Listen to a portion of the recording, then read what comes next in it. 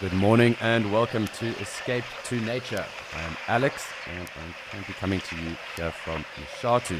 We'll also be across in Okakuya in Natasha as well as in Juma in Musabi Sands. But really a fantastic start to today. A lovely herd of elephants with us. We've got a young calf just across from us right now, so really awesome to see. Looks like we have a spurring goose as well as Egyptian geese as well around. There were some Impala too, but really a fantastic start and great way to kick off a Tuesday morning. Some elephants coming through and treating us to a wonderful sighting already. But really lovely scenes this morning. I'm just going to go in a little closer. I do think our Ellies are going to leave us, but it's really not the end of the world. I'm sure we will see them again at some point or two. Definitely those Egyptian geese as well as the spurring goose that is with us too. Spurring goose being the biggest of the geese, although both of these are actually more closely related to the shelduck, not true geese per se. But very cool to see. Great way to start off. Interesting birds, and of course our elephant.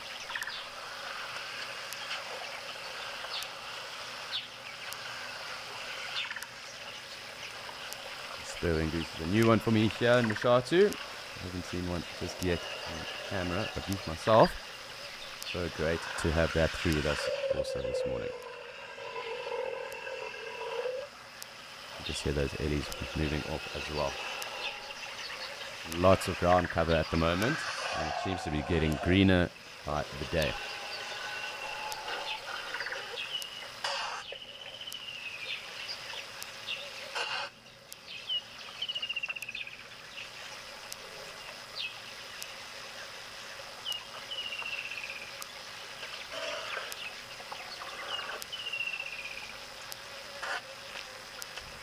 So it does look like it's going to be a rather interesting day ahead for all of us. But it's also time for us to check what the weather is doing in the different locations we come to from.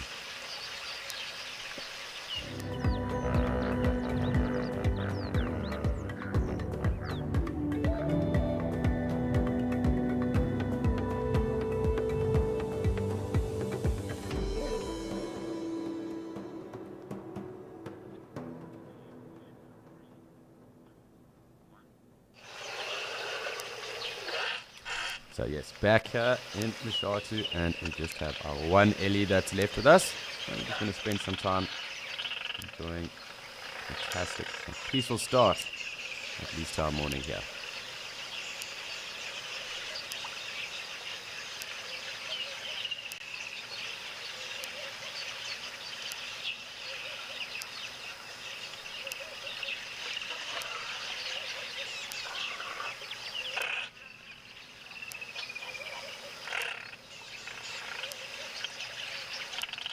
Hi Johnny, thank you very much.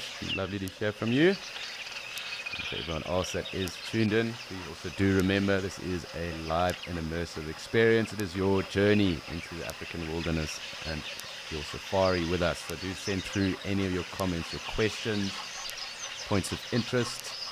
We do love to hear from you. We love interacting with you. So do make sure that you do get those sent through.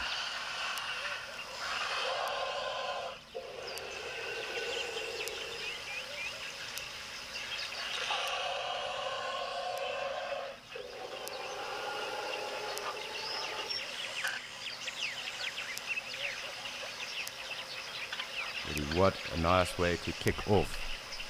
After all the rain, it was a little bit quiet here in Mshatu, so fantastic that we have had a bumper start. Lovely to have our elephants with us again.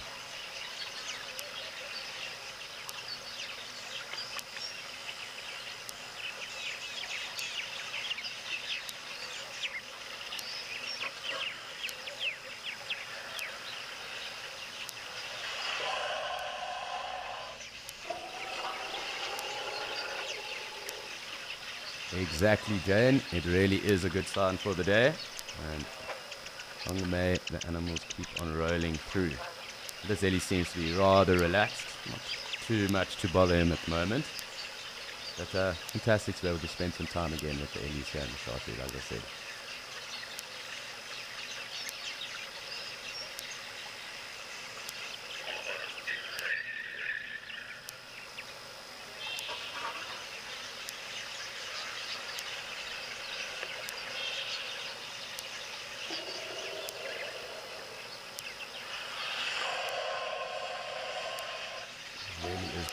so awesome just listening to those Ellie's drink. Do something just to focus on at the moment, just taking it all in really.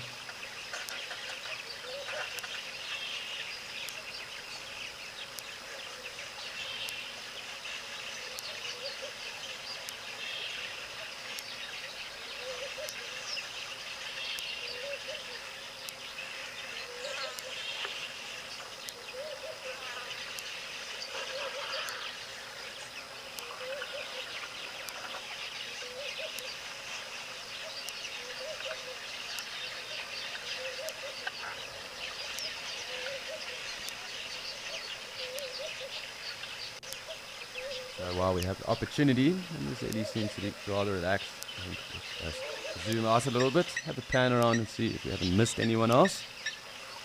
Perhaps who else might be in the area.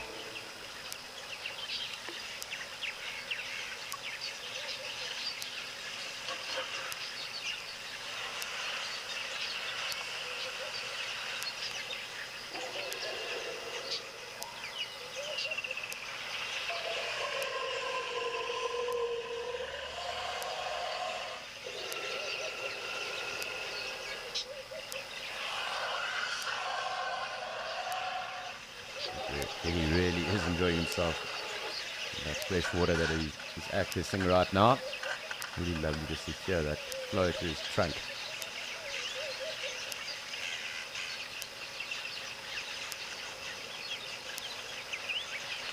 To Impala cross over here. So we are on 2 species then clearly for the day.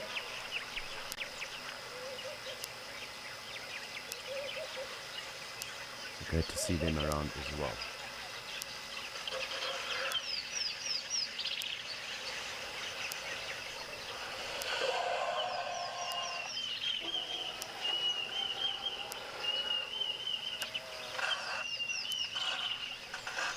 You can actually just see, if I go back here, we've got those Woodlands Kingfisher in frame. We'll try and get a closer look of them for us. They are awesome. Really magnificent colors.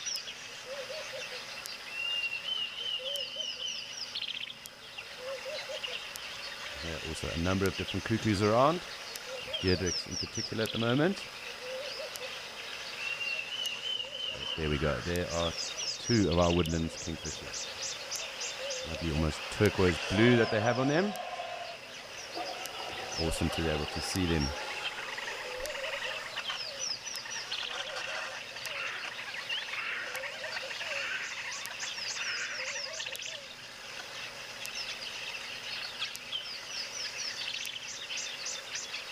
So they do breed down here. They are obviously inter-African migrants. So they come down from the equator.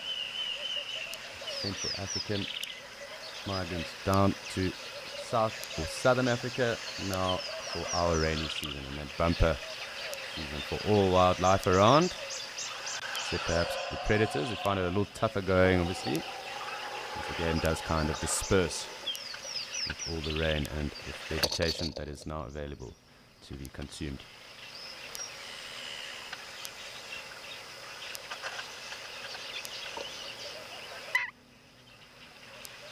So lovely to see these kingfisher. But what I'm going to do is go back and join our elephant, because who knows how long we will get to spend with them. And fantastic also just to see those impala as well.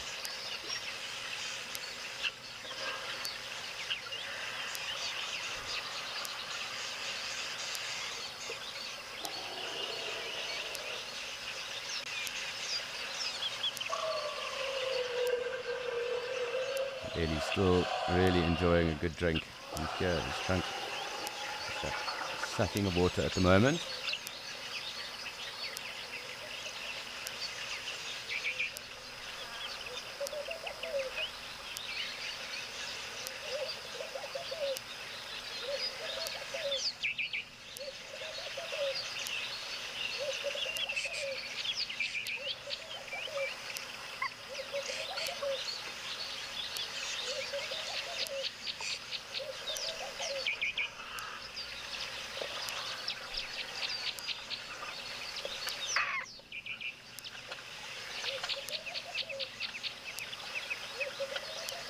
So really cool just to be able to spend a quiet moment with our elephant at the moment.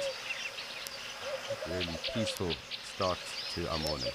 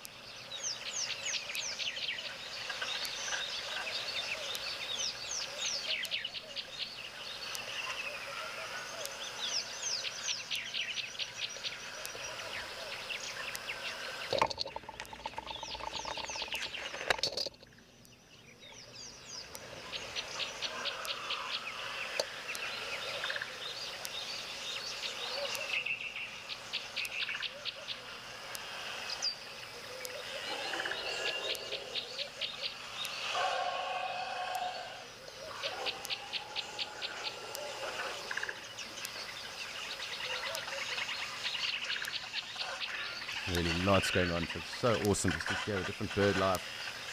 Spend some time with our elephant. And immerse ourselves in what is going on here in Mshatsi right now.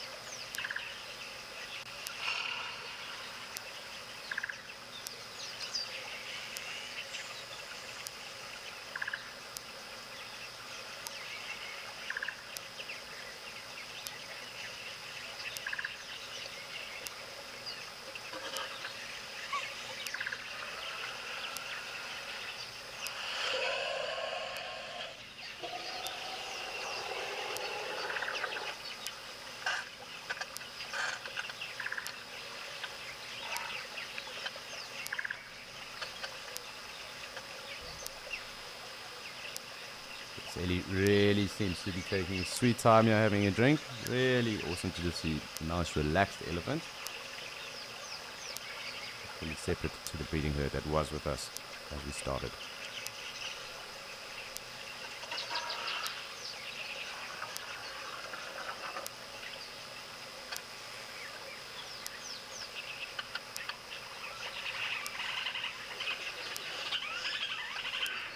Hi Jesse. So in fact some of the biggest elephant bulls are actually up in Etosha at Kikuyu, and known to be the tallest. They're not necessarily the stockiest. There are some very, very stocky and massive elephant in the Kruger as well, a number of big tuskers as well, and also up in Tsavo and Useli as well, that whole ecosystem in Kenya. Some of the biggest tuskers are also there as well. Of course, along the Zambezi, that whole Zambezi corridor is known as the elephant corridor in the world, so there are a number of big elephant bulls there as well. Obviously into Zim, and of course in Kenya as well, and Tanzania. So a number of areas to find them, and I suppose it really comes down to which area is then on your bucket list first. It does look like our Ellie is going to slowly push on though. Track off to see where he goes. Perhaps there'll be a bit of a mud wallow going on. Can't promise, but let's just wait and see.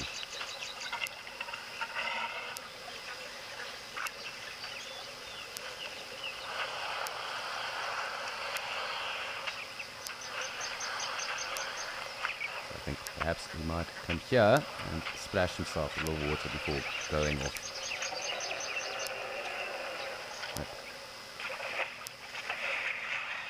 Possibly also true that he's just going to push off and go and start feeding for the day.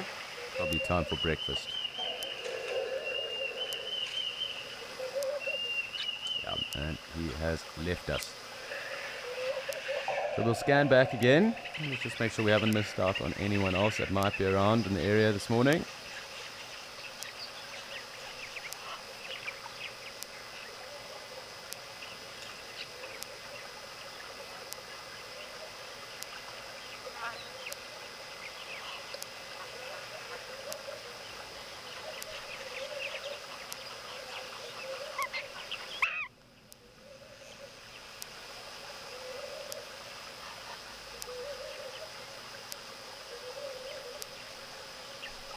Morning, Molly.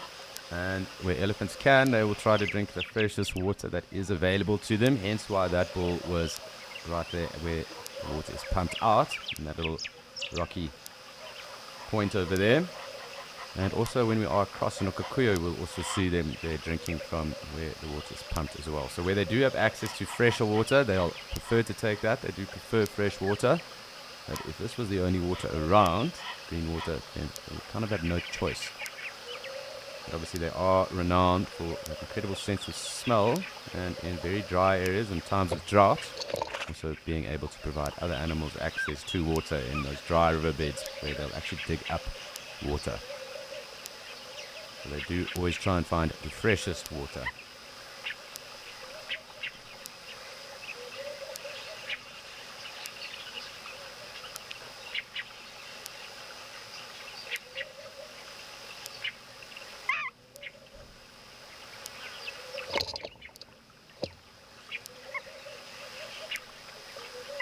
So it does look like we have caught the majority of our action here in Ushatu at the moment, and it's time for us to go and head over to Okakuyo and see what is going on there.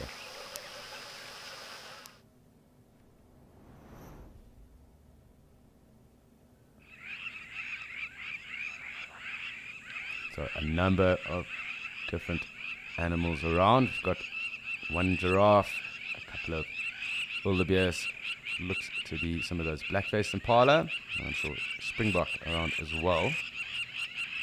So yes, some black-faced impala, some zebra, our giraffe, maybe quite a large herd of impala at the moment. Lovely to see them. So we've seen two of those subspecies already, the common and obviously now the black-faced. There is our one Angolan giraffe, and we also have our wildebeest. So great to spend time with giraffe drinking as well. A gemsbok in the distance, and a couple of springbok too. So lots going on here in Okakuyo, and it looks like an elephant in the distance as well. A big round shape just on the tree line there. So lovely to see all the game around this morning. Quite clearly one of our big Ellie bulls, literally at around 1 o'clock or so. So we'll spend some time just watching our giraffe drink. They really are special, and it's always cool to watch them drink anyway, but a lovely silhouette as well, almost superimposed onto the surface of the water at the moment.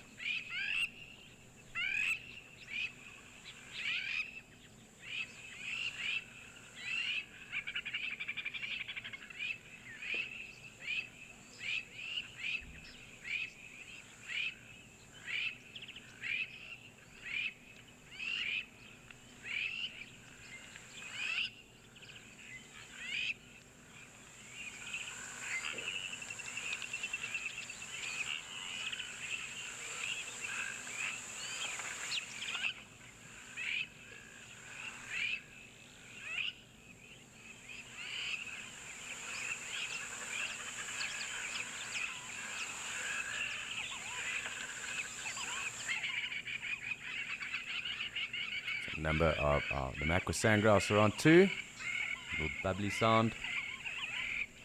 I'm hoping that Ellie comes and joins us as well at some point. It is rather close, so perhaps we'll see him around 2.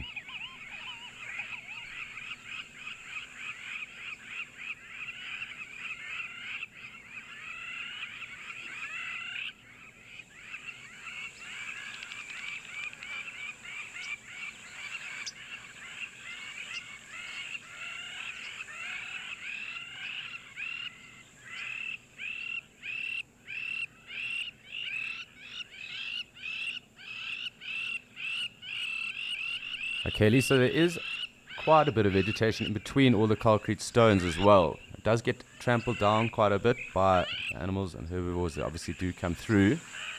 But I'm sure as the rains do start to fall, we will start to see little green flushes as well coming through. So you will even notice a little bit of grazing here and there. We haven't yet had proper rain just yet for that green to kind of take over.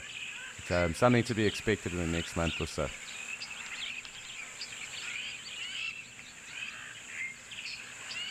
But yes, I've also yet to see it, so it'll be something new for both of us.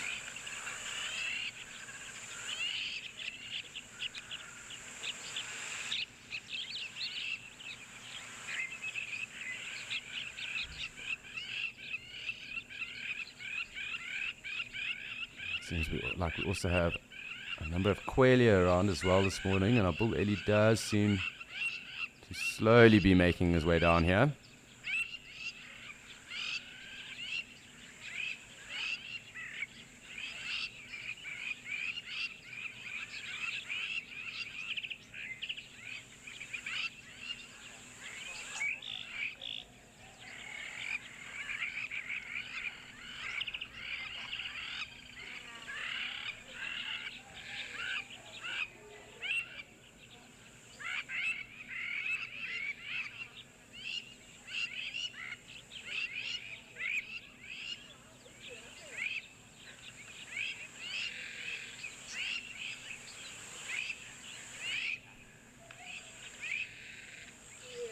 Really is so cool just being able to sit here and then watch as we've got these springbok approaching. It looks like the villagers have had a drink and are slowly awaiting that ellie bull in the distance as well.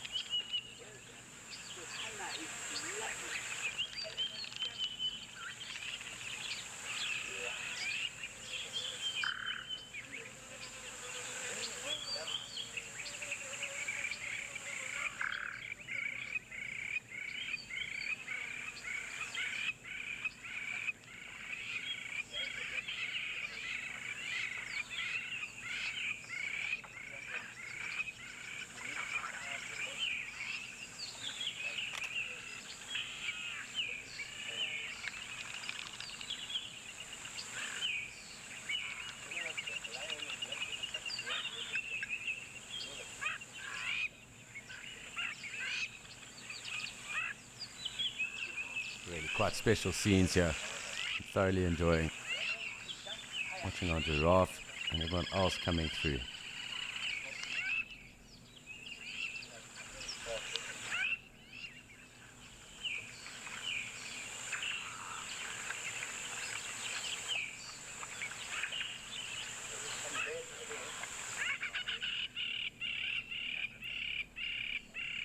Sure. Thanks, Candice. To be honest, I can't say I've ever really timed it, but I mean, it will also just depend on the giraffe and how thirsty they are, and also the distance they might have walked or traveled to get to that water source. So that'll obviously dictate how much time might be spent around, and in fact, actually engaging in drinking. But I can't say I've ever timed one. It's possibly something I should look at doing at some point. So a lot of the time also giraffe will come down, they can be rather wary. For example, on Friday evening there was a lioness around and 2 giraffe didn't want to come down to the water, obviously because of that. That would mean they're obviously very vulnerable.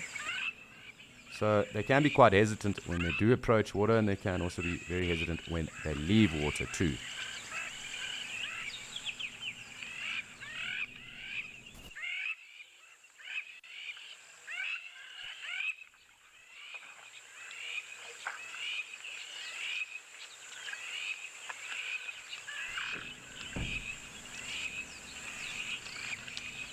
So Candice, yeah, I hope that does kind of, I suppose, answer your question.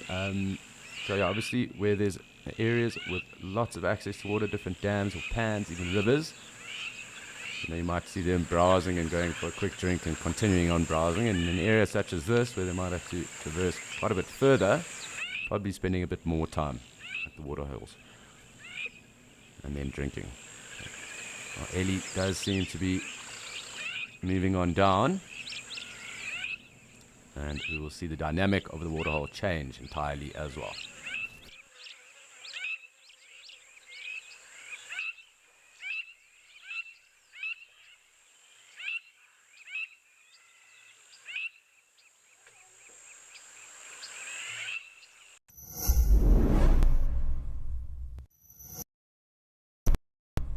Dark mane.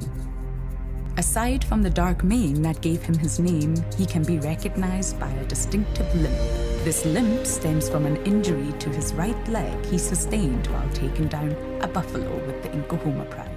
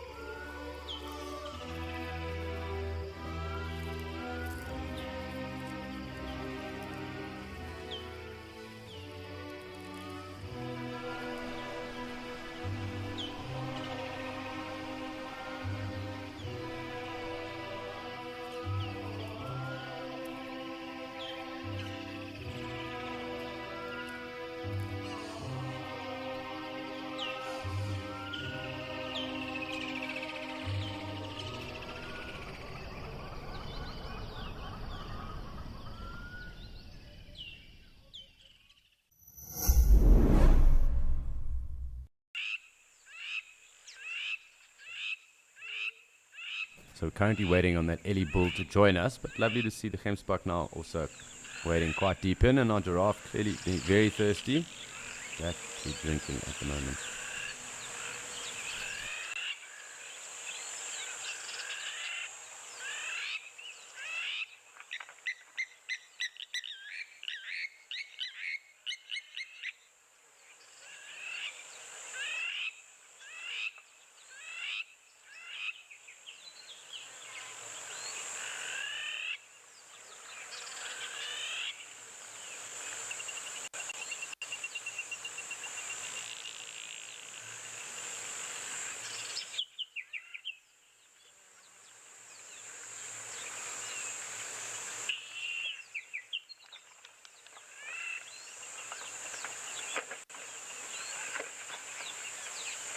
Our giraffe is slowly leaving us. I'm going to come out again because I do want to just keep track of our Ellie bull.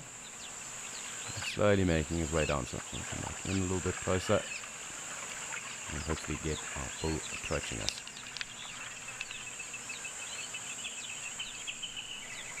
Definitely going to change the dynamics of who is around here. We might see the other animals moving to the opposite side of the dam from him. But that does remain to be seen just yet.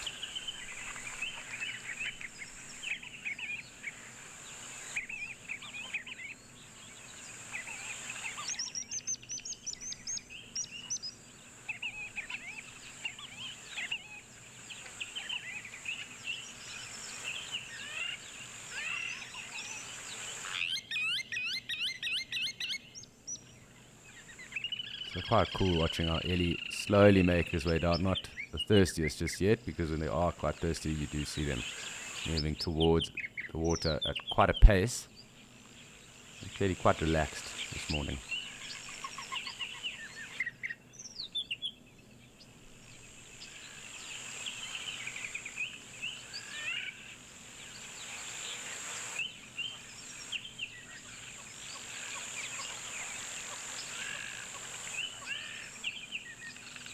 Hi Elijah, yes they really are. I don't like to think obviously that lions are the kings of the jungle, but in fact it is the elephant that holds sway, and they are definitely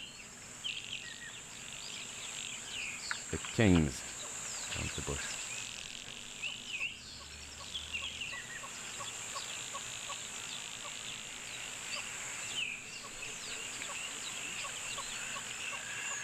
Really, what a special scene at the moment. Springbok, gemsbok, wildebeest, giraffe, and a nice big bull elephant.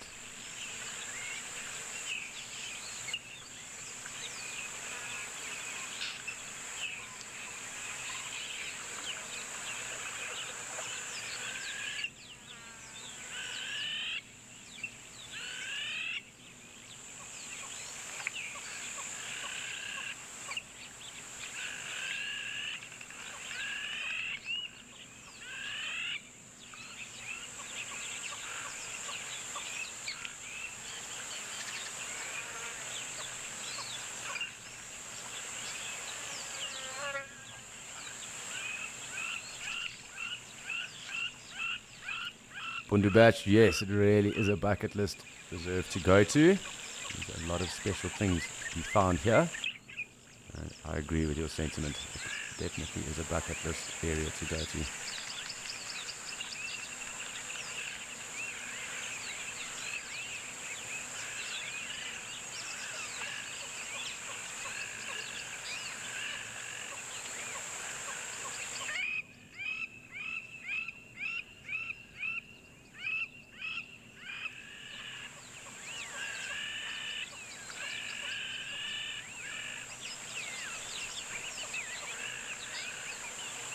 So now I also have our one Impala ram here as well, so lots going on here at the moment.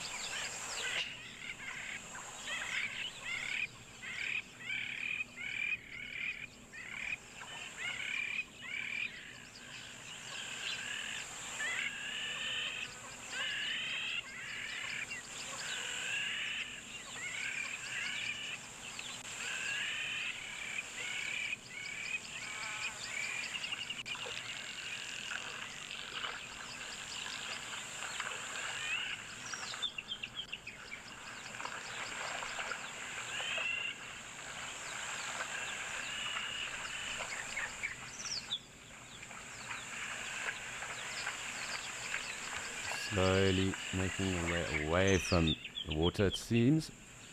And our Ellie really taking his time coming down at the moment.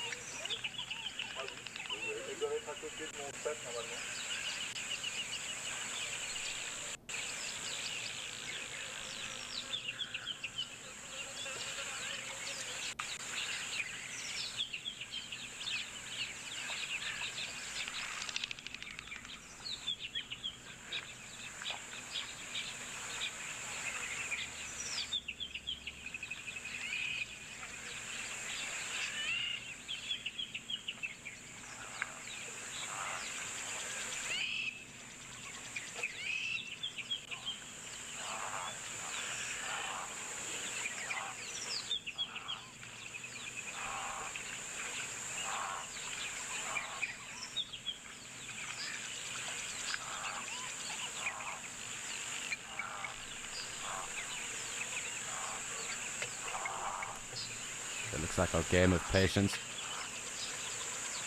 is slowly starting to pay off. Really meandering his way down here, but really on his time. That isn't a problem. Ellie is definitely taking his sweet time.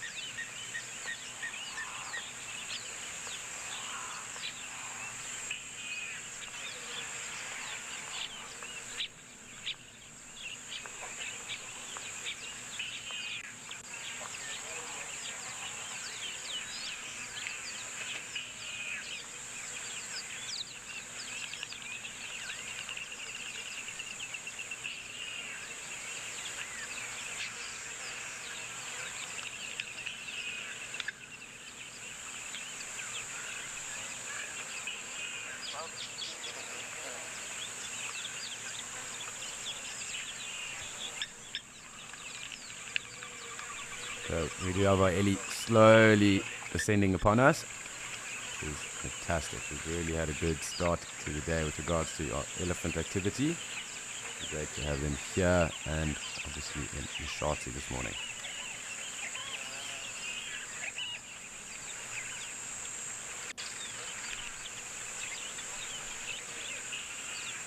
And she also just flexing his muscles, making sure anyone in his way does part and leave. It will probably be the case where he moves around waterhole 2 towards us and comes towards where the water does get pumped out of. Something I'm waiting to see, but generally that is the case. I prefer to face away from us and then enjoy the water. Really an impressive bull. I'm not too sure which one it might be. They said it could be our hairless tailed bull, and if that is the case, we will obviously recognize that. He is still a little bit further away from us, so tough to say just yet who he is.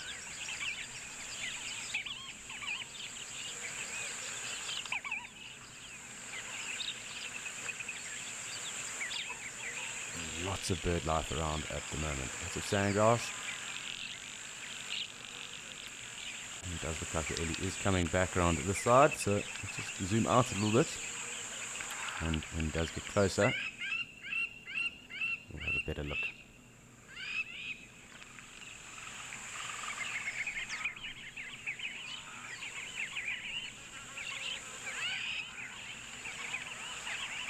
Let's just follow where he goes, because perhaps he doesn't feel too thirsty just yet. Oh no, clearly following in on this game part here.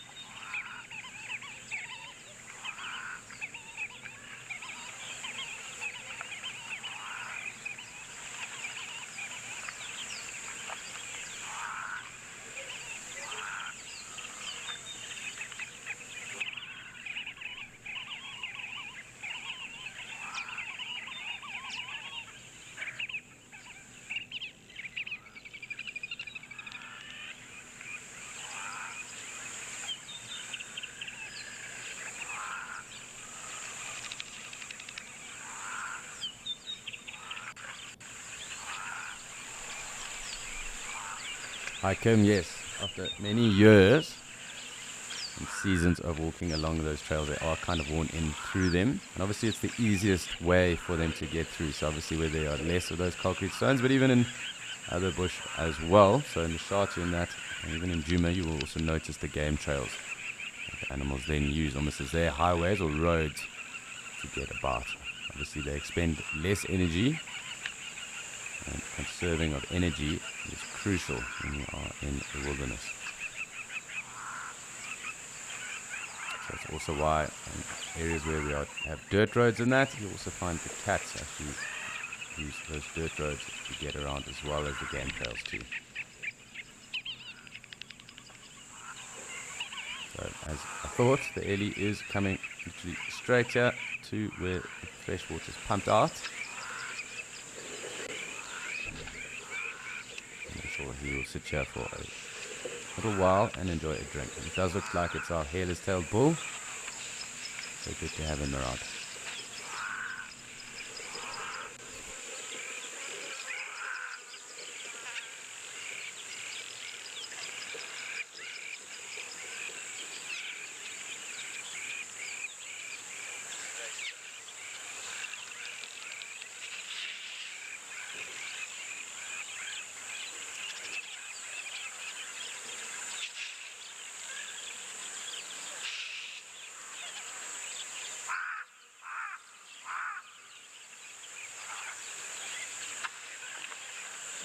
Fantastic to have our hairless-tailed bull now at the water source with us.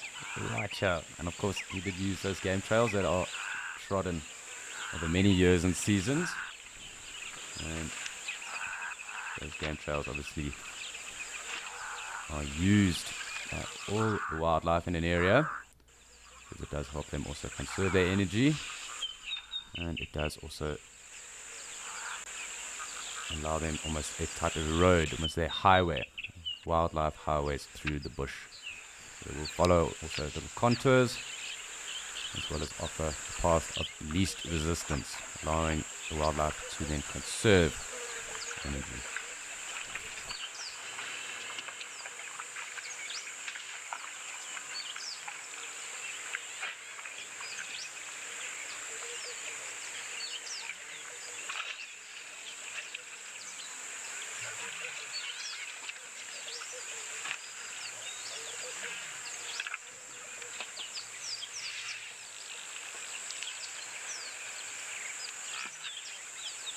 So typical scenes with our Ellie bull here, facing away from us, enjoying fresher water that's pumped out there. Nice to have him with us, and great to see him actually approach the water too. So whether he will spray himself, as the day will definitely get rather hot, it remains to be seen, but perhaps he'll be around in the area throughout the course of the day too.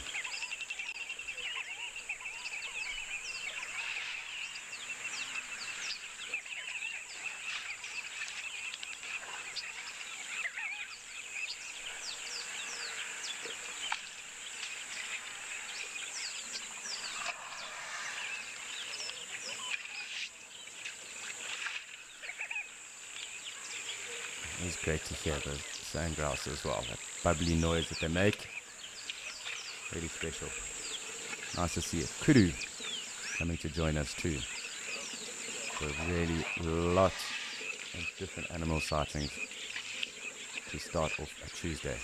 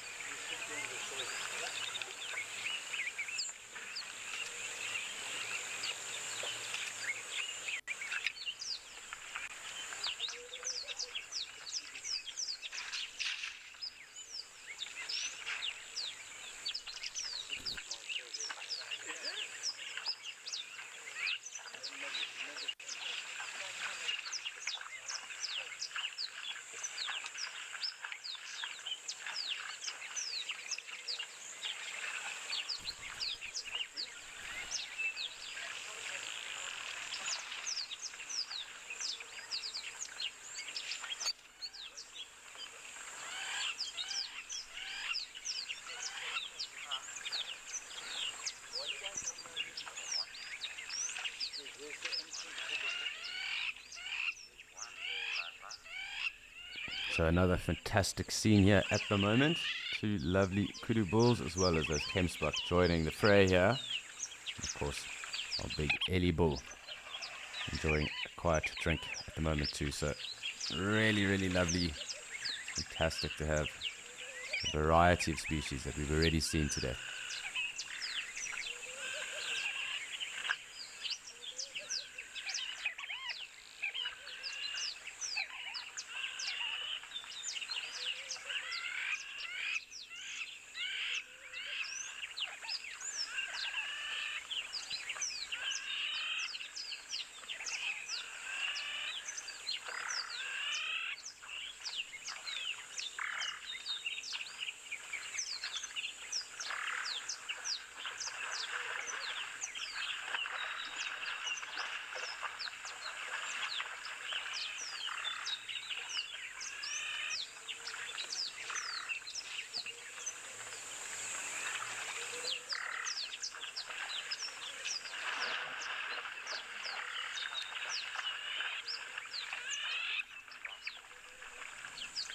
Hi France, so if anything, it could kind of display, open its ears out quite wide, maybe trumpet on that, kind of intimidate any of the wildlife that would be around if they were in his way, and kind of push them out. But there are some interactions that do occur with the Ellies and the black rhino in the area as well, and at times those can get heated. But anything that is willing to take on an Ellie of this size is probably going to be coming second best. So I mean, obviously, just by illusion of that, and or alluding to that size, and obviously how intimidating and how powerful the Ellies are, the animals will definitely give it a wide berth. Perhaps not a grumpy black rhino, but that black rhino is not going to fare too well after that.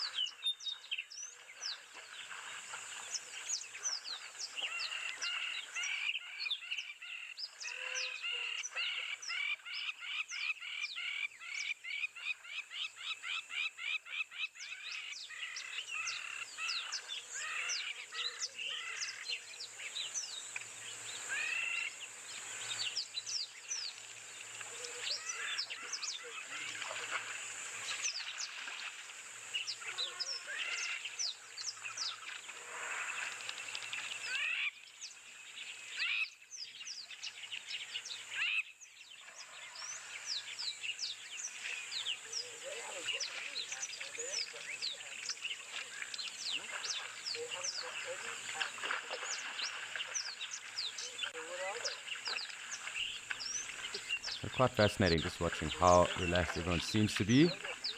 Kudu bulls also very relaxed at the moment. Kempsbok enjoying a quiet drink. And of course our Ellie really on his own timeline.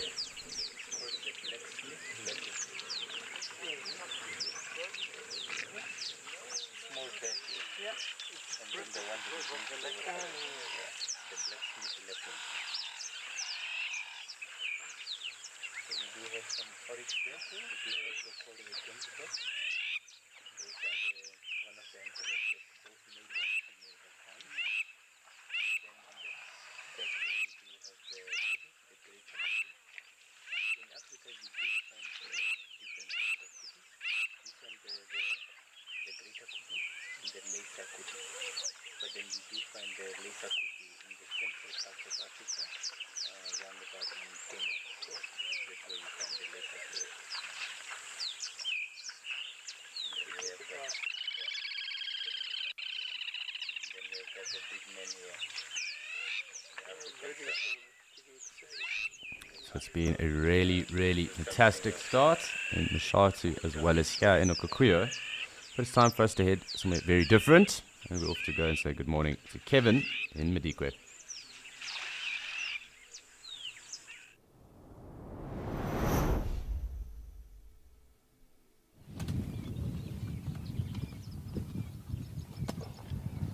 The air is fresh, the birds are singing, and our day here in Madikwe has just got better now that you are joining us. We're looking at the unusual sight of giraffes lying down.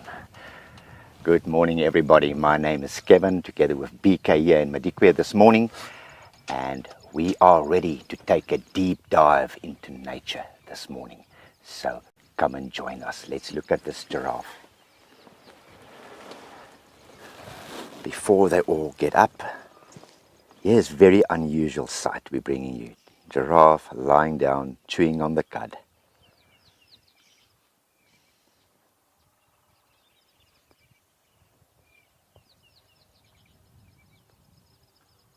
Actually, another one at the back, if you can see that, and then a few of them in the background.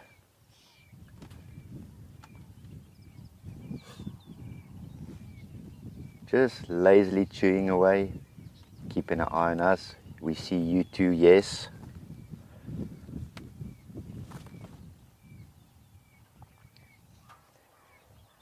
Keep a close eye on his neck.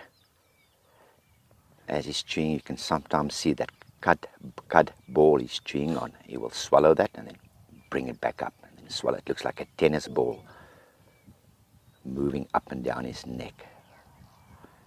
So have a look out as soon as he stops chewing. Have a look at his neck.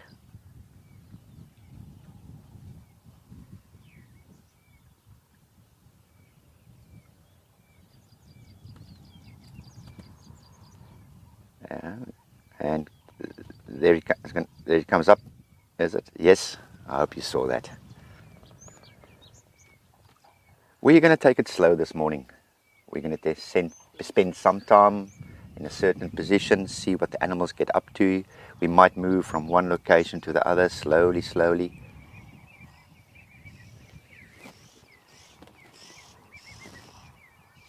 Some oxpeckers flying over. I'm sure they're heading towards that giraffe.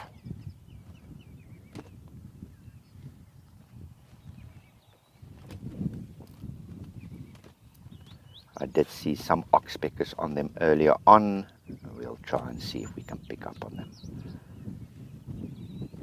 Or not we'll rely on BK to do the fancy camera work.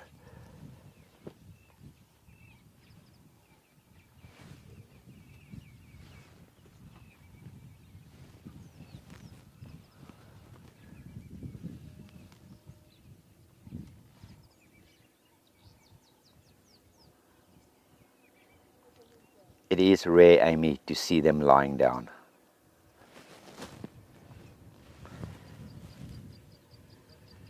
They'll always lie with their heads up, their heads completely flattened against the ground.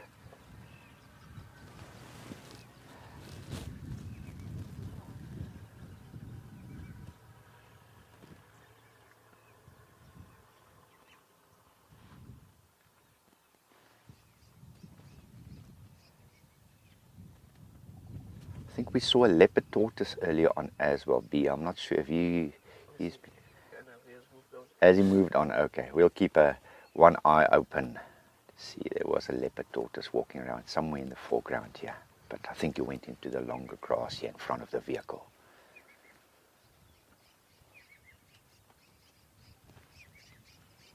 There's a nice silhouette for you.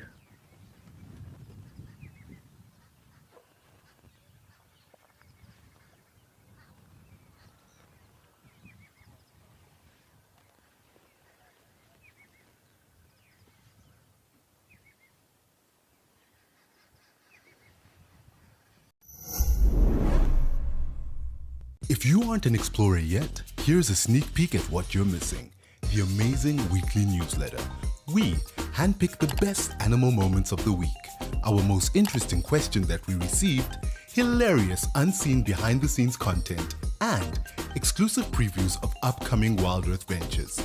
This is all packaged and personally delivered to your inbox with love from Wild Earth. Sign up and let us spoil you every week.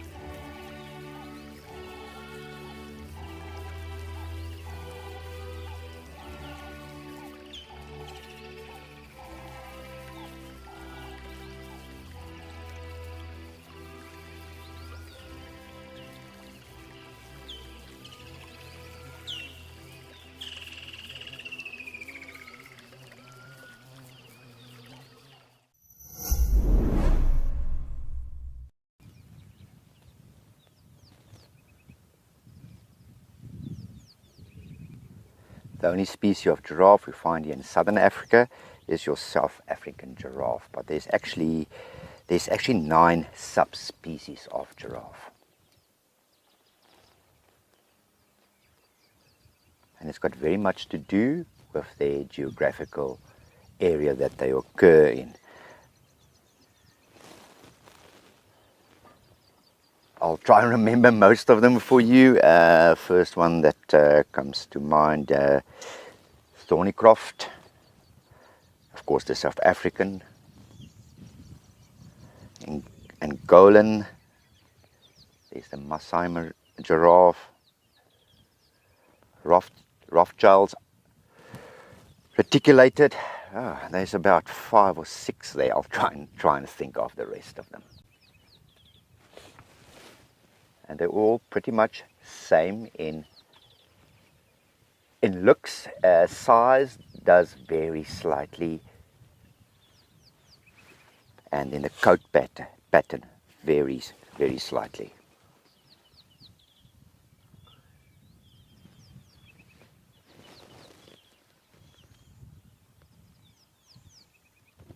Thank you, JP. Yes, it's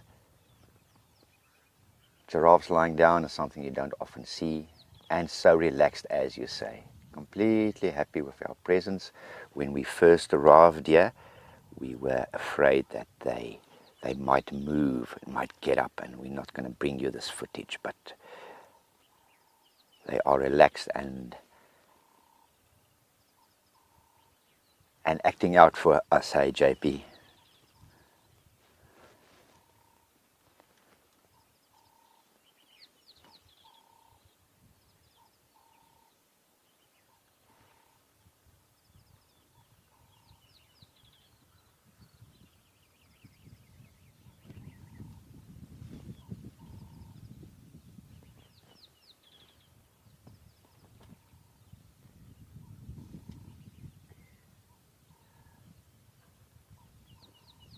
Randy, they can get up very, very quickly. Within 2 seconds, they'll be on their feet. It is quite a laborious process, quite an awkward-looking process. When they get up with their hindquarters first, and then with the weight being on the forelegs, well, almost like the bum in the air, can I say? And then they push them up, almost like jumping up with their front legs. And that's the way they get up. But you know, they will get up fairly quickly.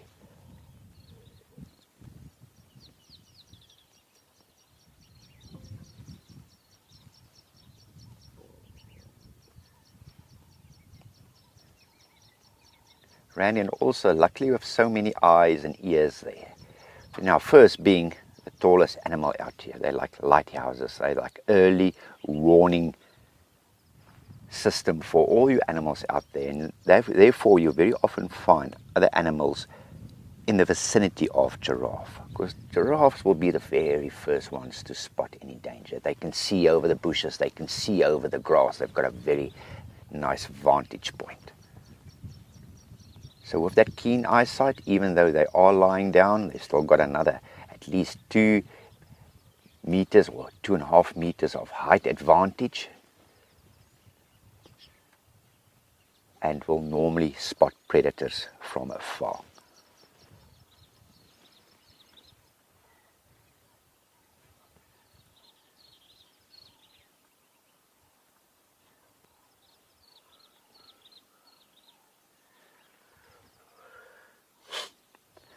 How beautiful is that coat against that green backdrop.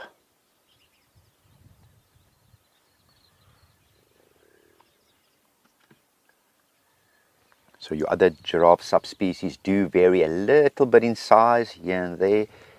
And of course the coat patterns. Some of them have got more darker coats, more intricate coats. I'm thinking like the reticulated giraffe. They've got a little bit more dark in their coat.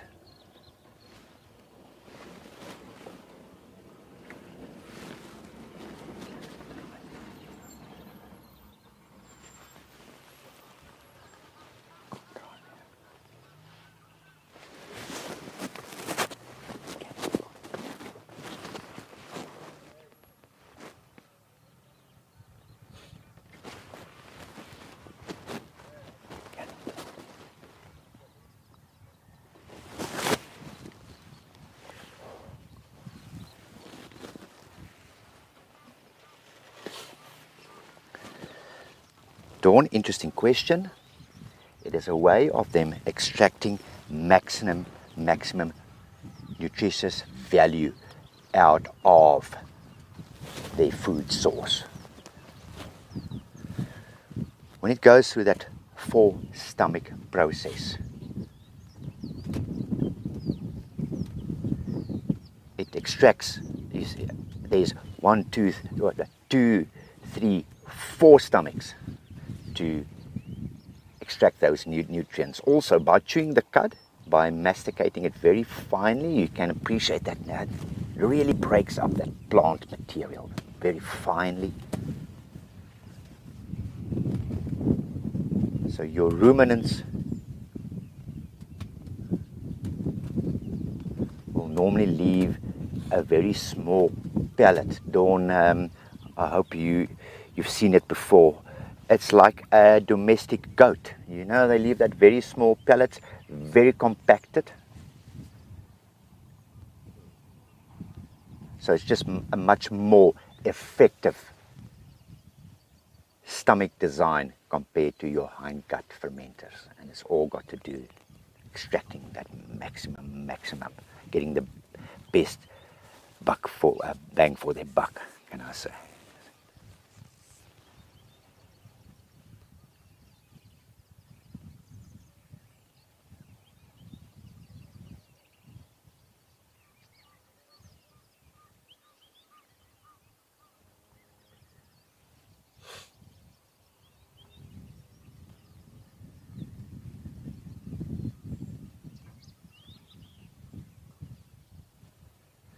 Dawn, when you break open one of those dung pellets and you look inside, you'll see it's very fine. It's almost dusty, can I say. That is how fine it is. Whereas if you look in the dung of your hindgut fermenters, it's only got a single stomach and it's not as an effective digestion process. When you pick through their dung, you can see a lot of the leaves are still intact. You'll see grass still intact.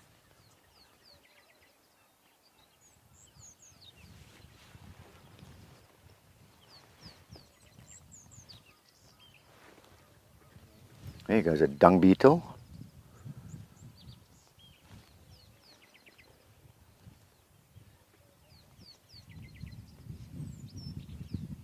I know that you didn't hear that, but you can hear these dung beetles coming in. It's like a bomber.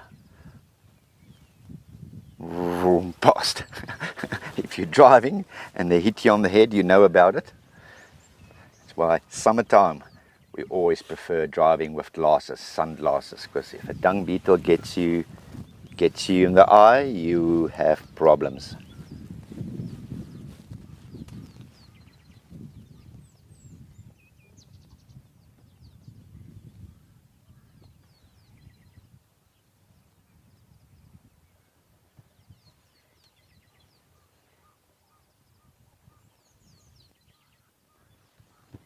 Really putting up a show for us, these three ones that's lying down.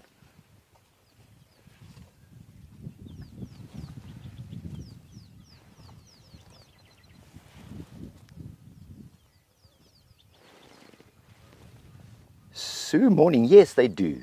They do. Lions do. There's been quite a few reported cases of lions taking down giraffes here in Madikwe and of course all over. So look, it's not an easy process. You can understand with the height, it's a very strong animal. They've got that vicious kick. So it is not their preferred choice in prey. It's only really when lion prides are big enough. There's quite a few individuals, because the taking down, the catching process of that can take quite a while. They will probe here and probe there, and until they can wear that giraffe down so much, almost exhausted, because he will keep on spinning around and kicking and trying to keep. Eventually, you'll find the lions making their way onto the back, especially if it's a big male, and that will weigh it down. The thing is, Sue, as soon as they lose their footing, as soon as they go down, that is unfortunately the end of it. If they can remain standing up, they stand a good chance and will keep on fighting them off. But as soon as they go, then that is unfortunately the end of them. Now, Sue, interestingly, I've heard in other game reserves where prides of lions have actually figured out easier way of taking down giraffe, and that is actually chasing them onto the asphalt roads, you know, the tarred roads. And if a giraffe is running at speed and it hits that asphalt road, they very often slip. They lose their footing, and that is the lions then being opportunistic. They figured that out.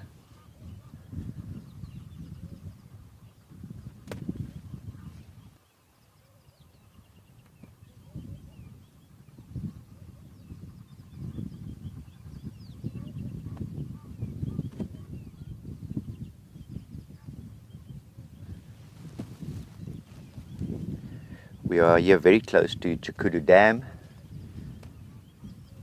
but it is an overcast day. They're actually forecasting rain for us a little bit later on, but it's nice and cool. We don't think the waterholes and the dams are going to be as busy today, but we'll certainly pop into one or two and have a look.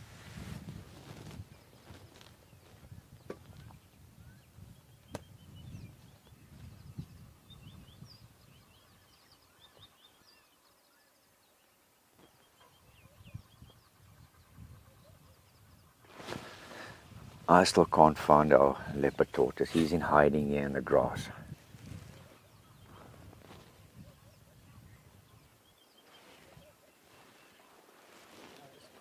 Yeah, BK, you don't see him either.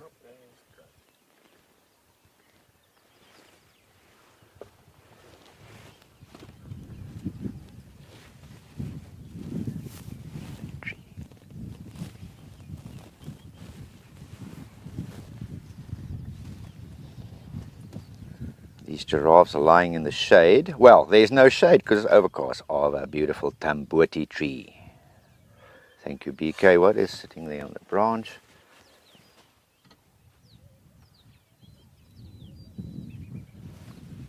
That is a white-browed sparrow weaver sitting on the top of the dead branch with the tambuti tree in the background.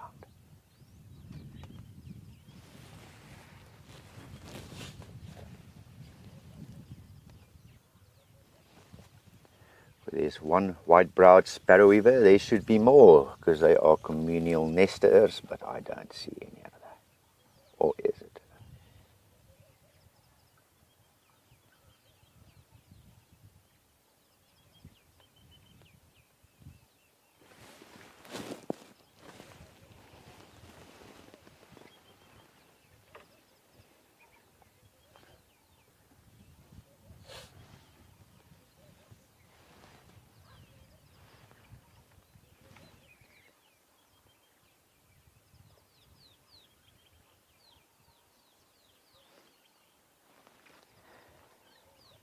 There's a few impalas moving in the thickets here on our left. It's going to be very difficult to show you guys because we just see the color moving through. But there's a herd of impala here as well.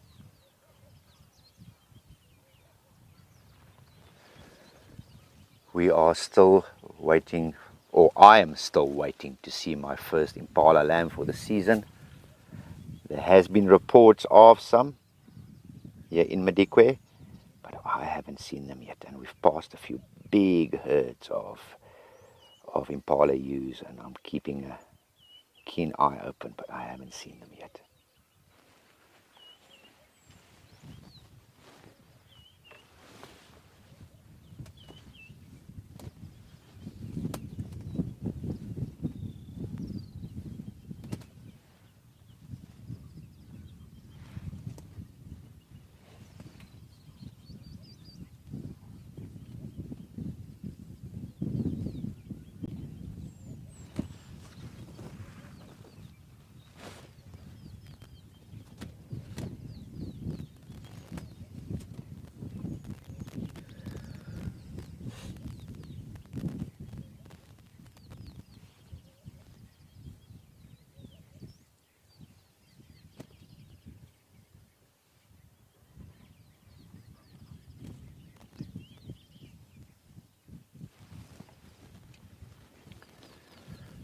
I think I've said it before, but you will definitely lose a staring contest with a giraffe. This one has been lying looking at us the whole time. They're curious animals.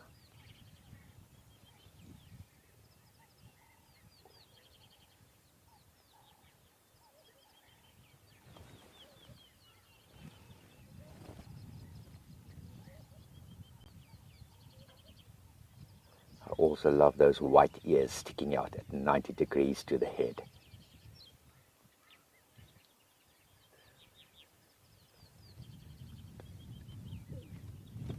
Now everyone, our plan is we want to go and scout out the hyena den. That's not too far from us. We want to go and take a quick peek there. Hopefully we find something for you. But in the meantime, we're going to cross over to Alex.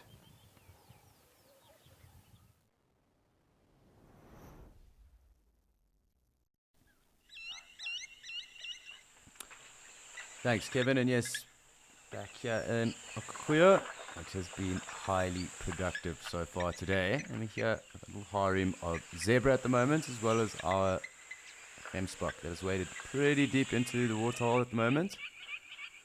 And perhaps just an opportunity to get a little closer. One or two kudu walking off in the background as well, but just enjoy some zebra action.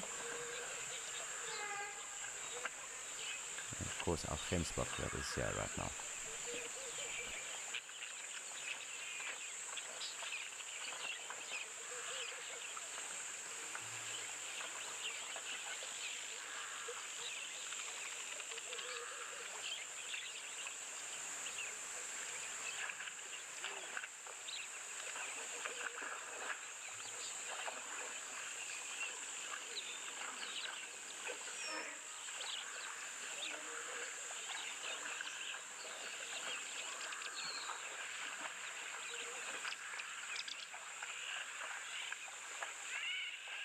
So really a peaceful scene here. Our 6 zebra just enjoying a quick drink. Clearly relaxed as well at the moment.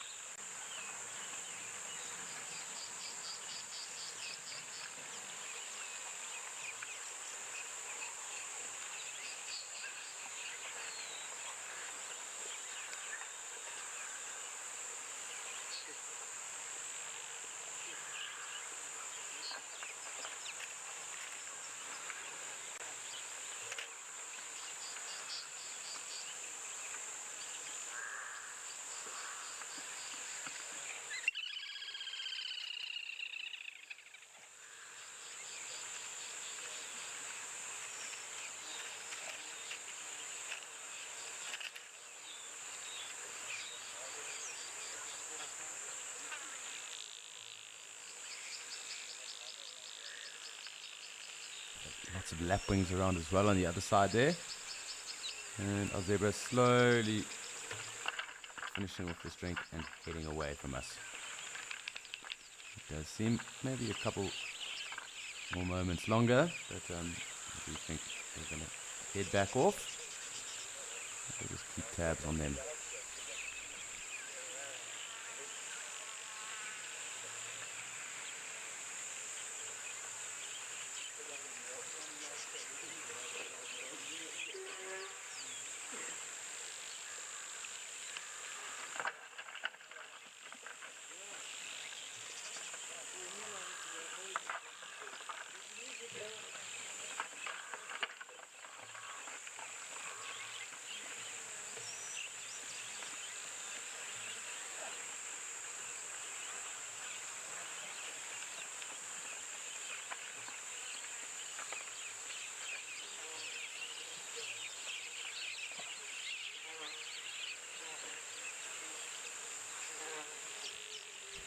Hi, Lisa Marie. So we've heard a number of the cuckoo species here. We got African cuckoo the other day, classes as well. And we had chested, memory serves correct. So a number of the cuckoos. We've also heard and seen the European bee-eaters. We have a tawny eagle here, although that isn't migratory, the other night. The cuckoos and the European bee-eaters, they have been present. And of the migratory birds, those are the ones that we have seen so far, heard even here. If I do hear or see anything else, I will obviously call it out and make a note. But at least for now, some of the cuckoo species and obviously the European bee-eater. Also a number of other birds of prey that also migrate, and we can't find them in the area, we just are yet to see any here.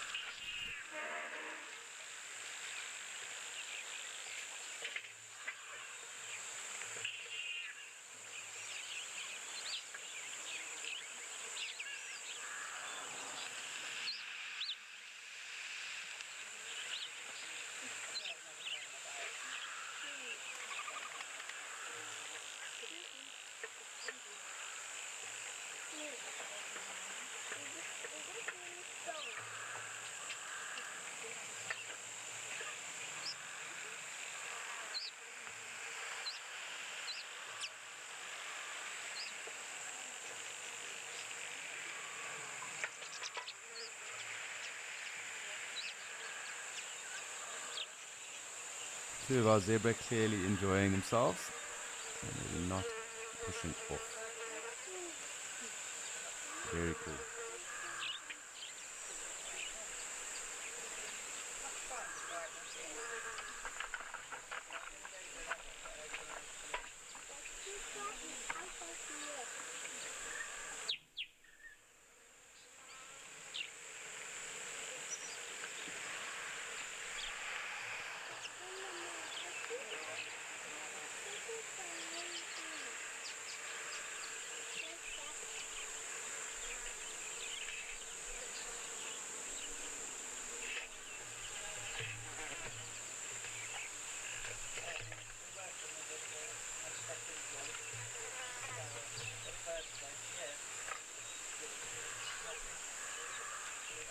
I'm going to zoom back out again now, and let's wait and see who might be coming down to approach us. Healthy numbers of springbok of late. Lovely to hear that zebra bray as well.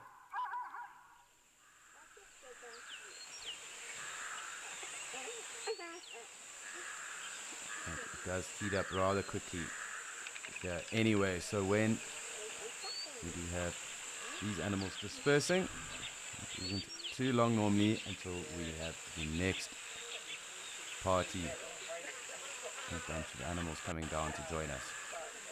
It does look like there's some wildebeest off in the distance, and perhaps we are going to just take the time to see how numbers develop. Perhaps even let's do a spot of audio birding. There's always something interesting going on and around.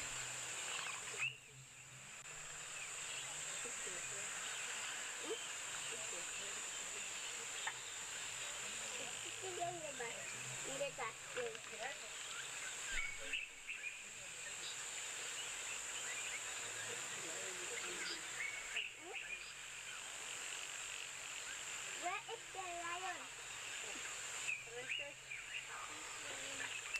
Hi Haley, so we do have lion, and there is cheetah and hyena as well in the area, as well as leopard. There are also a number of smaller predators as well, so black-backed jackals, as well as there being caracal in that area too. And obviously these predators will each focus on different animals as well. So most definitely the lions obviously prey on just about everything that does come down here, and some of the bird species in that actually will prey to the caracal and even the black-backed jackals. And I'm also told that the terrapin in the dam also are known to take some of the bird species that do come down to drink. So we can assume that the majority of the mammal species will get predated on by the lions, the cheetah around as well, and hyena. And of course, if there are any leopards close in the area, a number of them too. Perhaps even some of the younger of the bigger species, so that being gemsbok, wildebeest, zebra, and that was foals, or the younger individuals perhaps falling prey maybe to the leopard. But yes, the lions definitely predate on just about everything that does come through. And the two that I did see the other day, those two lionesses, looked rather full, and safe to assume that they had recently made a kill then. So, not too sure where they are. Apparently they are called the Umbika Pride around here, and they move between this waterhole, the Kikuyu waterhole, and the Umbika waterhole. It isn't too far off from here. The pride of lions that is active in the area, found in this area, or in between those two waterholes. So you see one or two little springbok milling about. We are waiting for the numbers to slowly pick up, and obviously a lot more to come join us here at the waterhole.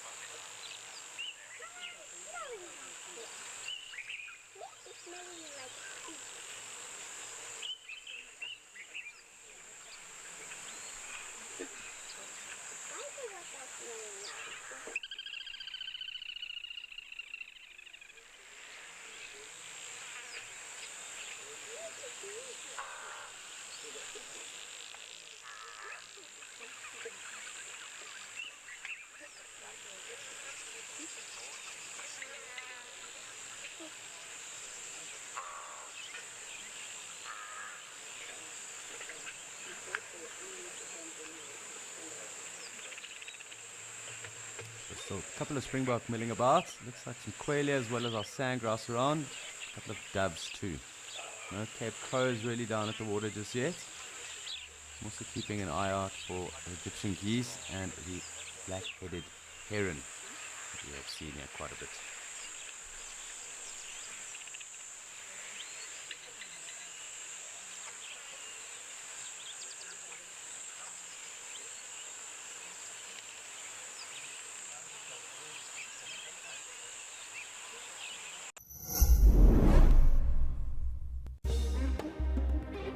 To sit down around a fire in conversation is a practice as old as mankind. There is an ancient sense of magic about sharing and learning as embers twirl into the night sky. Here at Wild Earth, we see the value of this practice and want to retain it in an age where so much divides us. If you sign up to be an explorer, you can join in this gathering and return to the ritual of connection with Wild Earth.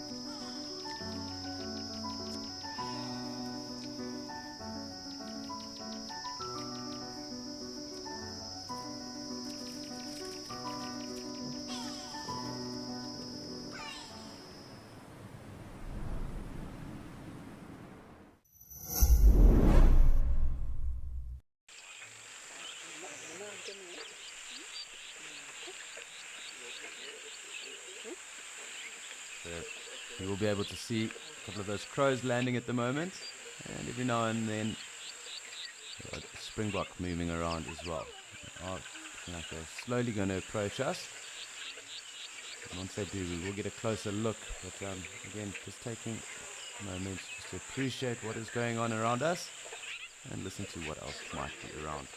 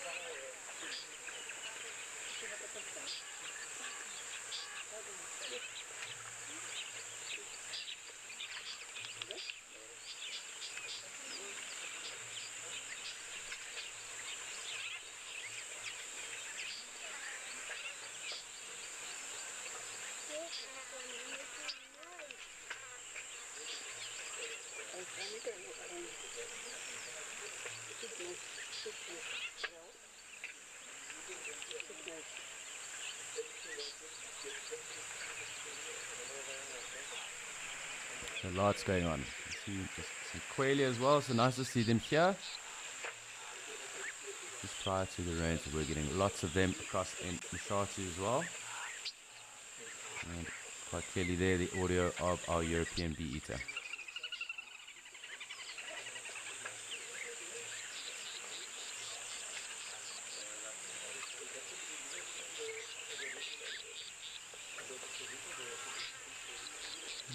have a little scan around.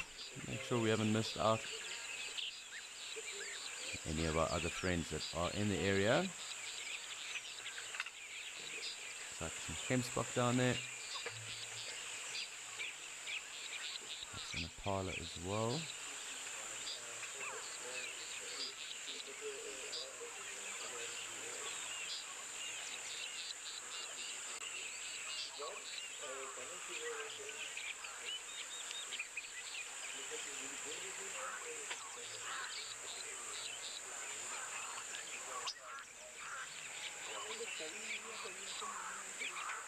Let's see one of our dab chicks as well. Looks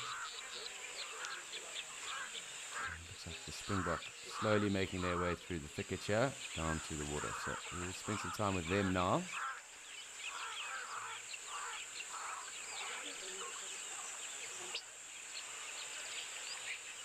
It seems like they are going to commandeer the waterhole for the next moment. So we get them to approach, and then we will enjoy a closer sighting of them.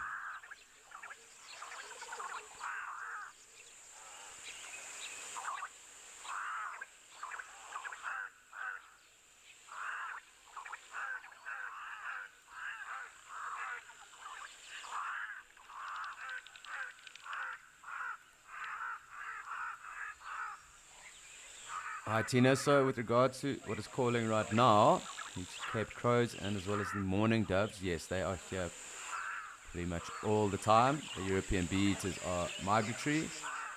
You only really get them here, or hear them here, from around October through to April or so.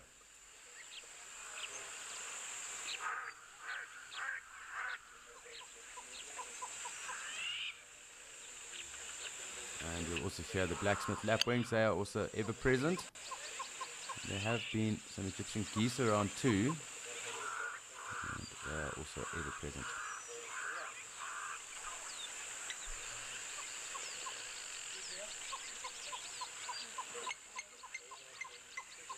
So I can also hear one of the hoopoes, not hoopoes, hornbills, and they also are found in the area, and they're here year round.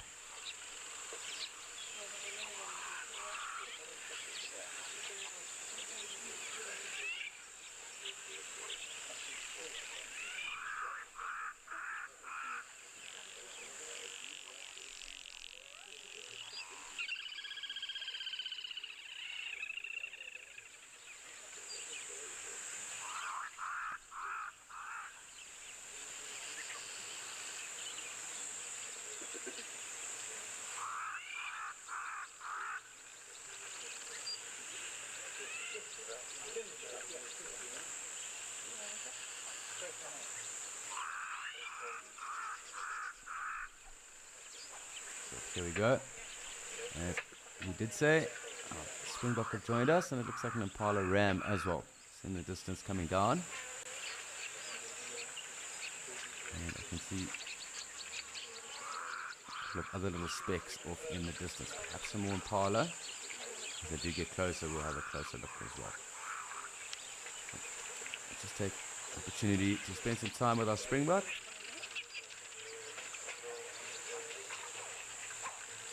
Very good on a Tuesday morning.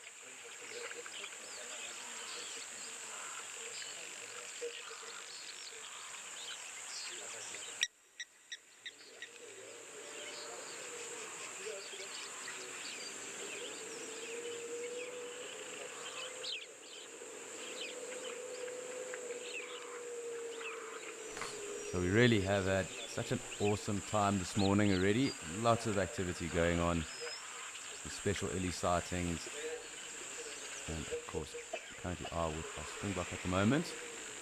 And it looks like we're waiting on some impala to join us. But just a reminder to everyone, this is obviously a live and immersive experience. So please do send through any of your questions, comments, points of interest, interesting sightings you might have had. If you want us to explain anything further, please let us know. We'd love interacting with you guys.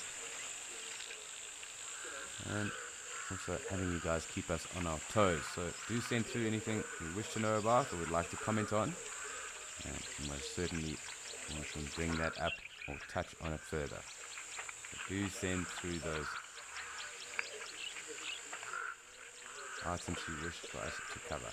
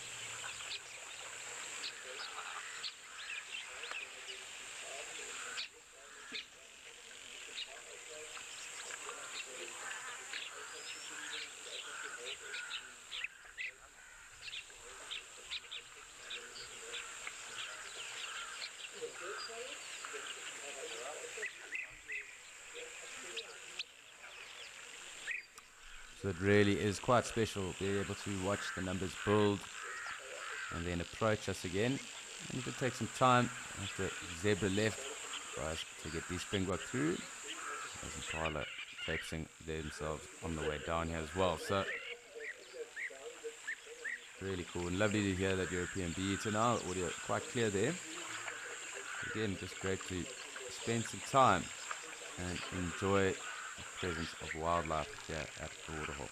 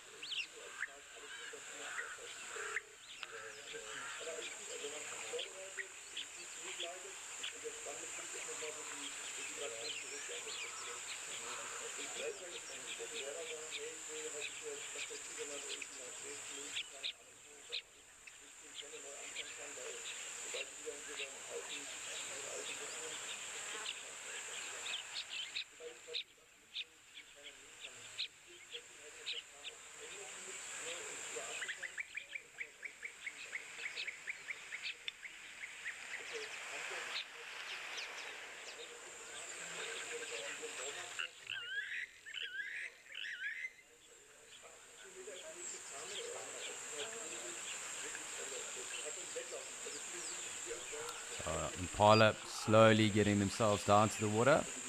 And it'll be awesome once they are here. We'll get a little bit closer to them and the springbok again.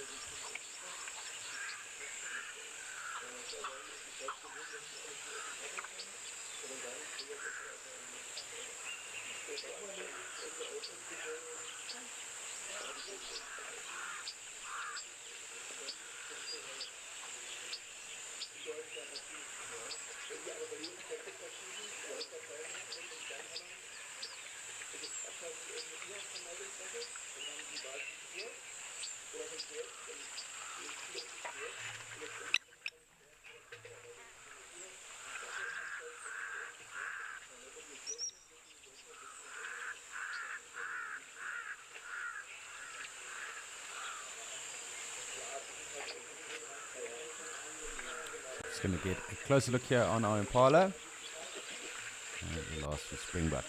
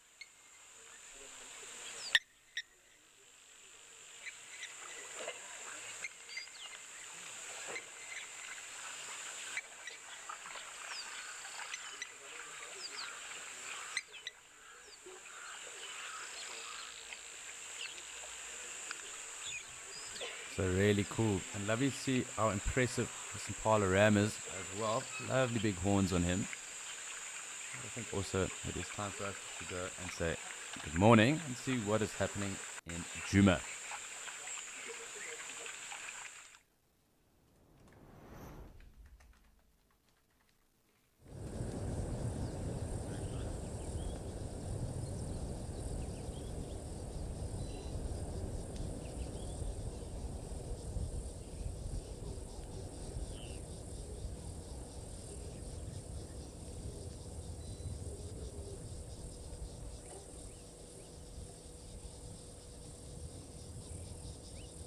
So great to be in a different area again.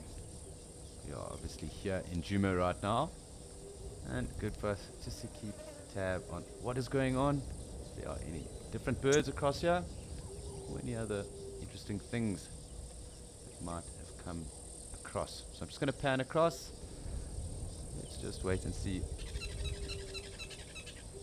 who is around. You can quite clearly hear some of those Birchall starlings. They are ever present. Also just scanning across, just making sure we haven't missed out on anyone. There were some lovely warthog around the other day, as well as our Inyala that do frequent here. And I can see the Inyala there, so we'll spend some time with them. It's nice to get to catch up with all the local favorites. These girls really are quite stunning, so we'll see what they get up to. A little bit of grazing, it seems, is on the cards at the moment. Perhaps we might pick up on some cool audio. Some other interesting animals that do decide to wander on down.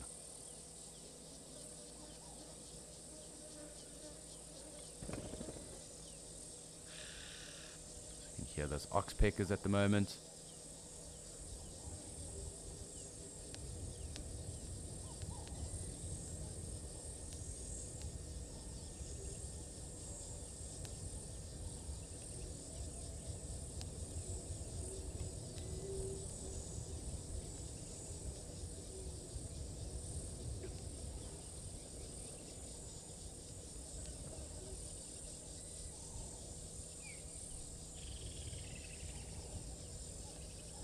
Woodlands kingfishers again.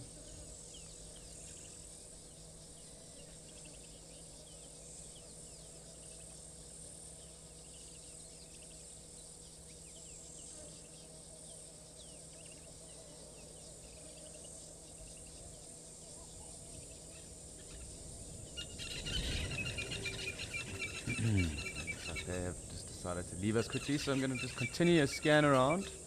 Make sure we don't miss out on anyone that is around. Lots of interesting game. Pile of rams.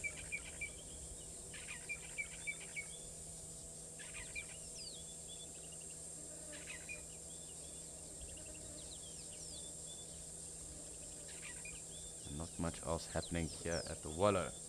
But in the short time that we have left, Okakuyo, it is time for us to head back there because there is a rather large herd, breeding herd of elephant that has just got to the water.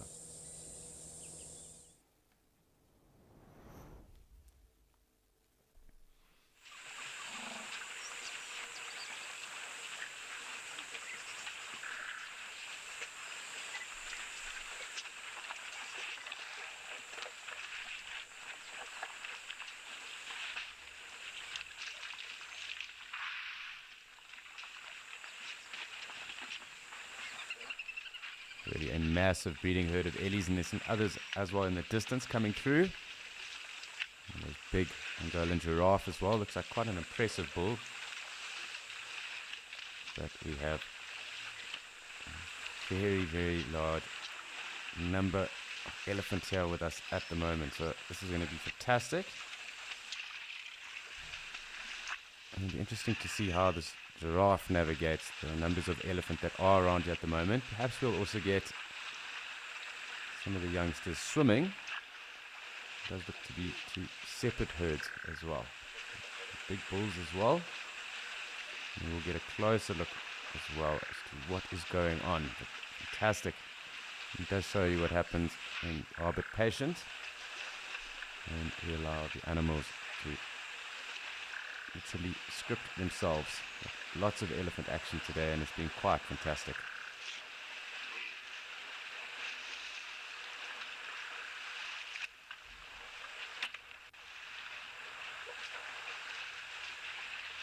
Really, really awesome to see.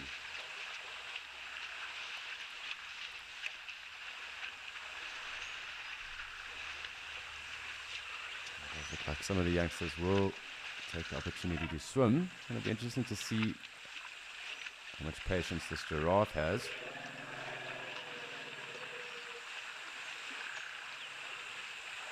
And it's quite interesting, at least. Maybe we're going to come back. When the elephant do come through in numbers like this, breeding herds, they don't hang around as often or as long as some of the bulls will hang around for. So it'll be interesting just to see that other party coming to join us. And then every other elephant here thoroughly enjoying the water.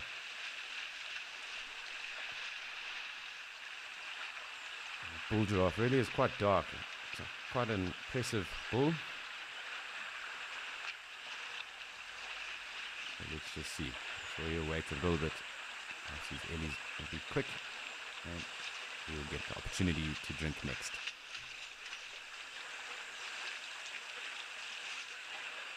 Right into the center of the water here.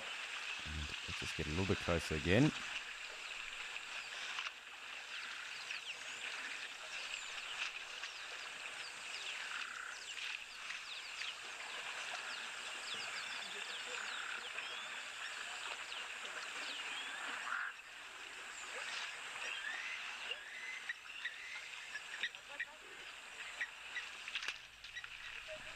is interesting, at least in the area here. There are a number of elephants that don't have much hair on their tails, and clearly is something, there's a trait for the area.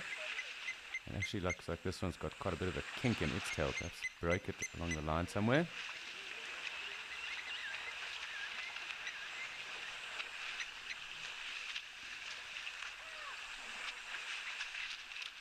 Looks like that bull giraffe is going to tempt fate and attempt a drink of water while the ellies are all around.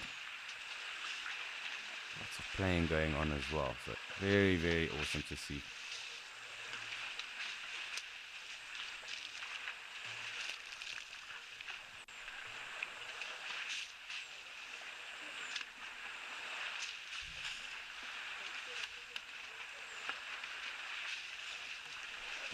Hi Arthur, so they do spend a lot of their time obviously eating throughout the day and then traveling to those feeding grounds too. So it's just something that I just picked on here, was that they do kind of come through, drink quite quickly and then move on from there. I mean, there are obviously times when they do hang around for far longer and they do then get into dust bathing and the rest.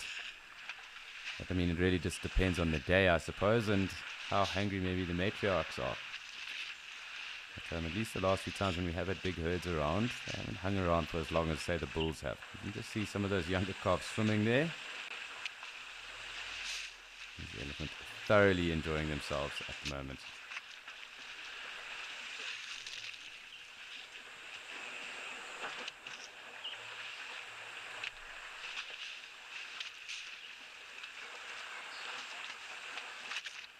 So just want to keep a tab on the interaction with this giraffe as well.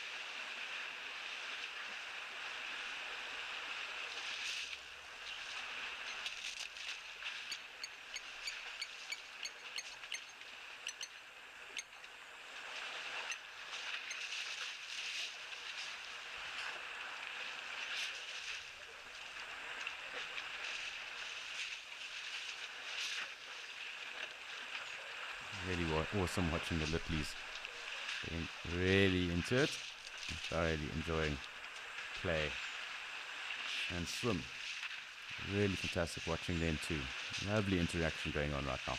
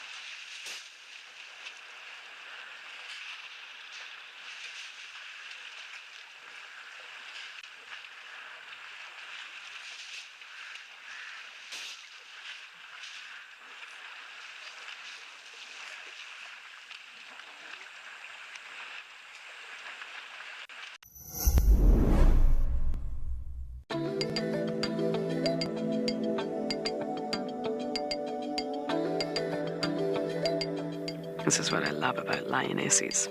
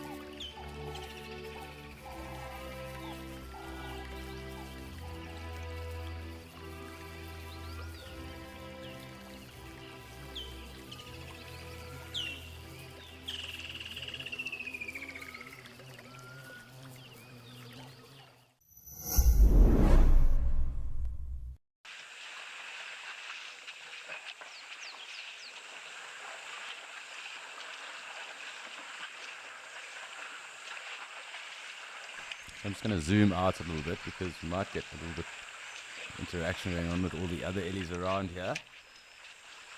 And perhaps even just keep track on which direction they all move off to. And that giraffe does free up a space here at the waterhole. You also get a look at him because he looks rather impressive. Lovely and dark.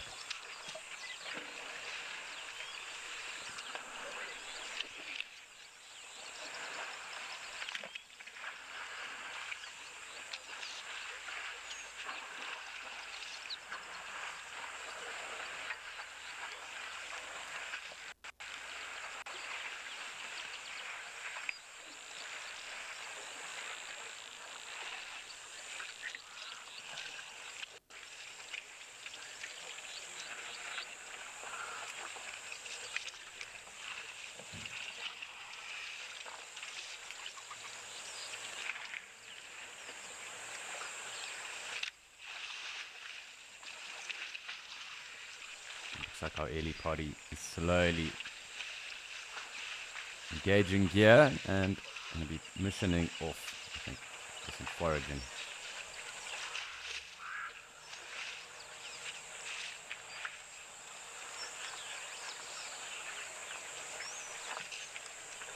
Well, yes, they are. And as it dries, this mud and the dust that they do spray on them, they will also go that white concretey color. Another nickname for them up here. They're also known as the white ghosts of Etosha, due to the concrete stone that is around here. A very white concrete deposit from the ancient lake that was here. The giraffe is now afforded the ability to drink, so we're going to give a quick look at that. And I'm sure we'll probably get the tail end of those Ellies walking off into the distance just now. And this giraffe was clearly very thirsty and clearly quite patient too.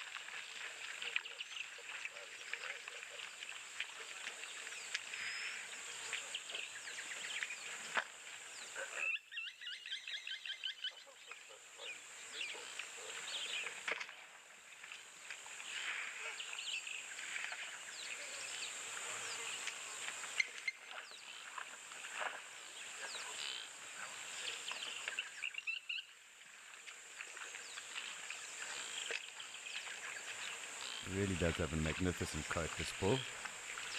Lovely to get such close scenes and perspectives of him. It's really, really cool. Thoroughly enjoying that. And as I was alluding to, a very impressive coat.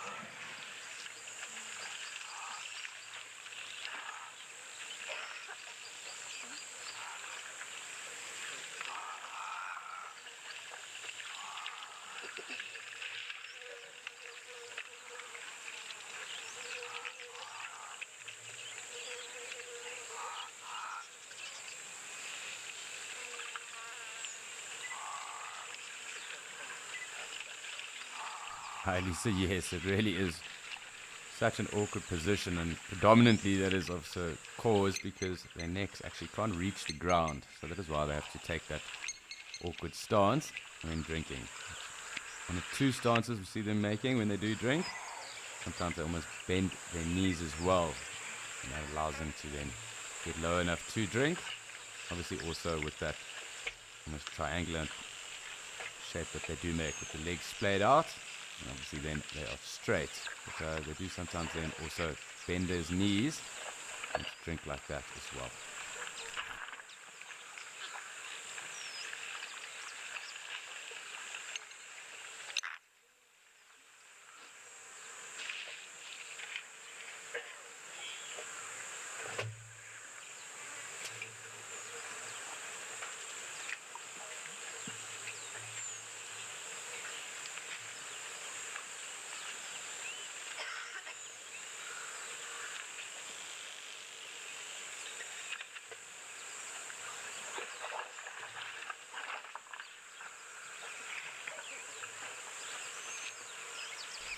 Really lovely scenes here. It's been so much going on.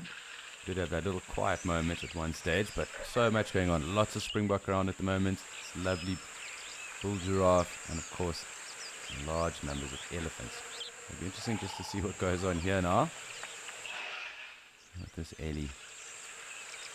These other ellies, I think, enjoying a bit of a dust bath. Let's just see. Oh, let's just come back a little bit.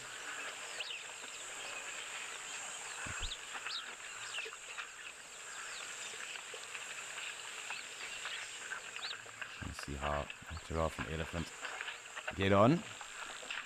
And clearly that giraffe not willing to hang around, really clearly making his presence felt. Almost going straight to where that giraffe was drinking. There's a bit of a bullying tactic going on there. And clearly he also decided that that was where the best access to water was for him, at least for now.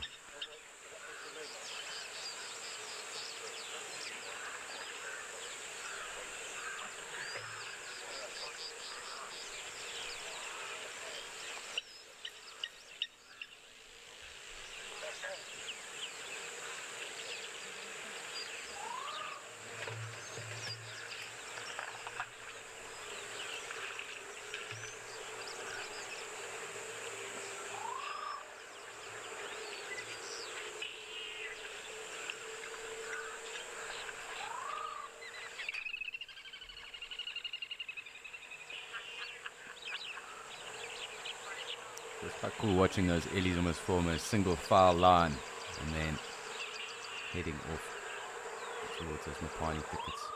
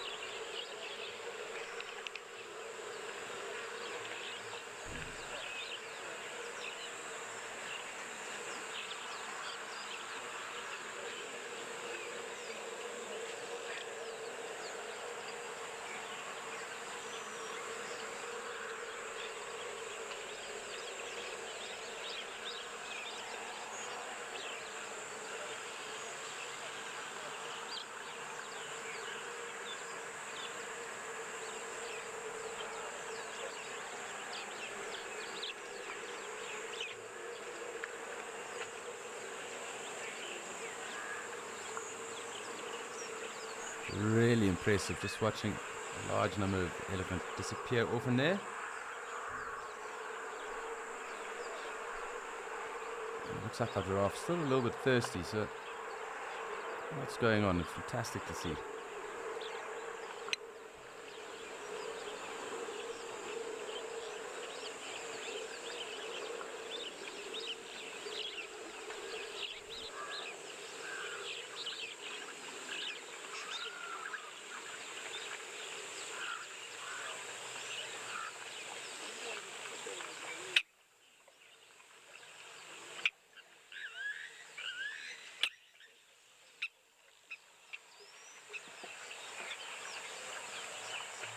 great just to be able to spend some quiet moments watching our elephants move off. And our springbok now taking control of the waterhole. And zebra also slowly making their way down. And I think our giraffe is going to drink again.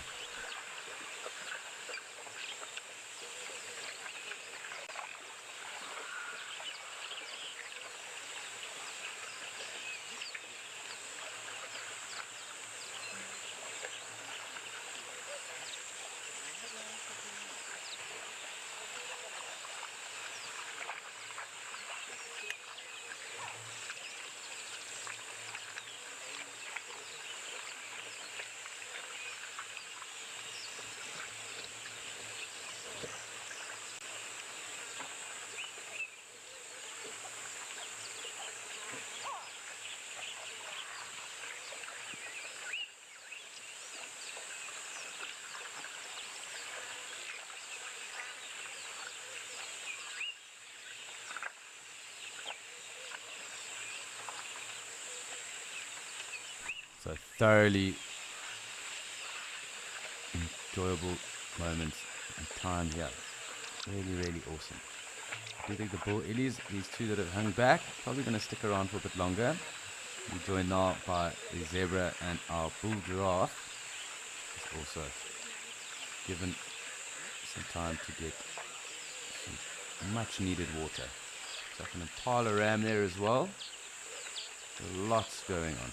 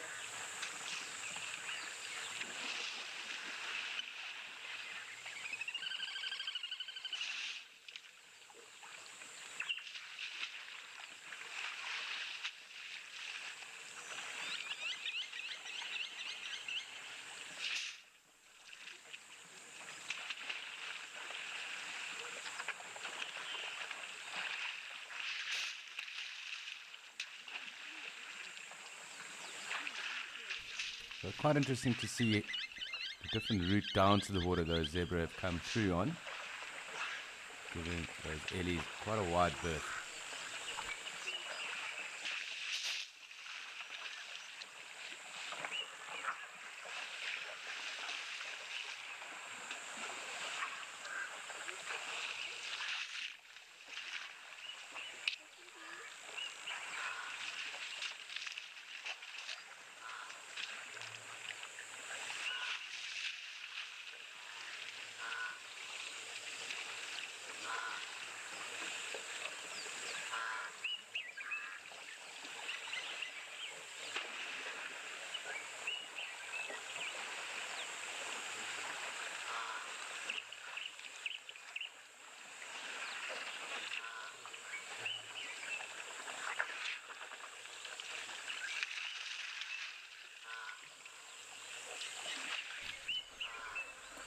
Hi Leonard, I think yes, from where the position where we are right now, and not knowing the general direction where they might head off to, yes, it would be quite difficult to distinguish between those herds. We would also have to just look for any of those identifying characteristics, so perhaps there's a couple of ellies maybe with notches in their ears or something along those lines that would help us to identify a specific herd or an individual. So we'd be definitely looking for things like that. But also, being on the ground and spending a lot of time in an area, if there are researchers around, you can then pick up on some of that knowledge, inquire as to, what would perhaps be the identifying tricks or characteristics that we'd be looking for, and in which way we'd probably implement them in the field as well. So obviously other good indicators would be things like younger calves, the number of younger calves, perhaps estimations on age, areas where they are known to frequent. Also can come down to seasonality as well. So, where good food resources might be found at certain times of the year. It might also give us a few other tips and pointers in terms of being able to identify different herds. And clearly also, in an area such as this, it is also crucial, and actually probably can do quite a bit of it actually during the drier months, watching the different eddy herds come through and past the dams. So, a number of different things, but not to say that it's impossible. This could be quite tough. I mean, there are around 2,000 elephants at least in Etosha, so quite a number to identify from.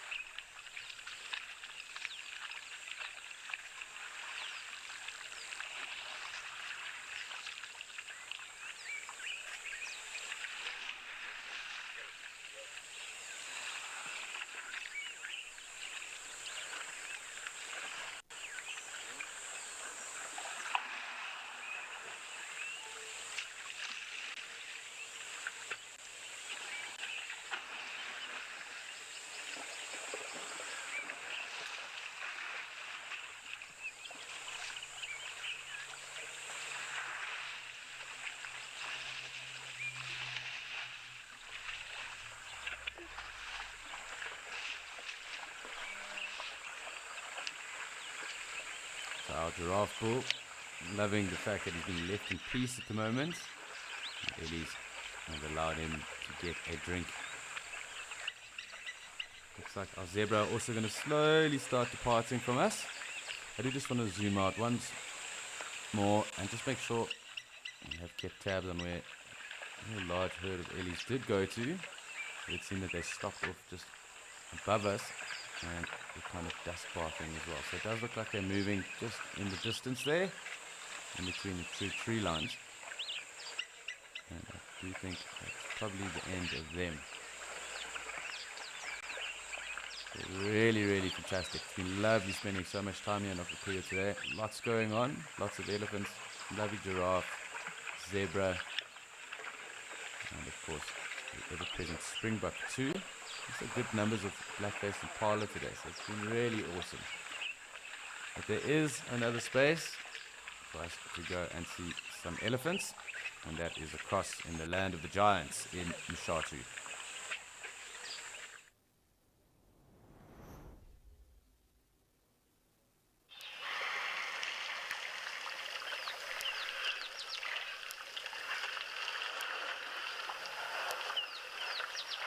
We really are being spoilt by the number of elephants that we have seen so far today.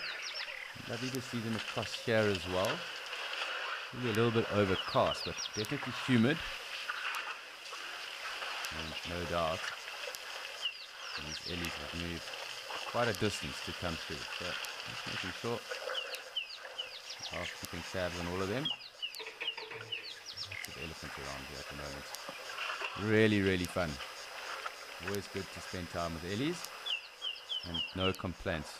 You know, lots of early activity in all the different locations.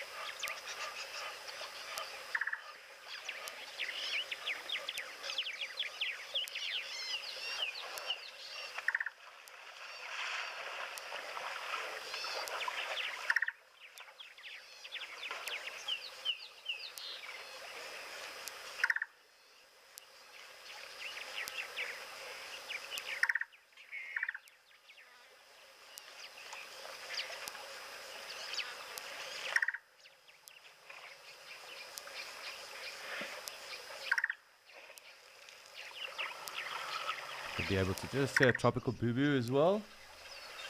Bird calling at the moment too. Great to be able to spend more time with Ellies, and again, different areas. So lovely to be able to do that.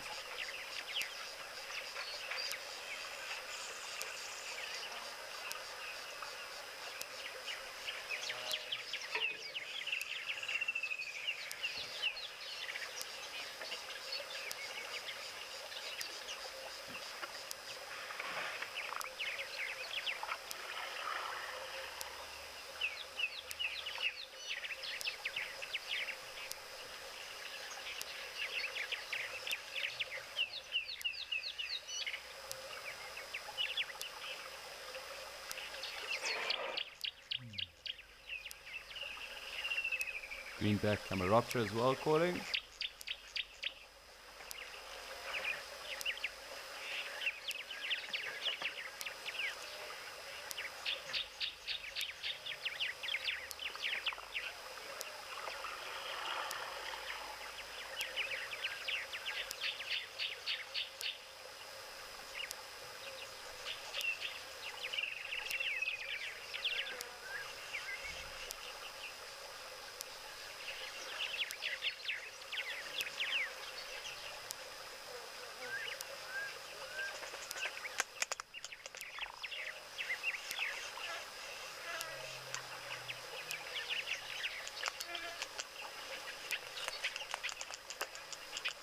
So it's been really cool. Lots of Ellie action going on across both here and in Ukukuyo.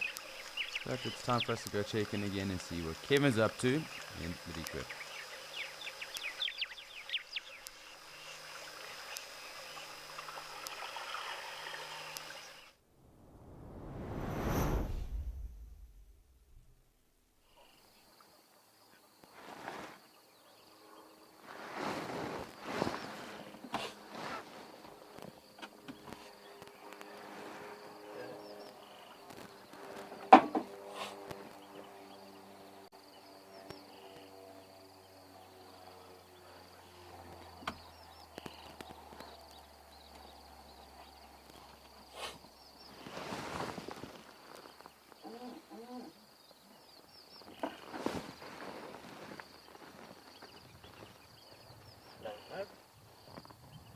So we went to the hyena den, had a look. That was all quiet. We headed off to Chukuru Dam. We had a look. There was a few Egyptian geese. And then we were lucky. Somebody just called in two young male lions. And here we have them.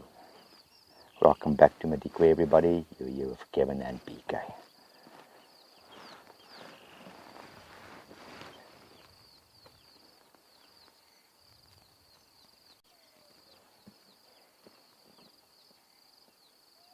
This is roughly 2 1.5-year-olds, 2 males, 2 blood brothers.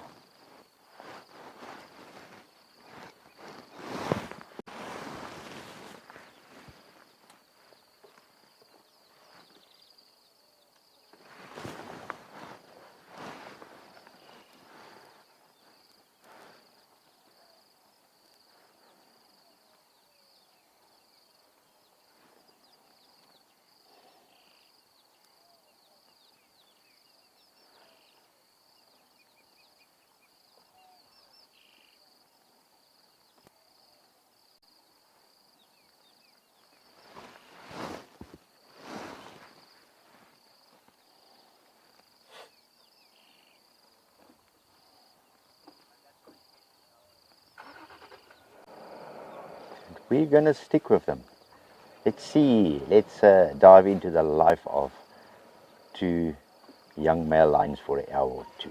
Or as long as we can get visual of them. We can't follow them off-road here for too long if they do decide to move. But let's see what they get up to. Let's spend some time with them.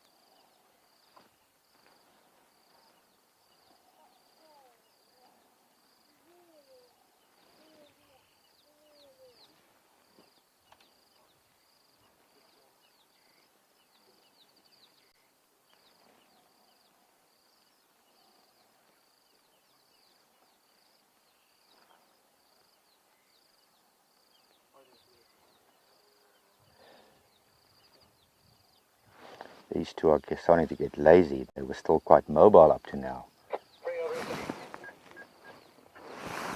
It's got another vehicle that's quickly joined us, also wanting to have a look. Oh, I think yes, they're going to start. Oh no, oh, almost thought it's going to get up. But they are going to start getting lazy now.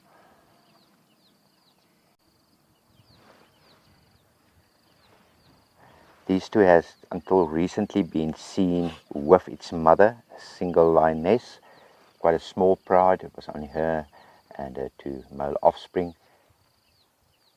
But it seems as if they are now starting to build up the courage to start moving around a little bit more on their own, because there was no report or sight of the lioness here.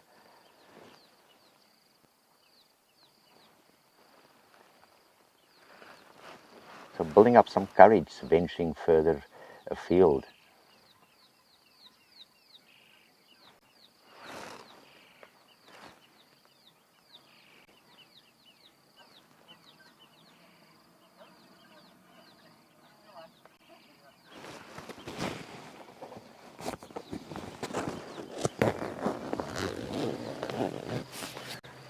Sorry everyone if you couldn't hear me properly. It started drizzling a little bit late on and I put my raincoat on, and I just discovered that my mic was covered by my raincoat a bit. I hope you copy me better now.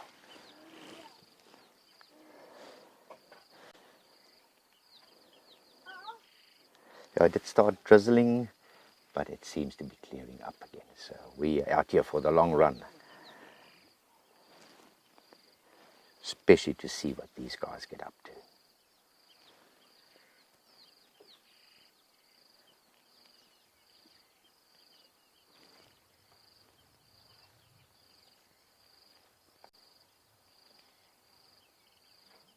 Oh, Gina, your first Madikwe lions.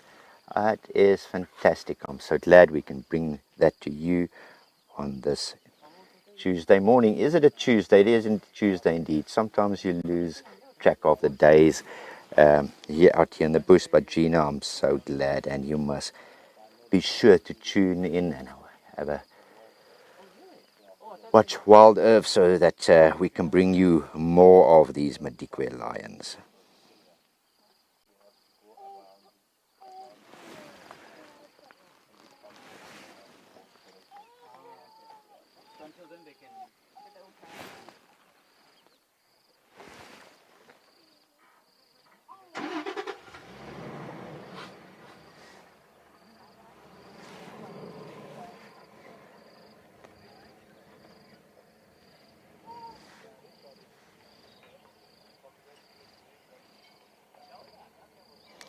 And now it's just us.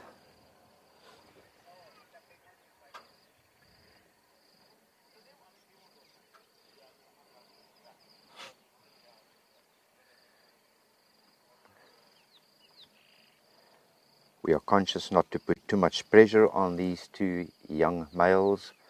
We want them to get accustomed to the vehicles moving around them. We don't want to spook them or give them a bad experience. That's why we are also viewing them from about a distance of 50, 60 meters now.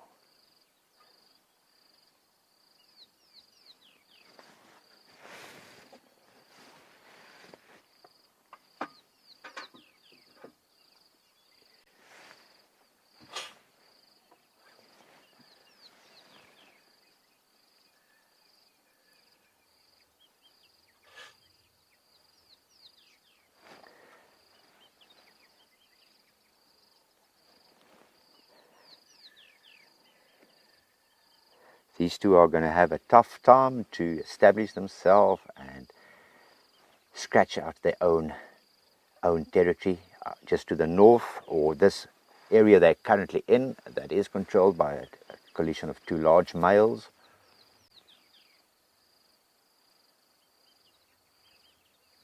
So they will try and establish themselves here on the periphery, find their own little kingdom.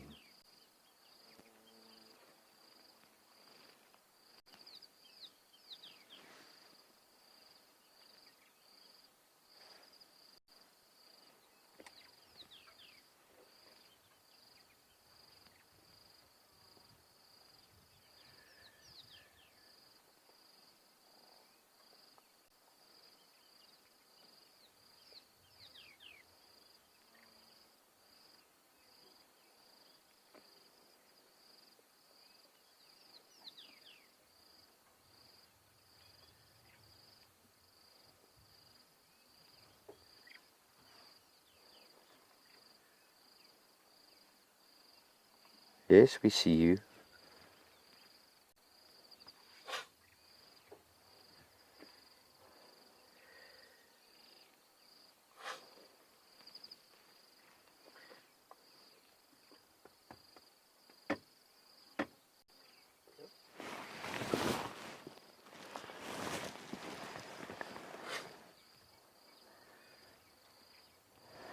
Molly, it is a process that starts actually from the day that they are born.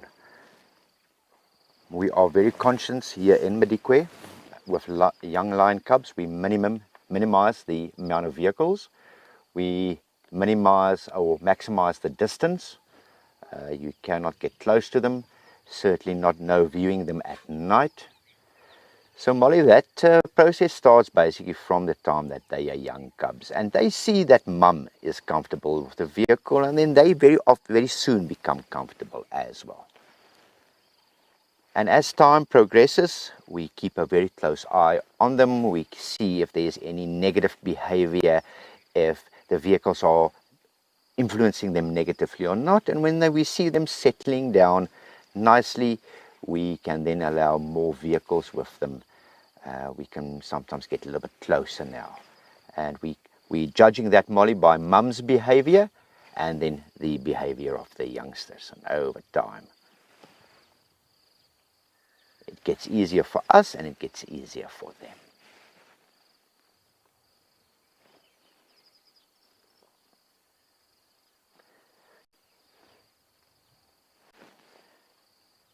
Yeah, Molly, it's always sometimes easy to forget that we are in the animals' domain. This is their home. And it's sometimes easy in the eagerness to please, to bring you great footage, in the eagerness for people that is actually out on safari here in Madikwe. Sometimes easy to forget that the animal comes first, the welfare of the animal comes first. And if that means that you can only see a lion behind a bush with the ears sticking up, in some circumstances that you can't go closer, so be it.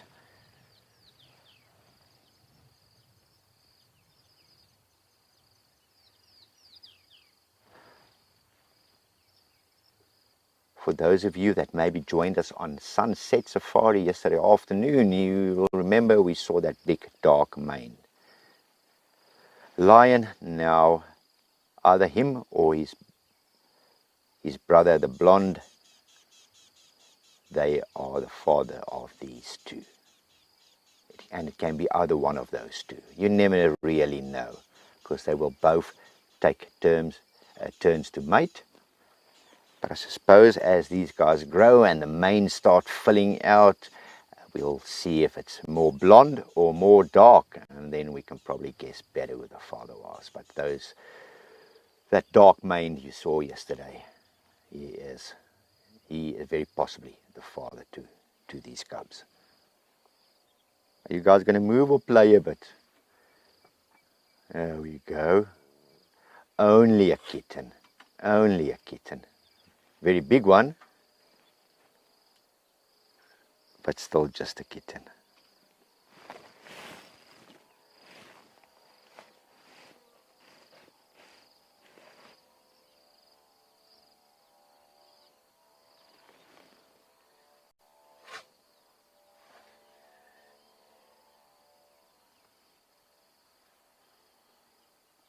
It's quite humid here, BK. After that little few drops of rain, the heat is picking up again. So yeah, it's quite steamy.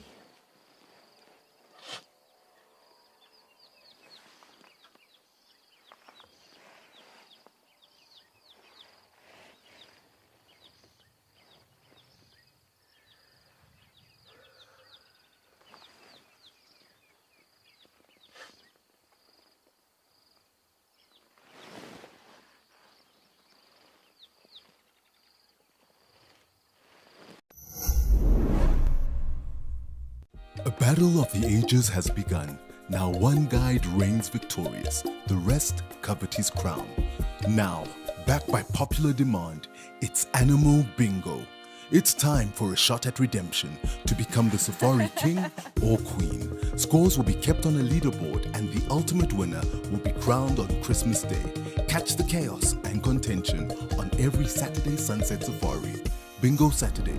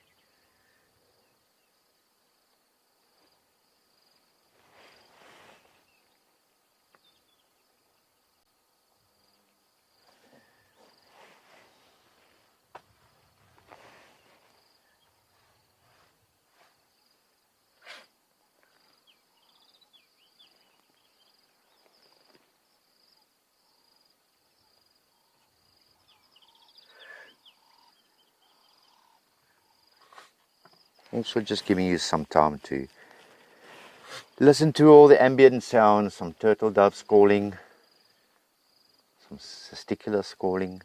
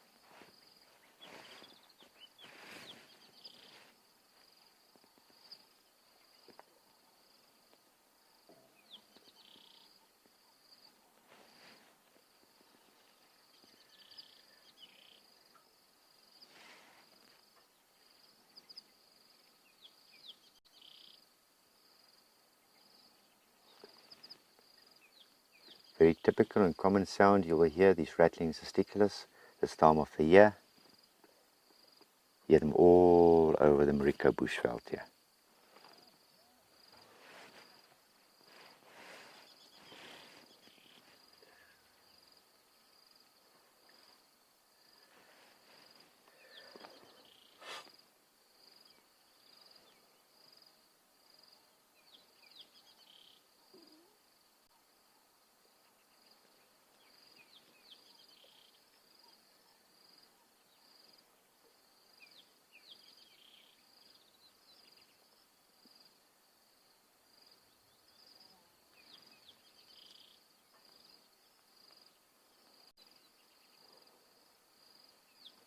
While we're watching our sleepy lions, we're going to head to Alex, and he's got some ellies at Mashatu that we're going to look at. Let's go east side.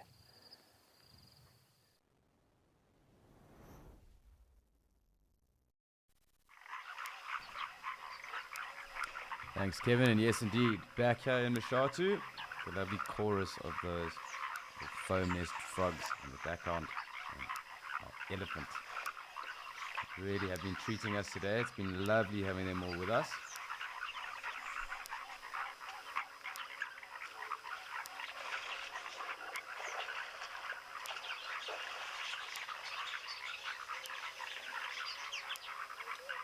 Great to hear these foam nest frogs as well. They really do make such a cool little sound.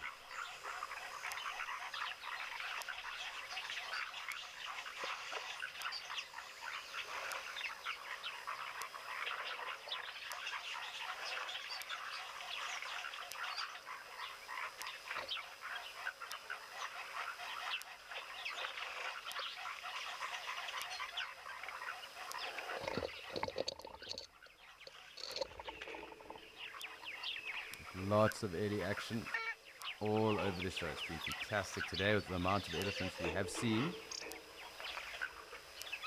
It's very cool seeing that chorus of foam nest frogs. Lovely to hear them. They kind of kick up and start and then go quiet again for more too.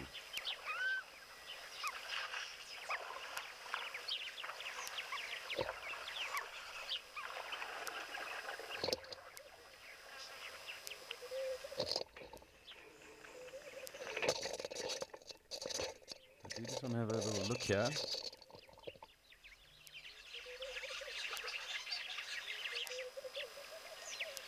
think a little grab check. Grebe has joined us as well.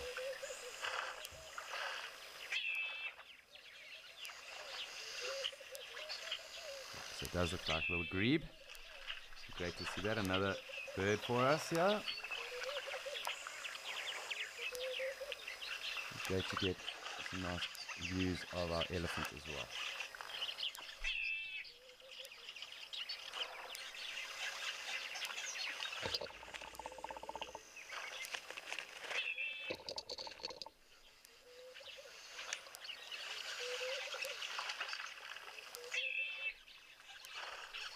Hi Joe, so yes, Mashatu does have a number of elephants here. It's known as having the highest number of elephants in a private reserve. There's roughly around 700 of them. But also with the amount of rain we've had and all this green vegetation now starting to come through, these herds and these elephants can spread out further distances. And that does mean that they will take advantage of the food resource that is around for them, and they will then disperse and obviously congregate where possible. But that also means that there's a lot of groundwater around, so they'll also take that moisture as well.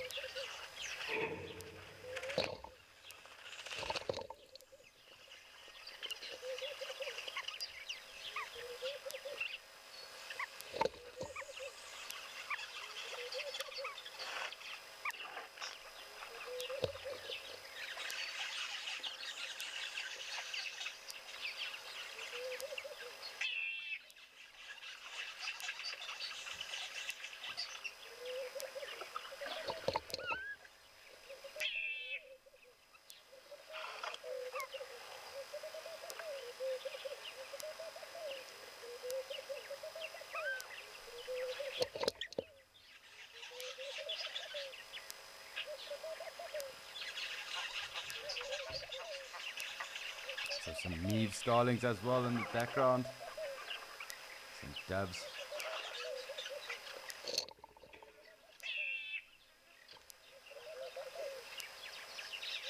Really quite relaxed. Ellie's here. These two not too interested in that much else that's going on around them.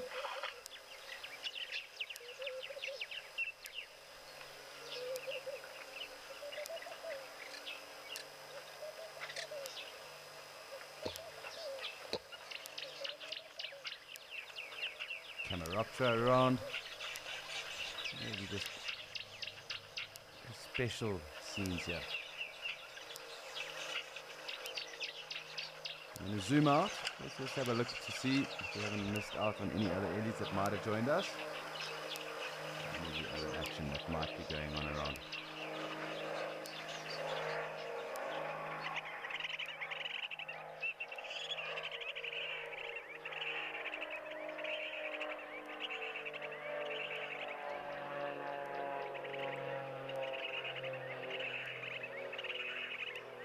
So we are pretty close to the landing strip here in Mashatu. Clearly, there's someone, a charter, taking off. Where they've headed to, can't tell you, but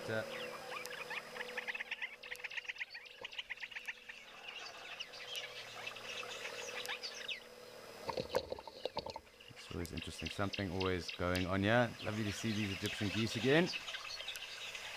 And our Ellie enjoying a drink.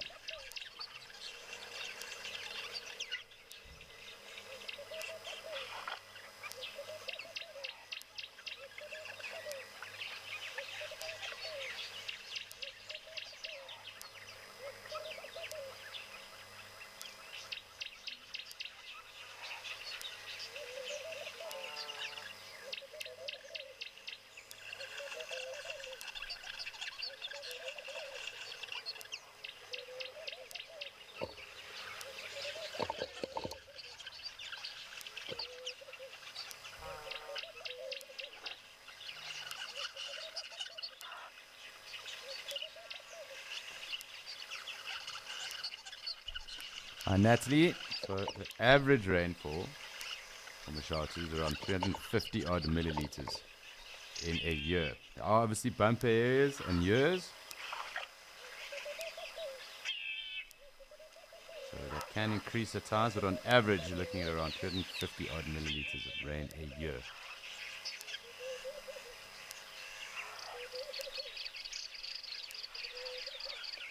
So it's generally easier just to give averages when it comes to the rainfall on that, because hard to gauge different months and obviously how wet a season might be, or is currently. So it can also tick over where you can have a bumper January or December and then it can kind of die down, or it can be a little bit slow to start, say November, December being a bit slower, and then really increase up till around February. The main rainy or wet months, at least here in the southern hemisphere, would be December through to February, those 3 months.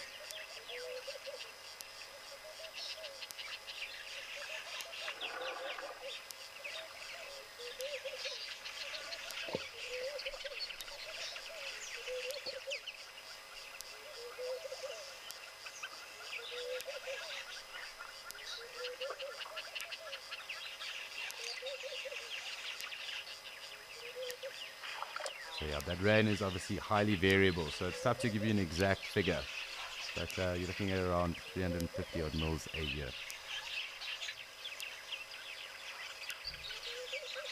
It is obviously a semi-arid area. Tosha as well, also you're looking at Kikuya also around 350 mils. Djuma being a bit higher, that's around 450 mils. And actually a bit southwest of Djuma in the Greater Kruger, that is where the highest rainfall then occurs, in that area at least. Sometimes over 500 mils. So it does depend on the year and whether we are in the Nina or El Nino as to how much rain might fall.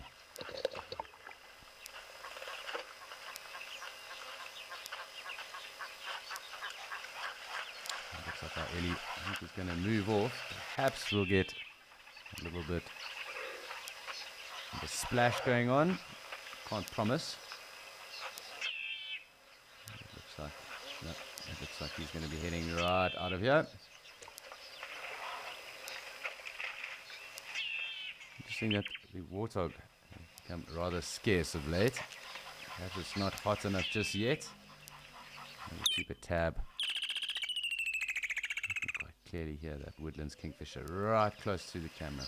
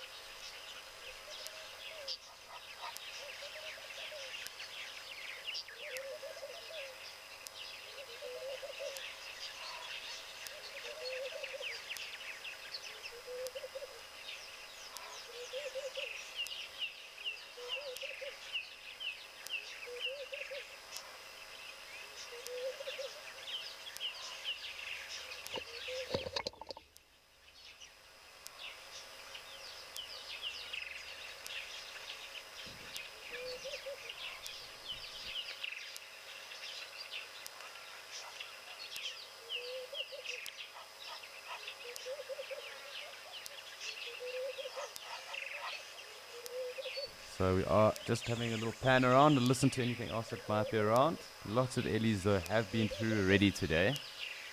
So good just to keep our eyes peeled on any brown shapes that might be in the bush and that are growing bigger as they approach her.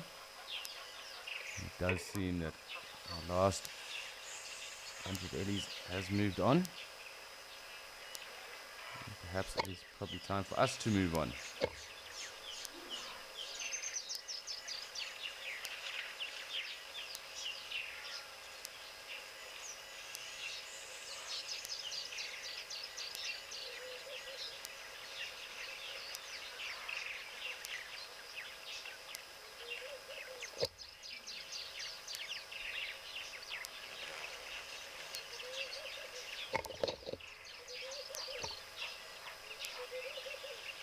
Does seem not too much is going on.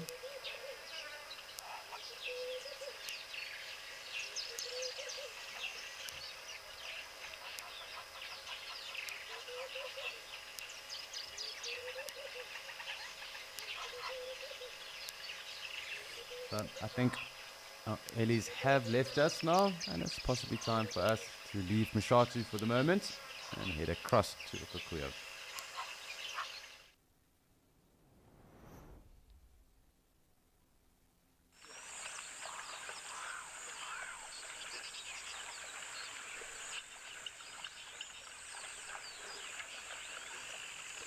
So we've got lots going on at the moment.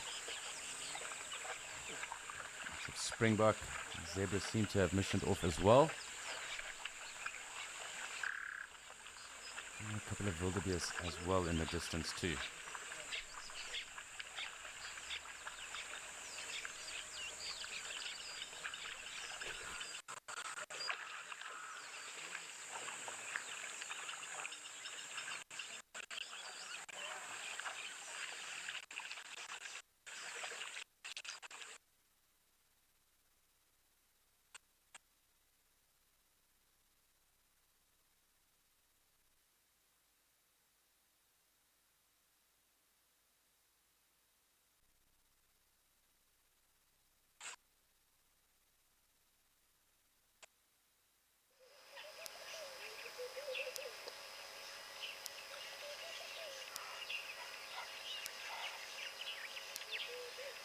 So we'll be back at Okukuyo just now.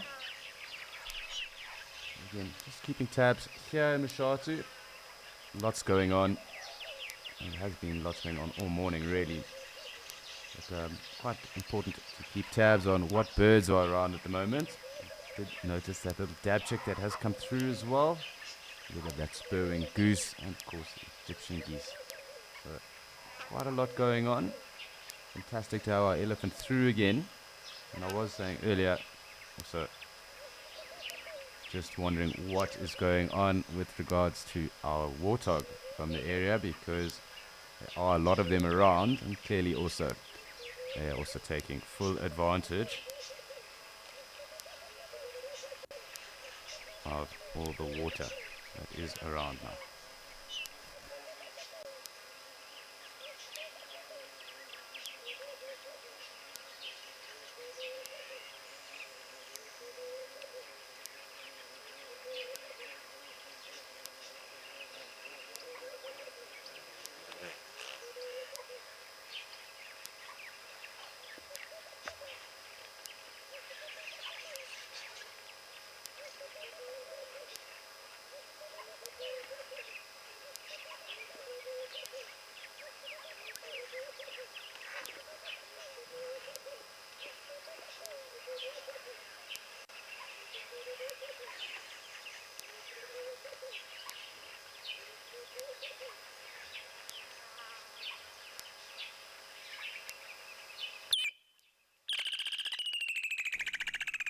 Really do enjoy that sound of the woodlands kingfisher. They really are quite special. But I mean, when the sun is rising and they are calling, it is quite an astounding way to wake yourself up, having that shrill call going off in your ears. But enough of the woodlands kingfisher. It is also time for us to go and say good morning to Rolf and see what he's up to in Kariega.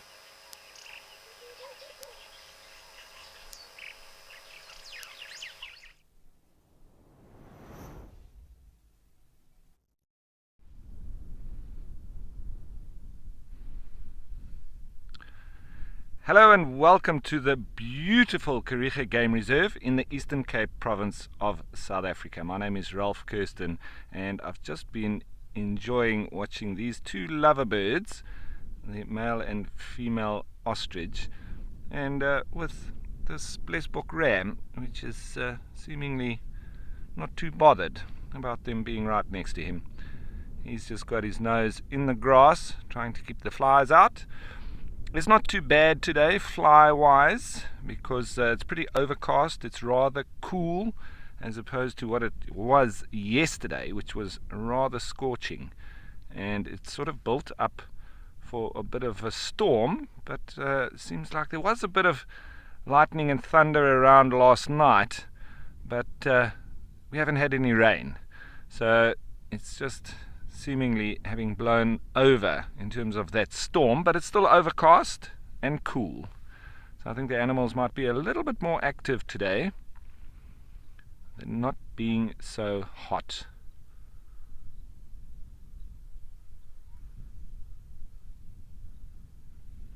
Lovely to be out here in my normal spot next to the Scotia Dam.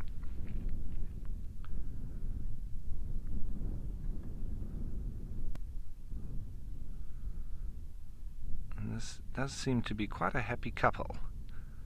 These two ostriches, they seem to be doing everything together. There was a little bit of allo grooming going on earlier, which I haven't really seen too much from ostriches, but nice to witness.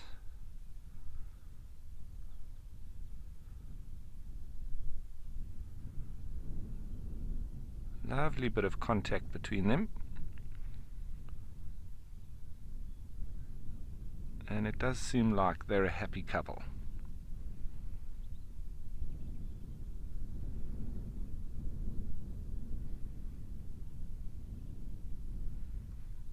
Nice to learn yesterday from Lisa that the Afrikaans word for ostrich being volstruis, and it's a new one for me. I never knew what that meant, but a struis apparently is that thatching that they have on the traditional huts, and that's why they call them. They are full of thatching, traditional thatching, and it makes sense with the kind of feathering that they have. It does quite look like that. These two are synchronized in their feather maintenance, working the same spots.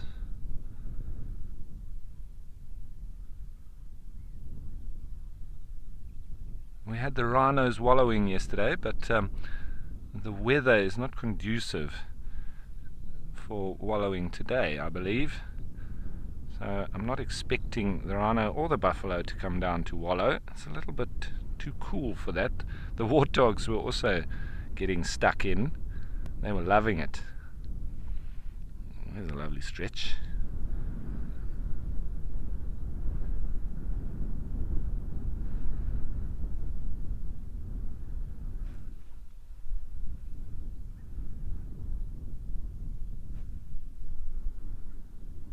So the wind now coming in from sort of the southwest. And that is where our rain comes from.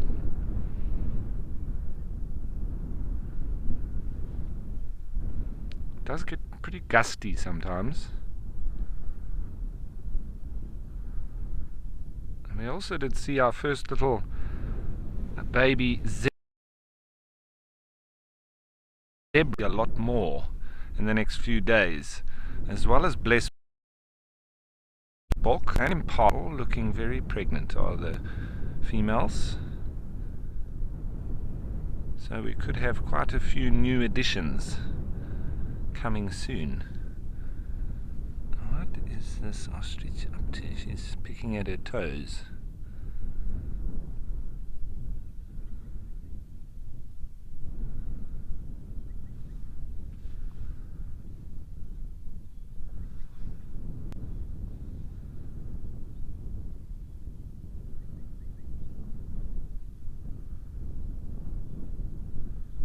So although they don't use their feathers to fly, it is very important for their thermoregulation, as well as for incubating of eggs and for displaying. They also use it to keep, when they do have chicks, to give them a bit of shade from the sun.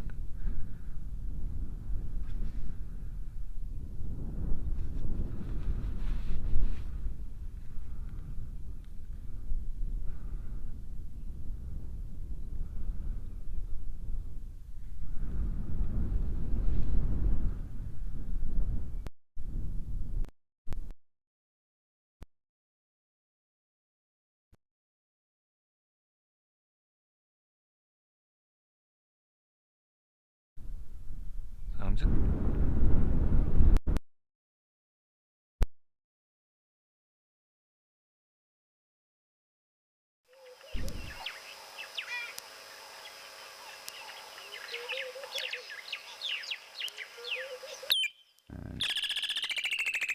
again, still just listening to what birds are around here, but we will return to Rolf again momentarily. However, just having a look to see what's here. Looks like an egret's joined us. I'm just going to take the opportunity to look at that because another new bird for us. As I said, quite cool to see a little dab chick around as well today, on top of that spurwing goose earlier this morning. Just trying to get it a little bit closer and we'll try and see if we can get a decent ID. It does look like a cattle egret. Sometimes it's a little bit tough being far away, maybe will pixelate, so I don't want to get too close, but I think a cattle egret.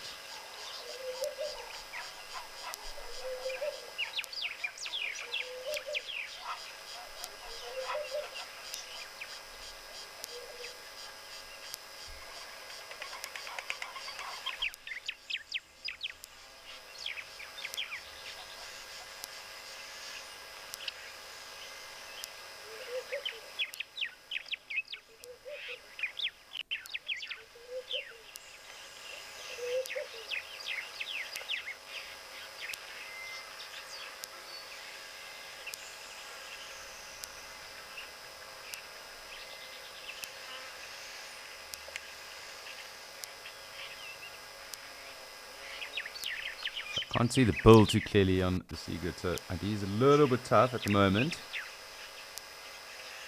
Could indeed be a great egret, that's also in breeding plumage.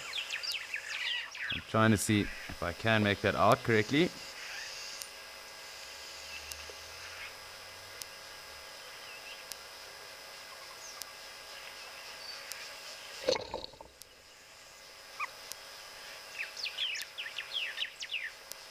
So tough to see its feet. So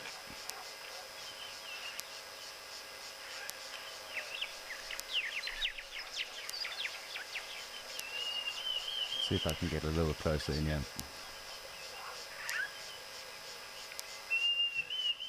See the Diedrich's cuckoo there as well.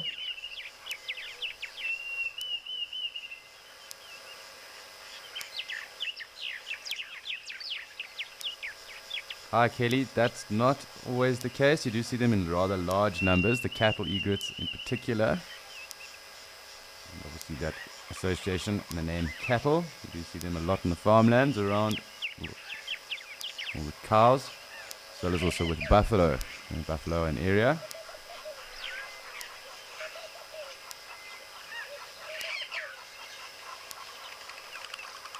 And to me this actually does look like Western Great Egret.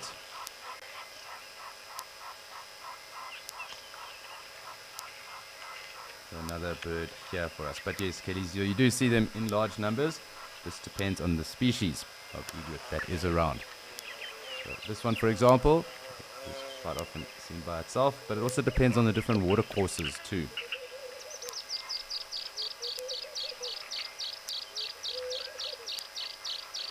To me, it does look like this one does have a bit of a greenish sear. That is why I am going to say a Western Great Egret. If it had yellow feet, then we'd be looking at a little egret. I haven't seen any yellow on its feet. Quite cool. It'll be interesting to see how this egret goes about hunting here as well. It does very much look like it's in hunting mode. Clearly flown off. Impala joining the fray, so clearly just disturbing the egret. If I do see it again, I'll continue just to try and get a proper ID and a confirmation on that, but I'm leaning towards a greater egret at the moment. Sometimes, like I said, a bit tough. It can be a bit far away, and we don't necessarily get the clearest of images when we do zoom in on them. We'll join our impala. Got Kelly across there. You can see those foam nest of the foam nest frogs we did here earlier too. Oh, that actually looks like the egret, to be honest. It's just a white mark that I did just see. So I'm going to try getting closer. But, let's just have a little look.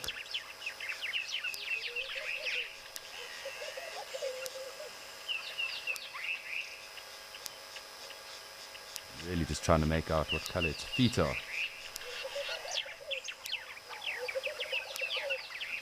Black crake there too.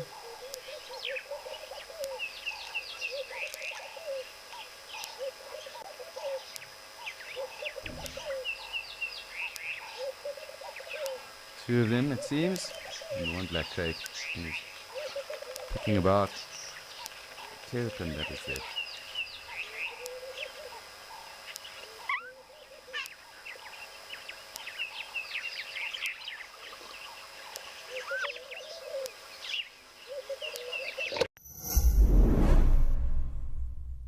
Wild Earth Explorers, this one's for you. You stand a chance to head off to the wondrous Camp Fig Tree Mountain Safari Lodge, situated on the border of Addo Elephant National Park, for an unforgettable 3-night stay for two. Witness the incredible elephant herds at Addo firsthand and explore with an open vehicle safari tailored to you or a relaxing bush picnic. Sign up to be an explorer to treat yourself to a much-needed getaway in nature.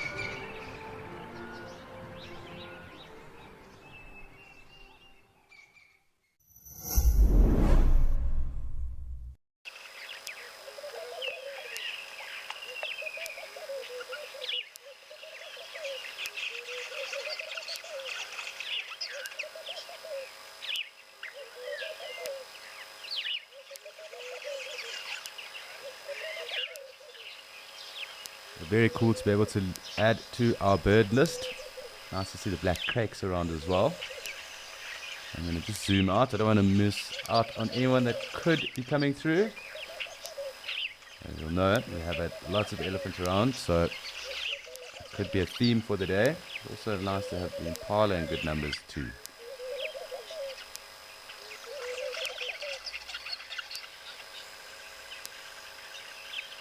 Here, crested barbet as well, somewhere in the distance.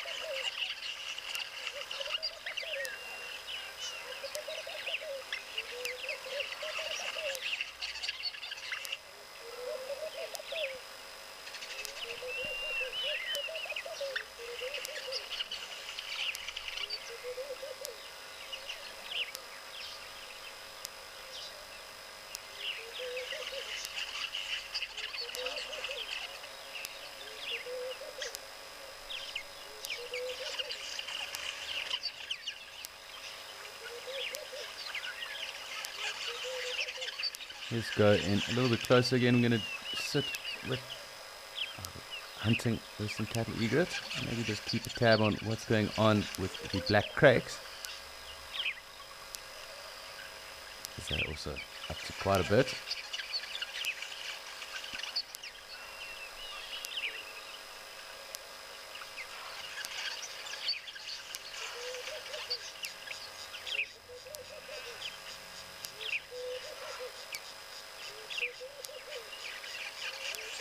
There's always something going on with these little black crakes. See the two of them there. They were feeding around those terrapins earlier as well, so there's something just to keep an eye on.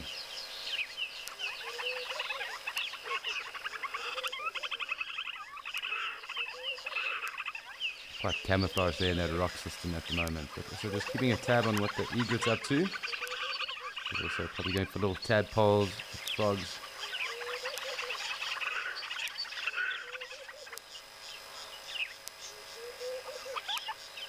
Looks like it's moving to a new fishing space.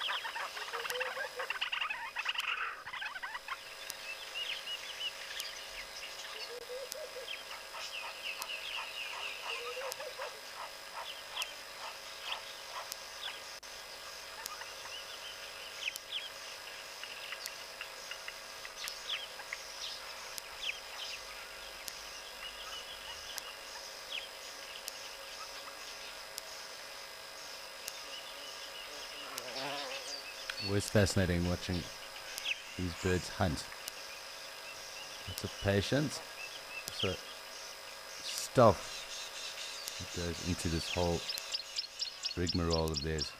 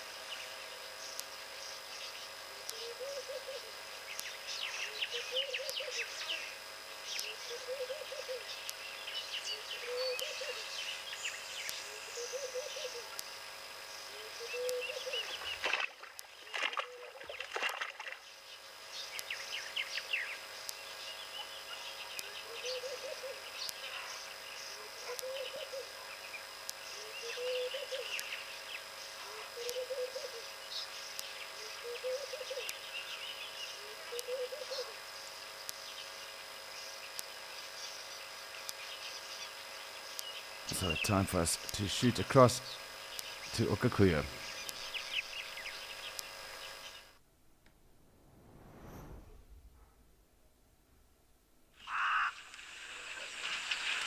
So it looks like our Ellies are back in good numbers. Really, what a treat. We're being thoroughly spoiled by all the elephant today. I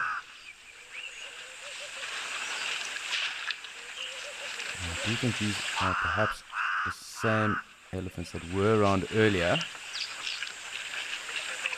Really large numbers of them. Also just because you can see still a lot of wet mud on them. Interesting just to note. I'm going to zoom out a little bit though, just to make sure we get kind of the whole picture going on. It does look like they are in a bit more of a rush, so I don't think we're going to get them hanging around for too long. But that could also change.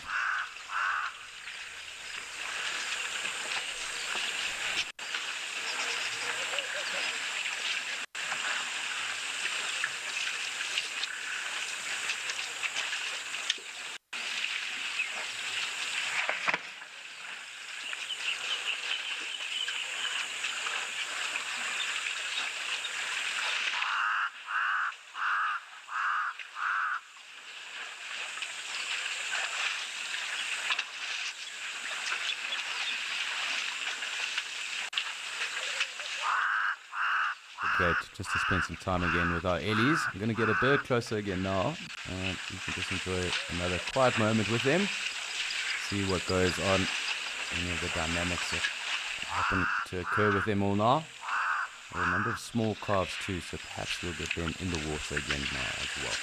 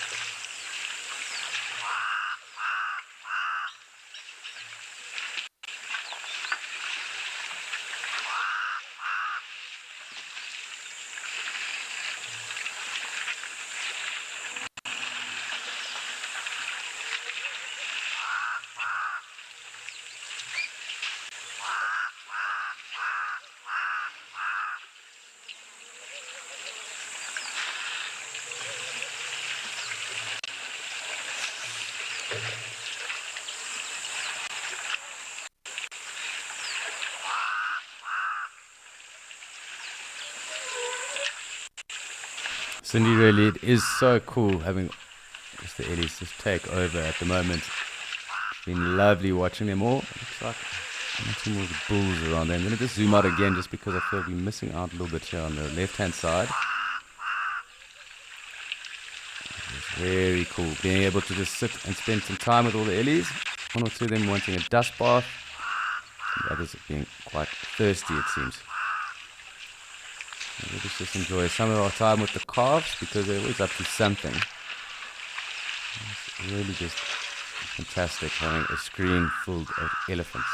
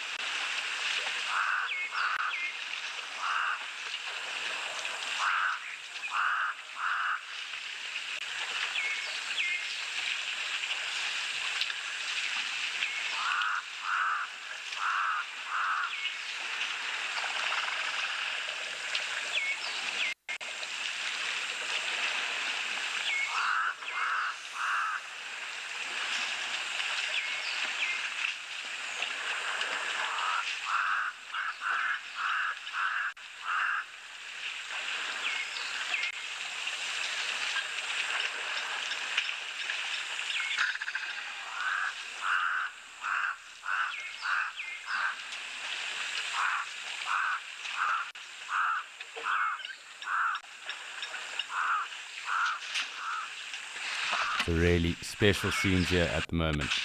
Lovely to have this elephant interaction going on right now. And really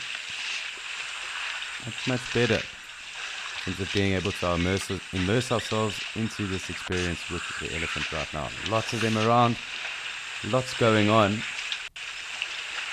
Just a pleasurable time. Some taking advantage of the shade underneath that camel thorn. And some of those youngsters heading into the thick of the water at the moment. So lovely just to be able to switch off and enjoy Ellie's at a waterhole.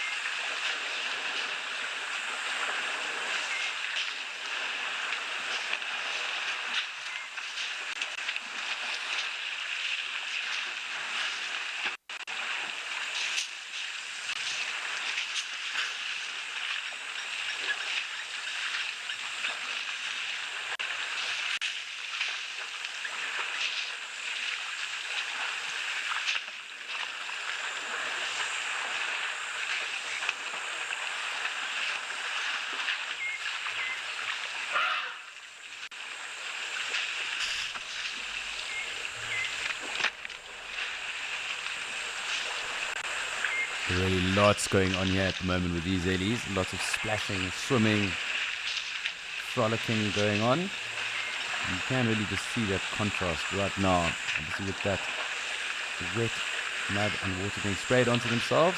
And then the ones that are dry, with that dried, caked concrete dust that is on them. And that white colour and hue that they do then take on. Just because of the substrate that is around here. So quite cool to see that. Lovely just to have them all in the water and just enjoying a good time at the moment.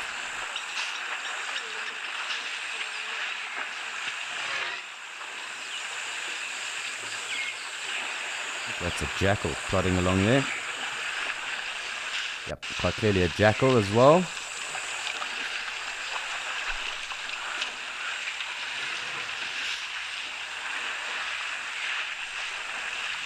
Nice to see a jackal too. One predator for the day. It's that characteristic gait of a jackal as well. Very, very interesting. We have one here at this time of the day, but clearly also thirsty.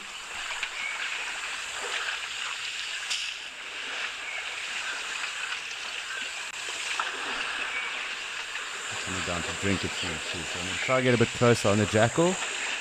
And we'll enjoy a moment with it as well. Clearly all those lapwings, not going to be too impressed with the jackal around. And there you go, black-backed jackal.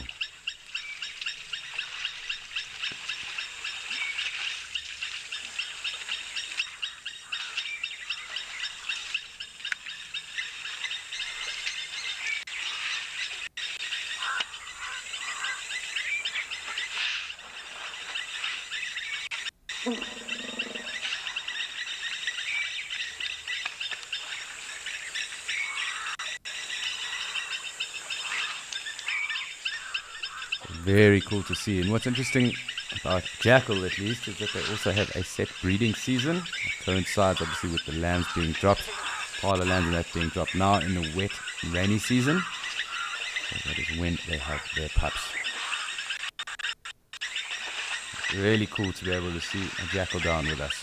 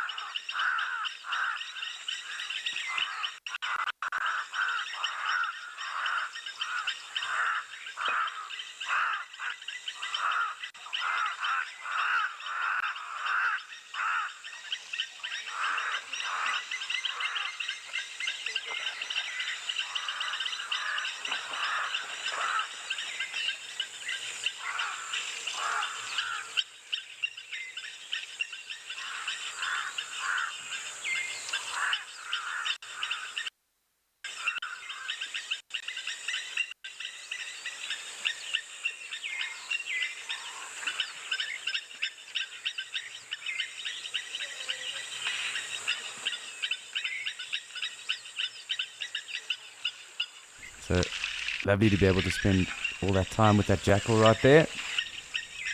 Those blacksmith lapwings clearly are not happy that he was around or she was around. And time for us also to watch the Ellies again. I don't think we'll be seeing much more of that jackal that looked like it was heading off. Very cool to see. And of course, also interestingly enough, with a breeding season that coincides as well with the lambing of the impala and that as well. So the seasonality that occurs in one of the few predators that actually then has a set breeding season. Quite very cool. Quite awesome to still have our Ellies. Lots of springbok back and around. Let's just see how long these two decide to hang around with us for.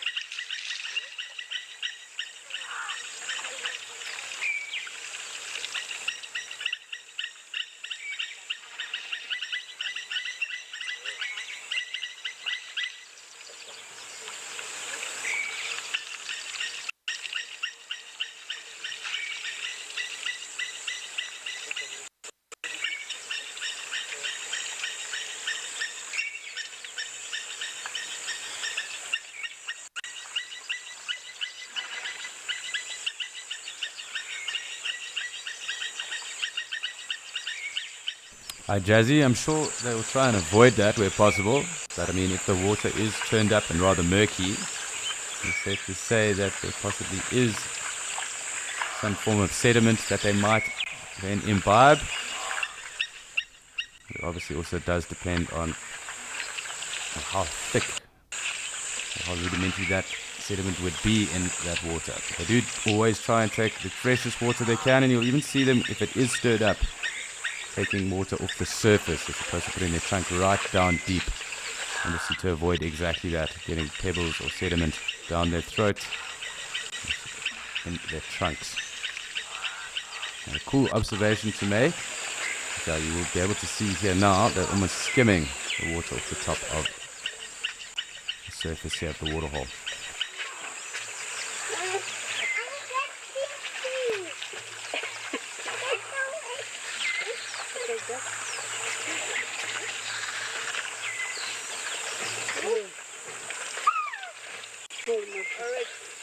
You must be quite nice and wait for lion to come and hunt. Lion will come and hunt tonight. So if the lion is coming to hunt tonight, you'll see the lion when he's coming to hunt tonight. Tonight? Yes. We are going to wake up.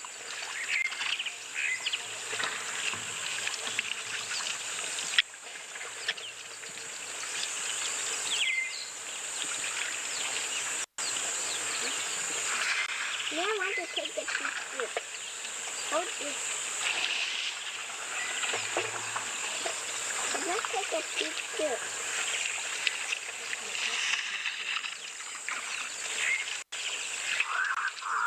Lovely, pleasant scenes watching all these elephant drink, as well as also enjoying some splendid time with them as well. They might hang around, these two at least.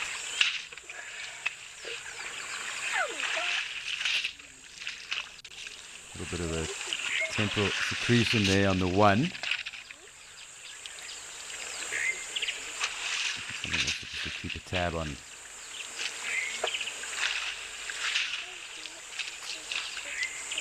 What is quite interesting, something I have noted, as I was saying earlier, a lot of the elephants in the area don't seem to have the hairiest, that much hair on their tails.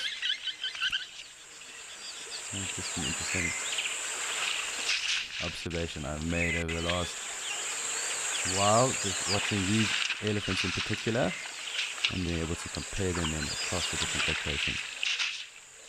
That's quite cool.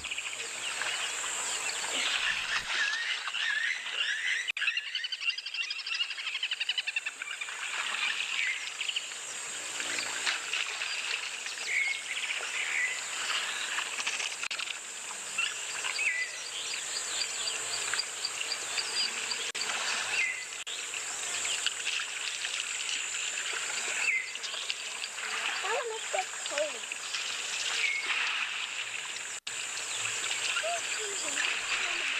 So always fantastic spending time with big pachyderms, our friends these Ellies. But it is also time for us to head over to Rolf and see what he's up to down in Kariega.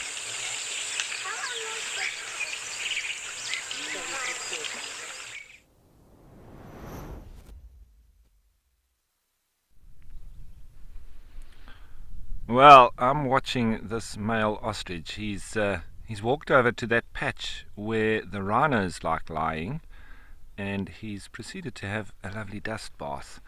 I'm just hoping he's going to carry on doing exactly that. Excuse me. Something stuck in my throat. But it's always wonderful to watch them when they do dust bath. It's almost the same as when they do their lovely display for both the males and trying to attract the females.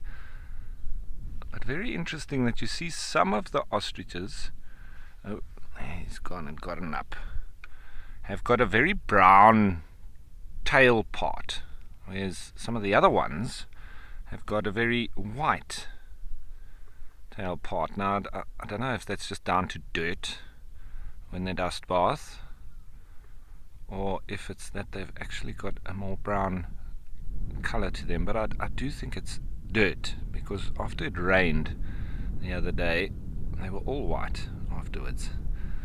So, and of course this one didn't want us to film him bathing. Anyway, let's see what he gets up to now. Still in full breeding plumage. You can see the lovely pink shins. And this is the sort of peak of their breeding season.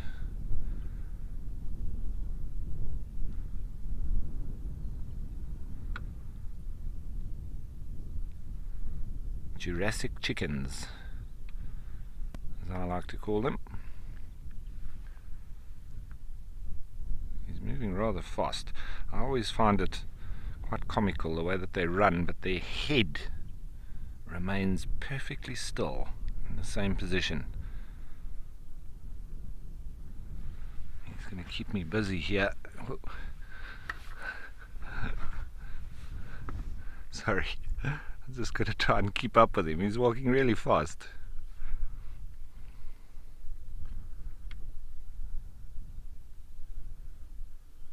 He's going to go past the Scotia Dam now, about 30 meters away from me.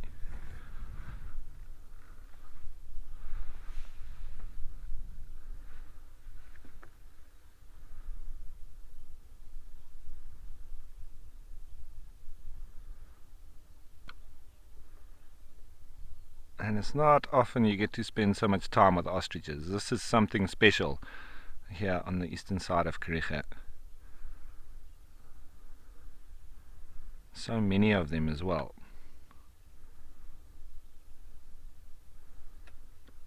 There's those lovely blue plumbago flowers in the background.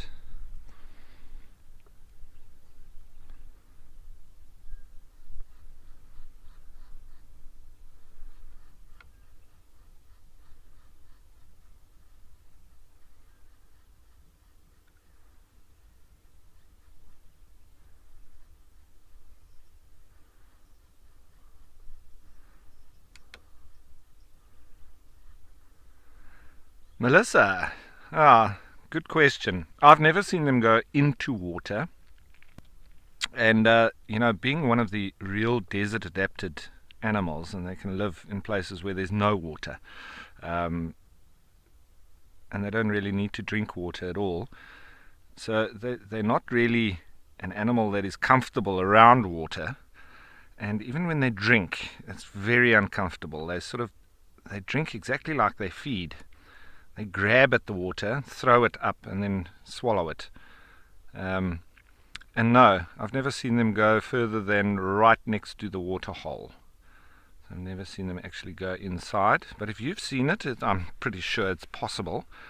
I've never seen an ostrich washing in the water either, only dust bathing.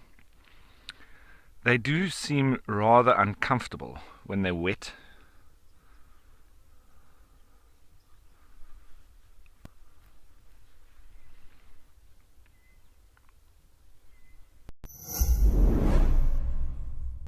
Hello everyone, my name's Tanya Ray. I'm from the United Kingdom. I am absolutely thrilled to have won a stay at the Atali Safari Lodge.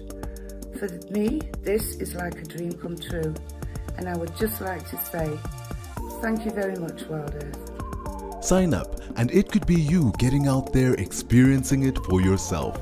Wild Earth Explorers, it's in your nature.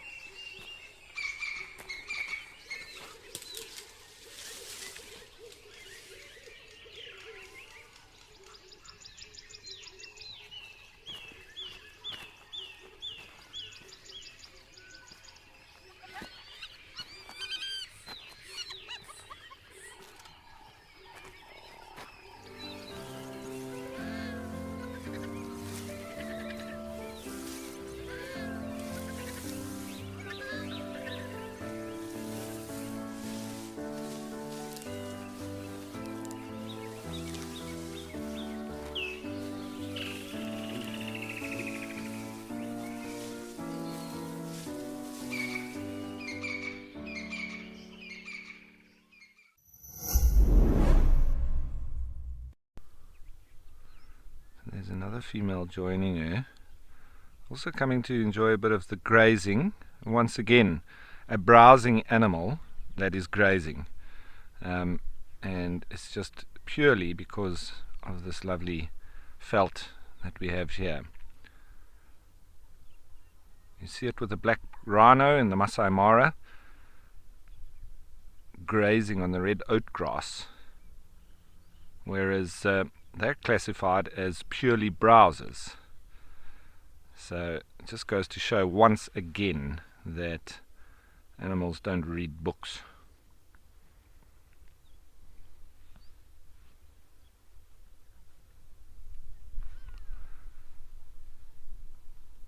Very funnel-like ears, similar to the rhino, and just shows how much they use the sense of hearing. I'd say predominantly so with all the animals out here. It's mainly hearing, and top of the charts is smell. Smell is the biggest sense.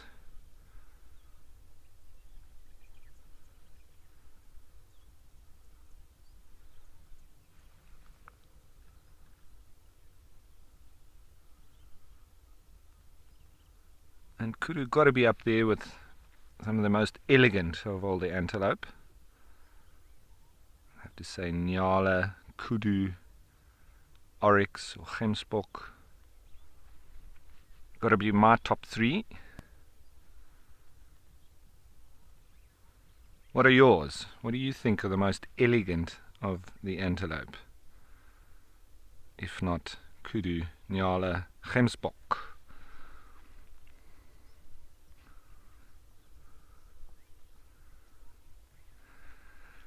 So Jamie, yes, we often do see, it's particularly the males. You can see them traveling solo, either solo or within a bachelor herd. But sometimes it's not unusual to see Nyala or kudu on their own.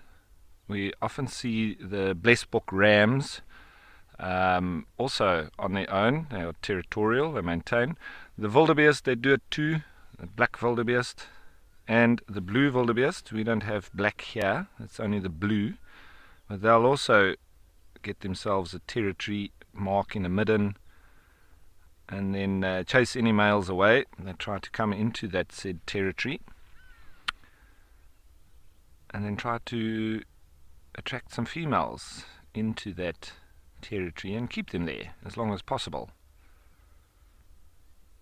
But yeah, then you do have those lonely rams and bulls that, especially when they get a bit older, they still maintain their territory, but the females not too attracted to them, potentially because of their age, and then they are quite lonely on their own. I don't know if they get lonely or they feel lonely, but they do look lonely sometimes.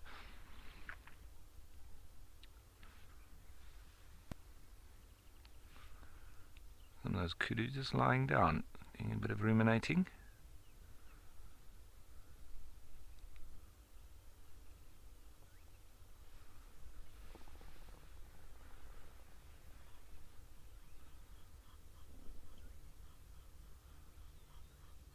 Try and get them all in the picture and a bit closer so we can see them, but they are quite far off.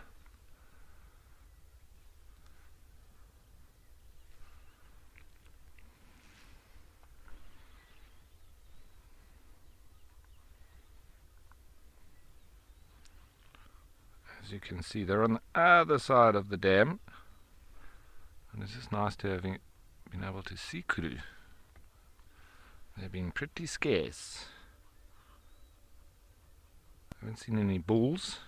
They seem to maintain themselves in the thickets.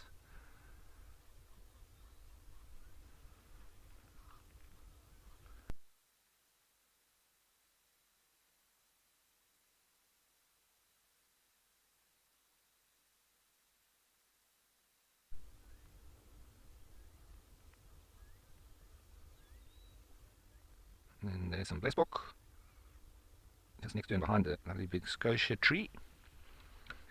Karoo boerbien.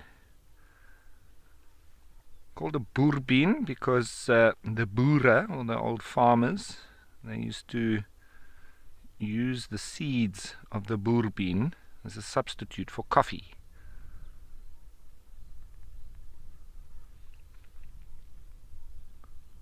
Grind it down, make it in a, put it in a kettle and boil it on the fire, and then you know the trick of taking a very hot coal, because obviously and you can do it with real coffee as well. A very hot coal, you've got to have good wood that is solid, and yeah, not like the wood that we get here in the Eastern Cape. They all like to use thorn tree, but I must say, comparing to the Lowveld or the Northwest or anywhere where they've got red bush willow, leadwood, not that we burn too much leadwood, but more so the red bush willow, mopani, etc., the wood here is terrible for making fires. It doesn't smell that great, and it burns away very quickly. So that is the wood here, not great. But if you make a fire with a red bush willow, and then you have that powdered coffee, or real coffee, or even the crushed boerbean seed, then you boil it, and then you drop a nice big coal in the middle of the kettle, and it sucks all the powder onto the coal, and you can pour it without having any powder coming through in your coffee. So you should try that at home. It really works well, great for camping. And I used to do it with all the students in the sleep outs, as well as with my guests out in the, when I used to do my 4x4 camping safaris in Namibia. And especially French people who like their coffee, real coffee. You can't come with any of the instant coffees. They're not too impressed with that. They don't even classify it as coffee. But they were very impressed always when I would be able to make that kind of coffee on the fire. And it does give a lovely extra added flavor to the coffee itself. So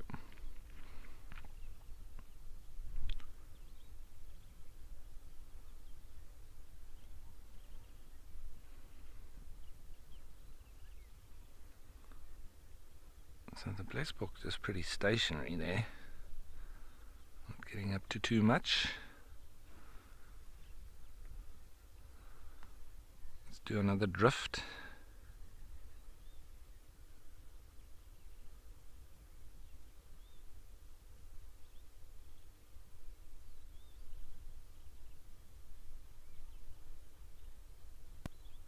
Some monkeys alarm calling off there in the thicket. And there on that particular kloof there in the background, that's where I've heard baboons going ballistic a couple of times, and I'm pretty sure there's a leopard walking around there somewhere. You can hear the call of the Cape Longclaw. Meow! And they've just flown past the screen actually. Some impala there.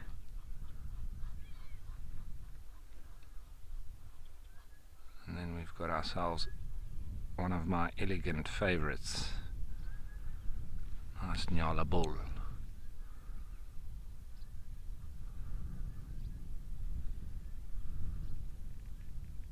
As I say, I'm often resident in and around lodges. If you go on safari, you often find nyalas around the camp. They're quite comfortable being close to humans. Here at Kariega, it's more so the bushbuck that you find next to the lodge. And also pretty calm, but bushbuck is known as one of the potentially dangerous animals. And it stems from the old hunters. When they hunt bushbuck, you need to be pretty cautious, because they are, out of all the antelope that are hunted, when they get hunted, they have a real knack for sort of hiding, and then when the hunter approaches, they charge. And they've got real straight spiky horns. So if you get pierced by those, it could be pretty dangerous. So one of the aggressive antelope, which is not really characteristic of antelope in general, but with bushbuck they are renowned for that. Nyala, not so much. They tend to just run away. I have to say, in my experience, is that gemsbok can also be classified as potentially dangerous, because on many of the trails that I've done in the desert, and the one that I used to do was in the Namabrand, which is private nature reserve south of the Namab-Nauklift or Sossusvlei area. Beautiful, and the dunes there are just stunning. We used to do a 4-night trail and sleep under the stars on stretchers and have little dune camps. But walking there with guests I used to often come across gemsbok or oryx bulls, and they usually just stood their ground. And I often had guests that were into photography, and they, with the gemsbok standing its ground, they used to walk towards it. But the closer they got, the more the gemsbok would sort of be, concentrating on them, and you could see that they were not scared. And I used to often have to bring the guests back because they don't listen sometimes when I say that gemsbok can be aggressive, he can charge, and if he does go for you, he can kill you. So it was just one of those situations that I had many times, but I had to sort of rein the guests in. Gemsbok can be dangerous.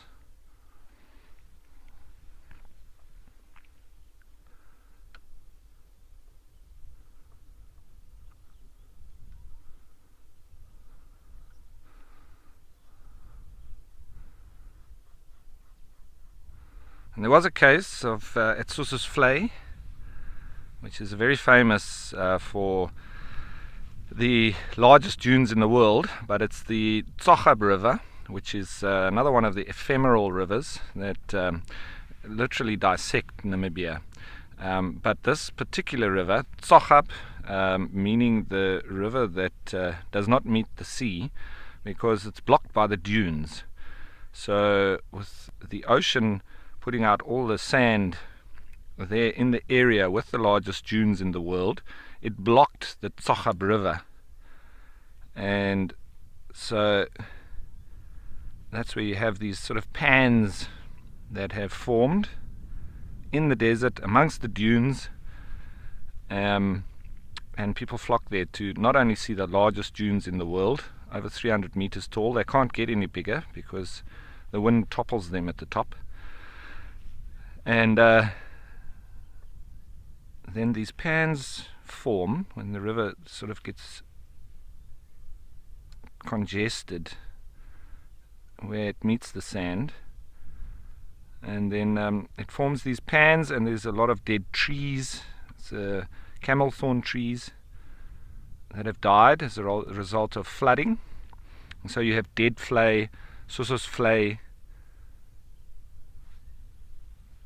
And so very, very stunning part of the desert, just sort of oases that thousands of tourists go to see each year. And the whole thing is to get into the dunes before sunrise and be there for when the sun comes up. Be up the dunes, Dune 45 and the dune behind Dead Vlei, we call it Big Daddy. Climb up there and watch the sun come up, and then the shadows that come over the vlei or the pans just makes for such beautiful photography.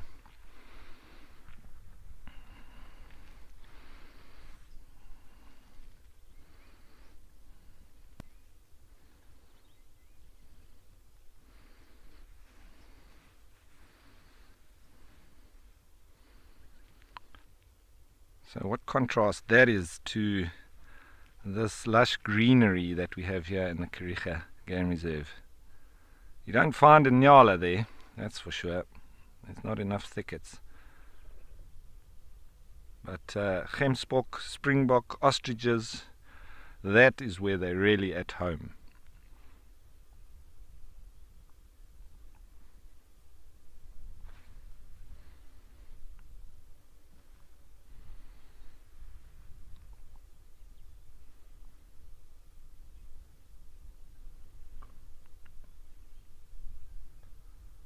The nyala are also pretty agile. They can, jump through the thickets. Not quite as high and fast as kudu, but they're not quite as big as them either. But very, very adept at moving through thick bush.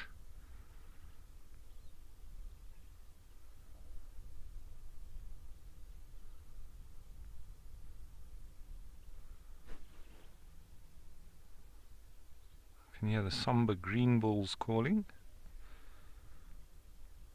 Emerald spotted wood dove. Black cuckoo calling now.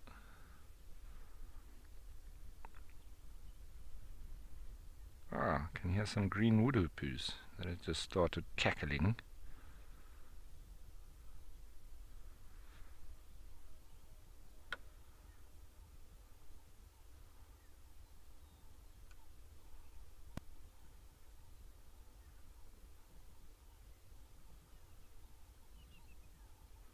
There's a Knysna woodpecker.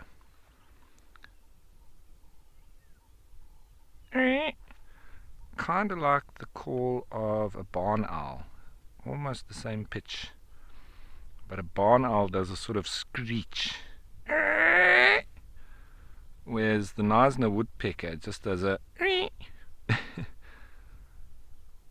same but different.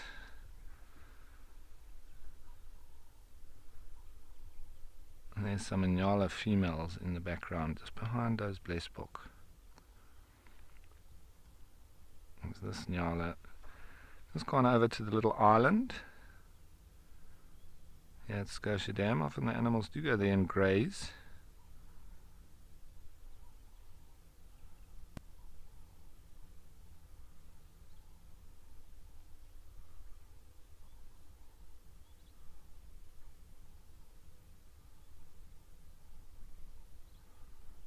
So that's these horns poking out. There's a Knysna turako calling, sounding like a frog. So he's disappeared there now, but we do have a nice view on the kudu.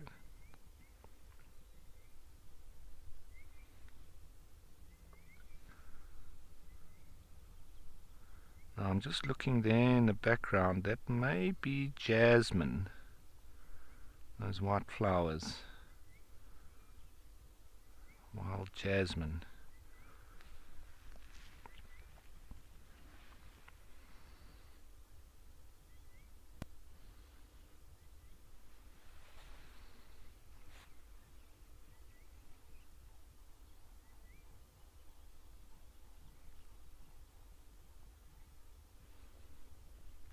See, at least when it's overcast like this, you do get a little bit better light than when there's no clouds and you head towards the middle of the day. Everything just sort of becomes orange or yellow, and there's not really any contrast.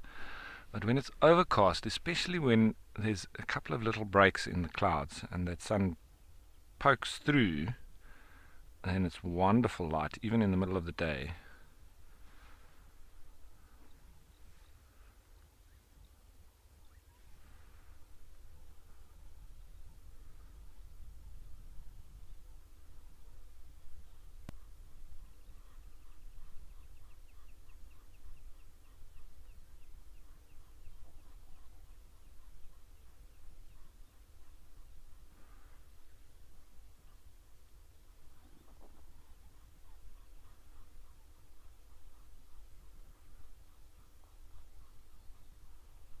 Kudu are really awesome antelope, I really think so.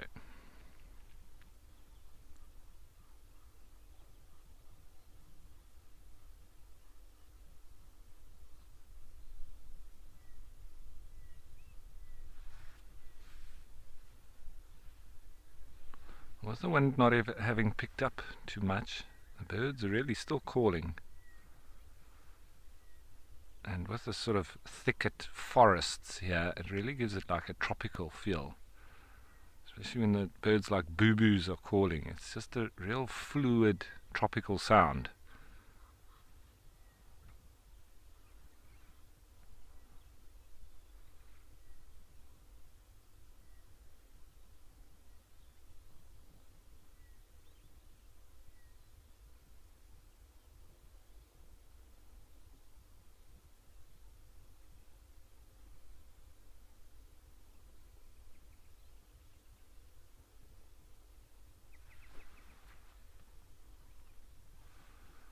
So not too many animals close to me today. Yesterday they were all around the vehicle, but that's how it is.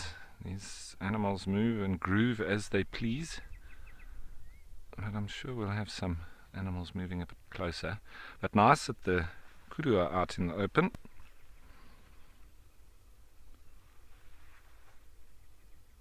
There go the kakelaars, or the green woodoopoos.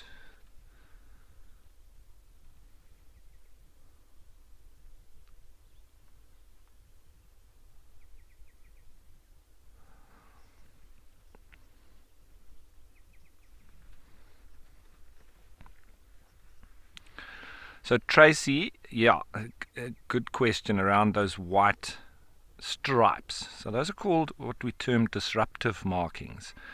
And with these being traditionally thicket animals, obviously we're seeing them out in the open here, but if they just sort of move behind a bush or they're in amongst the thickets themselves, when animals have stripes on them like this, it just serves to break up the outline of their body. And it creates an optical illusion where if a predator is looking at them or has noticed some movement, it can't sort of work out where is the head or the tail, and it creates this illusion within the thicket. So that's what that's all about. And if you see animals with these kind of stripes, that is an anti-predator evolutionary trait that assists them in eluding the predators themselves.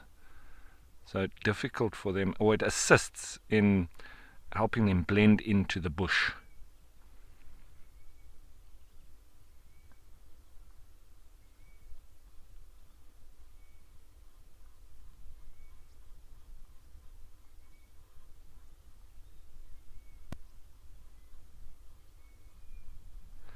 And I've also seen kudu do what the giraffe do with the osteophagia. They sometimes do pick up bones and chew it. They're rather a large antelope, so quite a big calcium requirement, very big boned, and so they do also chew on bones.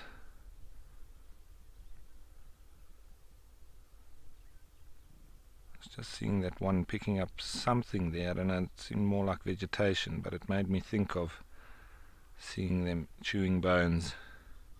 I've seen them do that in the Namib a lot, in the ephemeral rivers.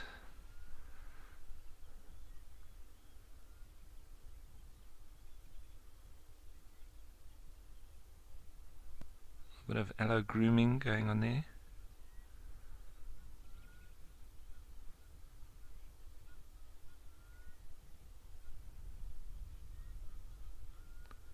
And once again, all these animals looking in fantastic condition.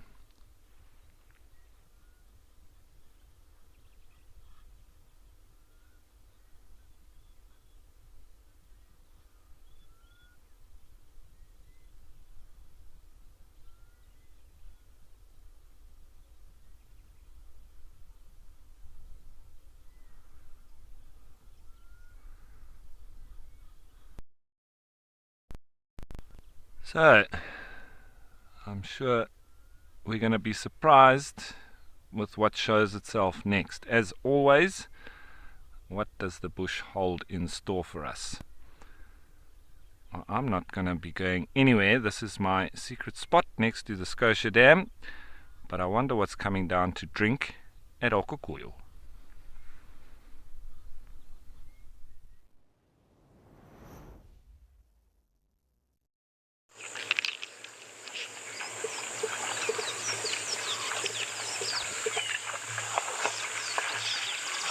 Here in Okukuyu, lots of elephant action, lots of giraffe, quite clearly some fenstock and the springbok around at the moment. So I'm going to take us a bit closer into our giraffe.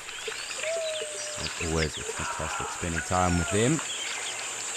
Really cool to see those long saber rapier styled horns of the fenstock. Really, really cool. And as I said, plenty of wildlife around today here in Okukuyu. We did also have a black-back jackal. It was also very cool to see drinking too. So, no complaints. A busy waterhole. So, really, really lots going on. It does look like this giraffe is slowly getting ready to have a drink. Kind of surveying the landscape at the moment. No complaints. I mean, doesn't seem to be anything interest really around for it, but I suppose you're more than welcome to take any time it needs to feel comfortable with regards to getting a drink. It's rather quiet. It does seem that obviously as the day has got warmer, we are obviously in that almost tail off period for the bird calls. A couple of Cape Crows, perhaps the odd morning dove to rest, taking the opportunity to conserve some energy as it does get hotter.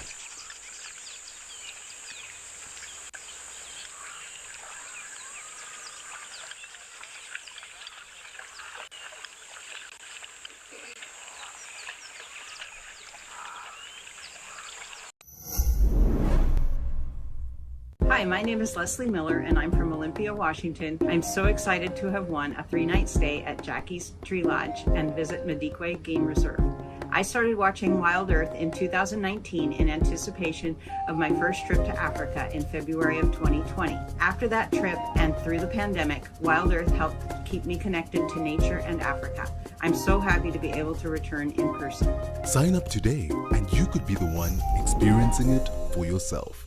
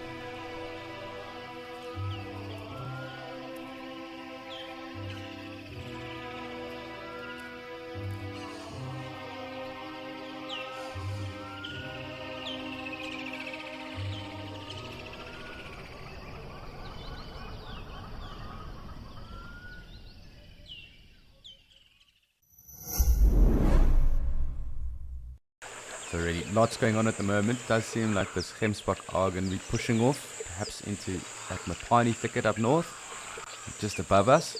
Not really north, it's actually west of us. But, it does look like they are slowly making their way into that. Springbok taking a chance to dominate the waterhole at the moment, and our giraffe seeming to be quite happy for getting down and getting a drink. So perhaps even just enjoying a quiet moment and getting a rest in.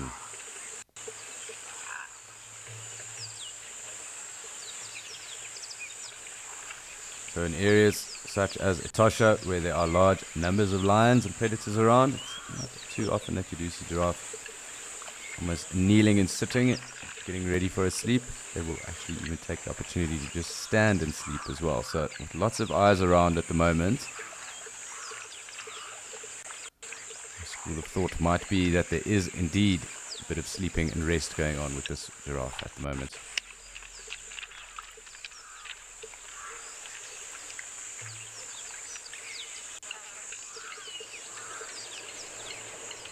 Hi Samantha.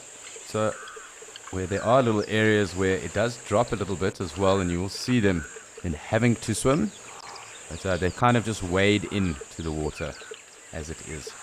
Much like the Gemsbok as well, they also wade in. So if they don't have to swim, if they do avoid those little bit deeper areas, then they don't swim at all. They literally just wade in and then walk back out again. But it's quite interesting to see, as you said, watching how deep they do get into the water itself. It looks like our giraffe is going to start to drink now. And I think our black-headed heron is back as well, from what I can see on the left-hand side of us.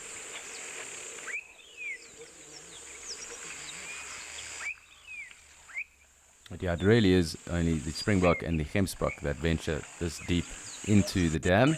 Of course, the elephants swim, but the antelope and the other ones that do and actually seem to enjoy walking straight in and wading into the water.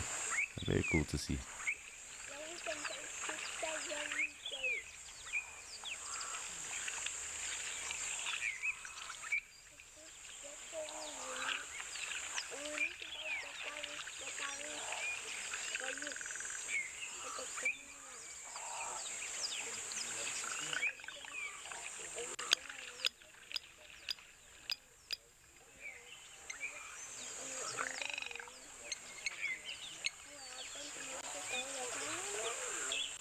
Quite cool being able to just survey what goes on, the temperaments of each of the different animals that are around us at the moment.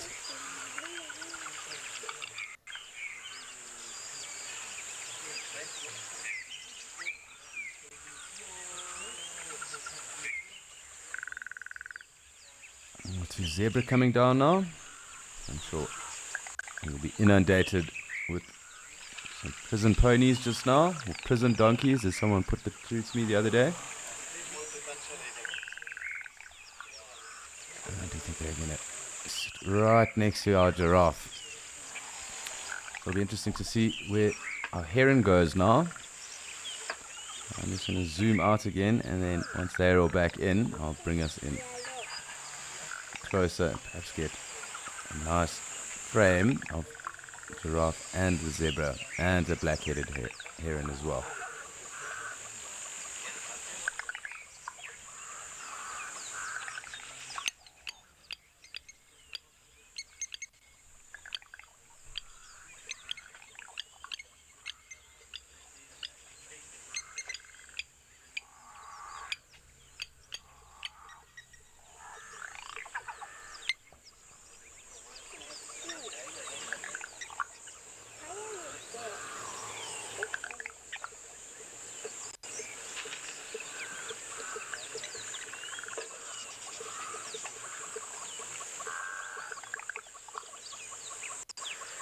Looks like a little bit hesitant to come down at the moment.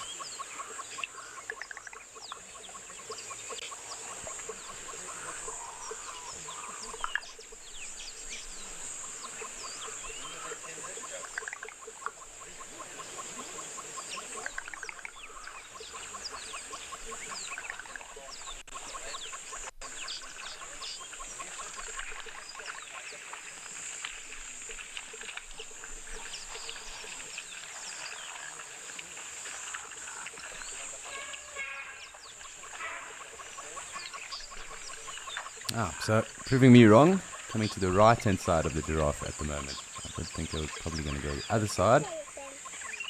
Interesting to see. Not the biggest harem ever that we do get down here. We do get them in far larger numbers. So now just getting a little bit closer. Right in front of the giraffe. Quite interesting to see how that all goes on.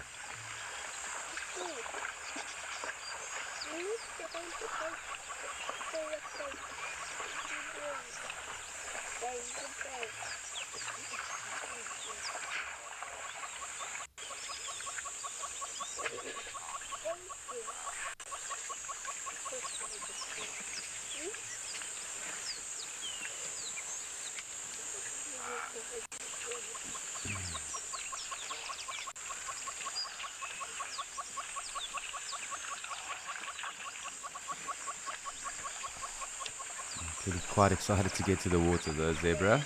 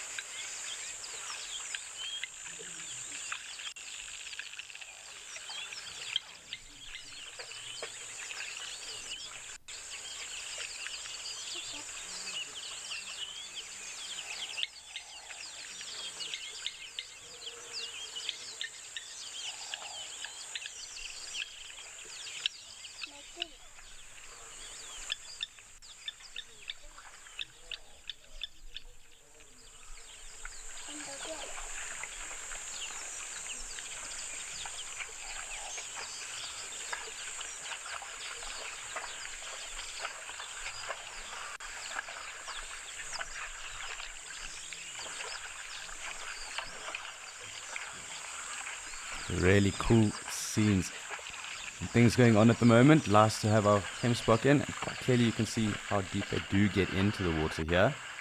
The zebra are enjoying themselves as well. And the two springboks still around. Let's just reposition.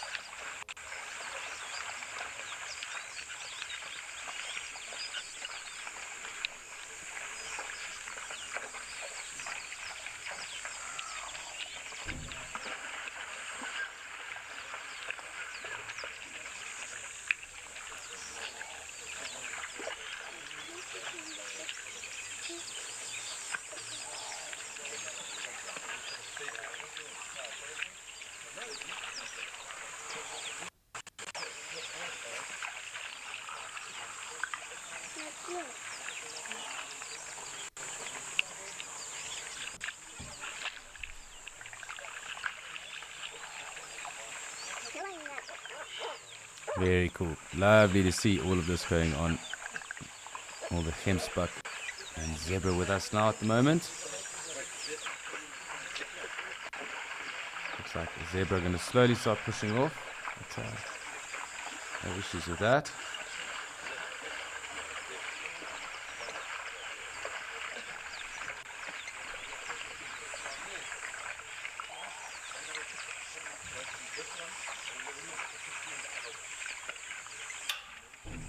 Just going to enjoy some time with our giraffe here at the moment.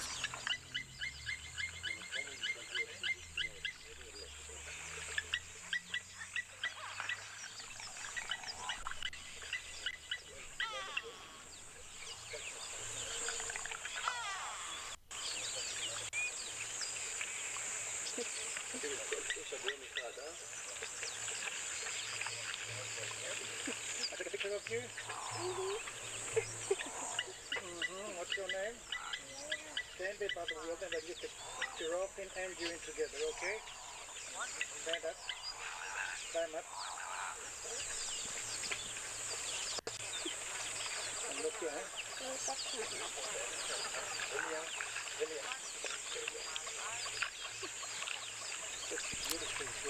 One giraffe and the last of our zebra slowly starting to move off. okay? What is your name? Hello. What? Hello. Hello. You also just be able to hear out hornbill as well in the background too.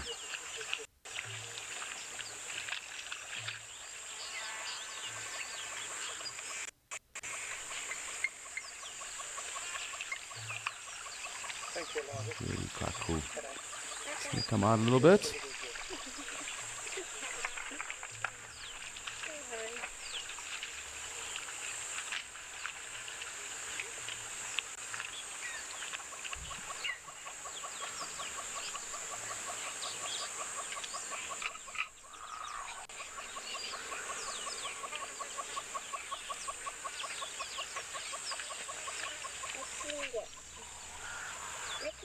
Hold your glasses. You need to make them in the table. Always stop climbing.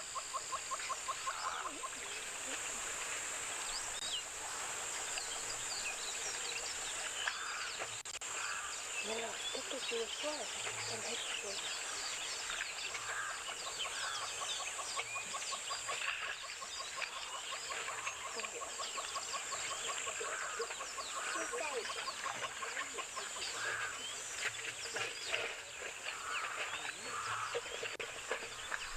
Really special with these giraffe down here. It's been so awesome to have so many of them through in the last couple of days or so, or at least I was last on a Friday. Lots of giraffe then too, but lots of giraffe throughout the course of the day and morning.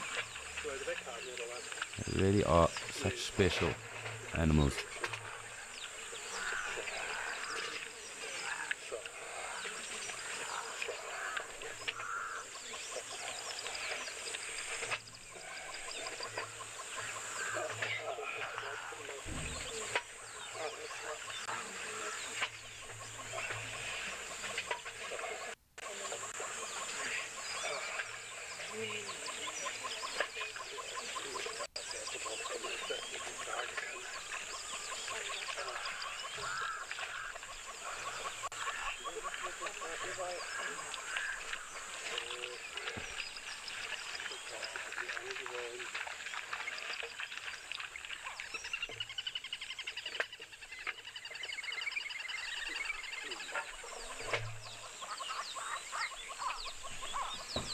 Really cool signs here.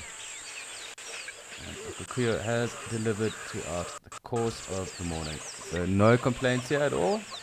But perhaps it is time for us to go and look at the land of the giants, where we don't necessarily have giants, but we do have something else.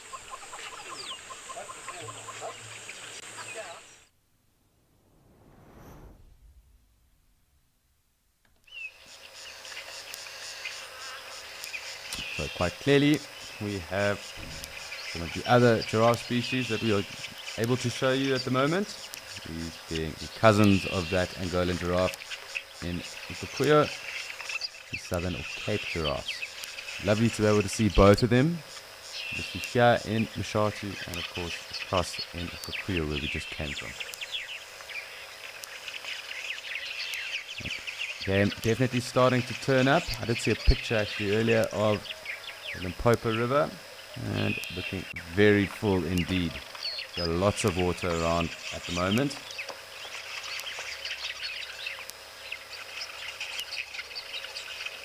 And the contrast, as I've alluded to from the last few weeks, really is quite refreshing to see, but so different as well. Not too sure what our giraffe are looking at the moment. Camping has piqued their interest.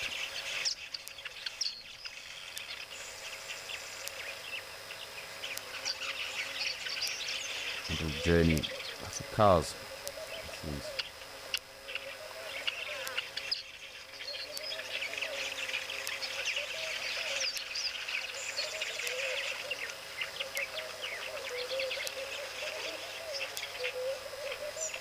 Try and track them for as long as possible.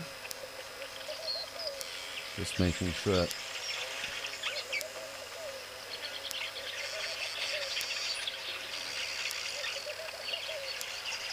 you know what is going on here. I do think they are going to disappear quite quickly. All this green that has erupted. It's very easy to lose track of the game now, with it being so thick.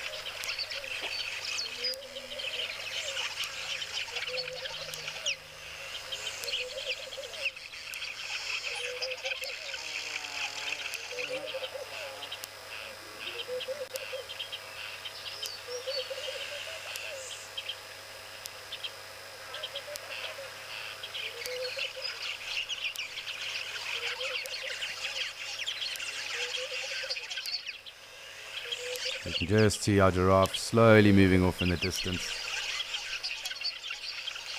Making it obviously quite tough for us to see anything. It does also look like our egret that was around earlier has also left the dam for the moment.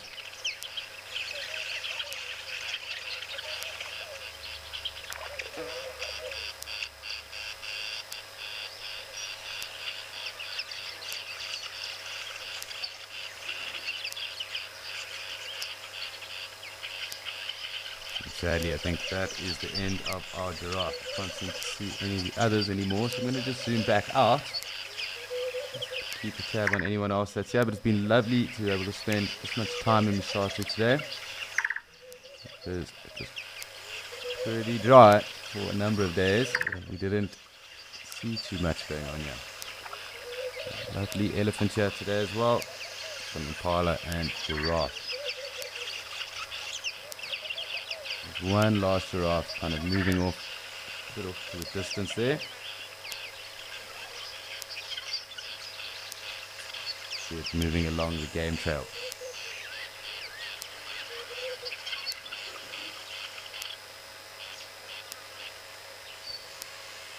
Let's just see, maybe one other will pop up, but can't be too sure at the moment. Slowly making its way through the bush.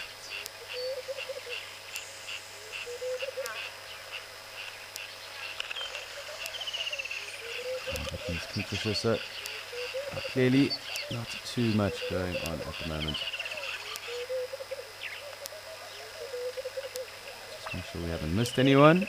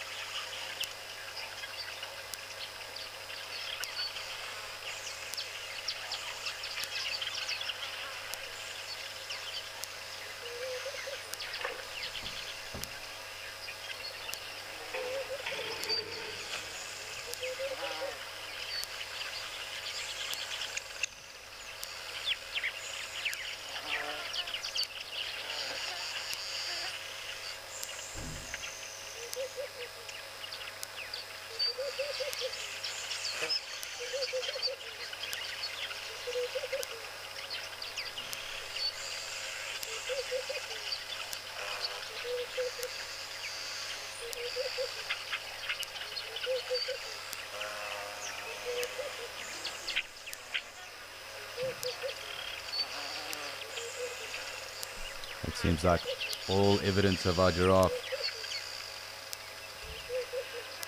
kind of evaporating and disappearing into the ether there.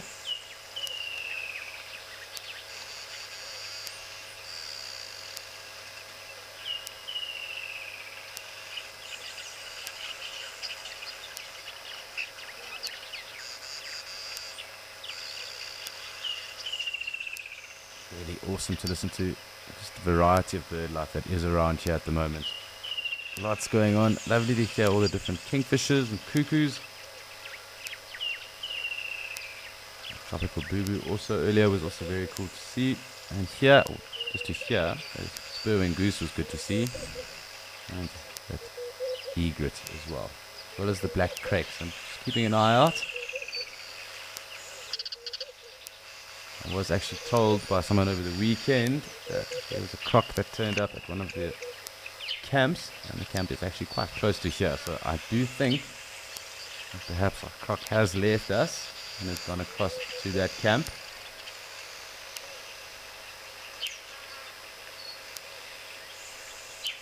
Rock camp, which is quite close, so I did say I was told around a 3.5 odd meter crocodile had turned up there, and that I had seen.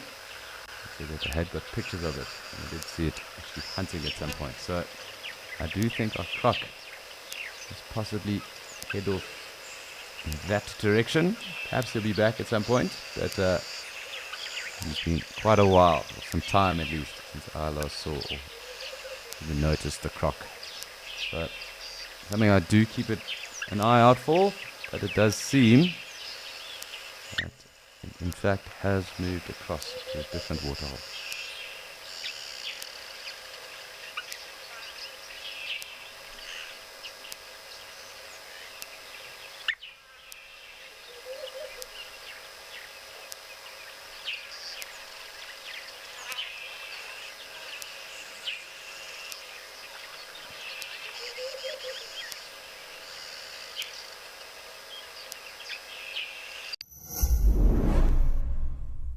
The updated Wild Earth app is here, as well as 12 hours of fresh live content a day for free. You can watch repeats and highlights of shows you have missed, and if you have subscribed to be an explorer, exclusive access to the behind the scenes channel, access to rehearsals for new locations, a chance to give us feedback, and explorers also watch totally ad-free. Download the app today.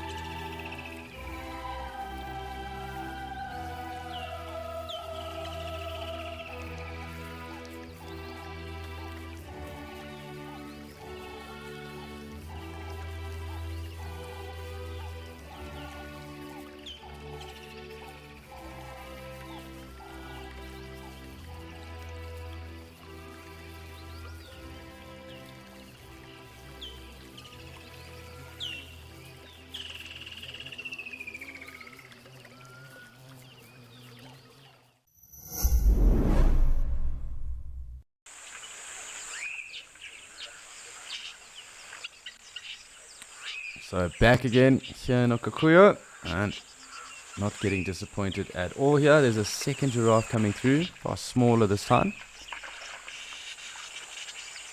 A wading springbuck, zebra off in the distance.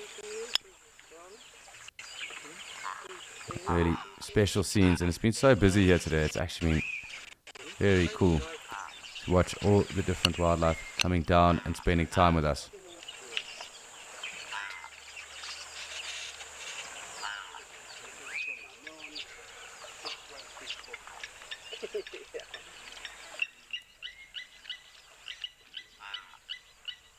Just want to have a good look at this giraffe calf that's down. Fairly young, probably around maybe 2.5 to 3 years of age. And it's within that first year of age that they are at their most vulnerable. Obviously, it does improve from there, and they do about double in size within that first year. So born at about 1.8 odd meters tall, they're around 6 foot or so. doubling in size within that next year from there. But they do also have to drop quite a far height in terms of when they are born.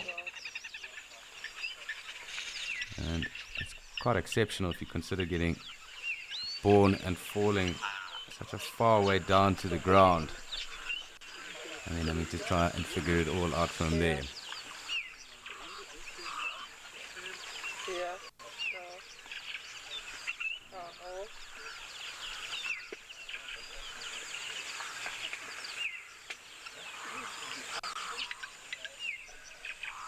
One or two of the pied crows are on, as well as the Cape crows too, so it's good to keep tabs and see who else is around. We do see them every day, but nice to know they are around.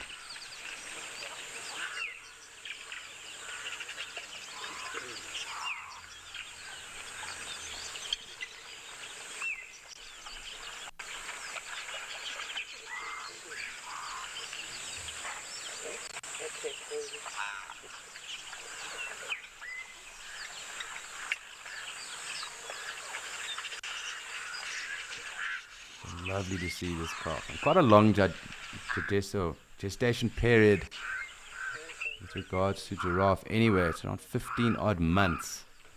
So not the longest out there. Elephant obviously at 22 odd months. Rhinos around 18. Giraffe being the tallest mammals at 15 months gestation period.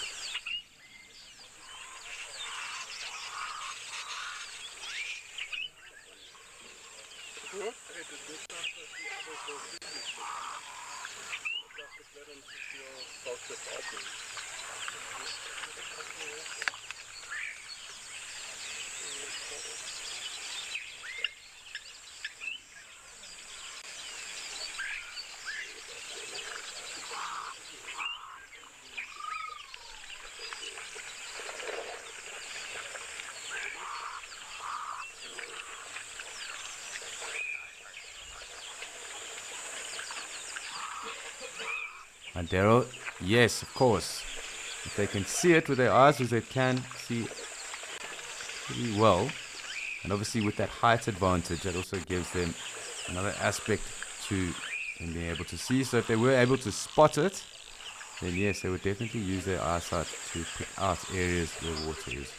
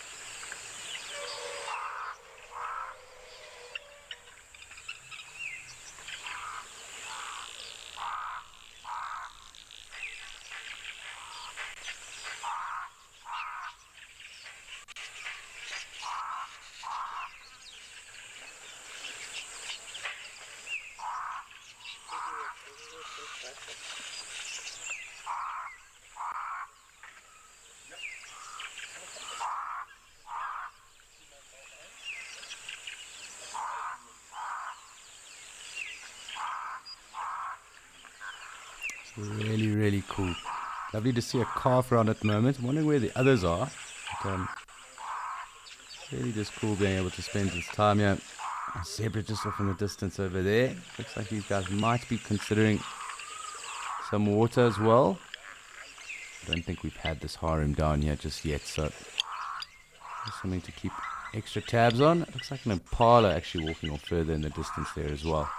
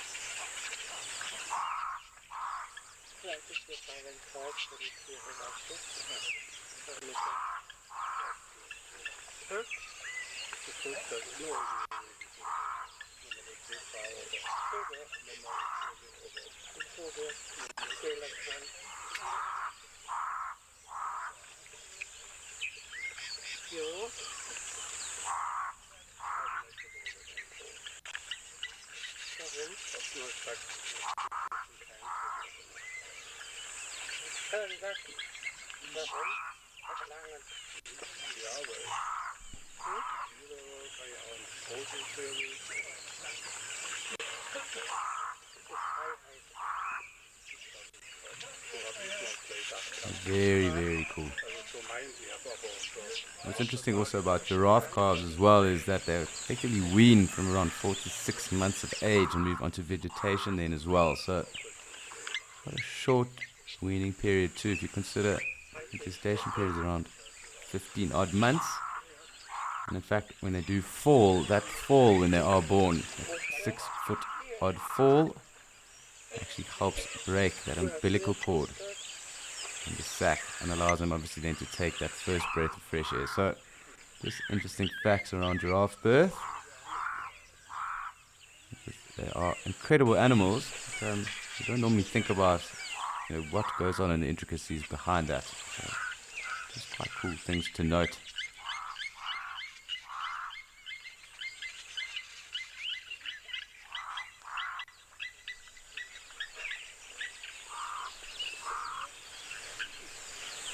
It's been fantastic watching this giraffe calf here in Okakuyo. A couple of the zebra and of course the springbok that have spent some time with us.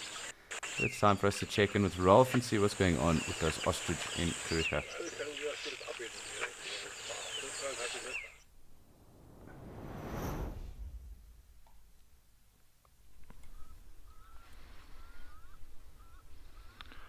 Well, sounds like it's all happening there in Namibia, in the Great White Place.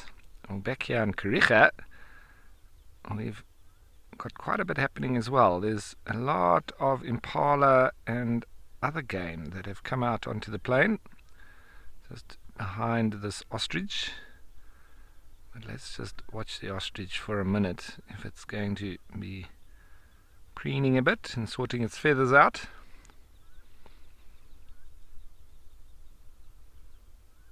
Beautiful. Little bit of a splattering of rain, but I don't think it's anything that'll stop us from being out here.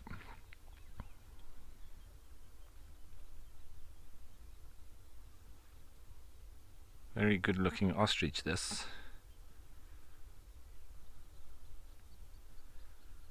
See how it sort of goes through all the feathers when it shows us.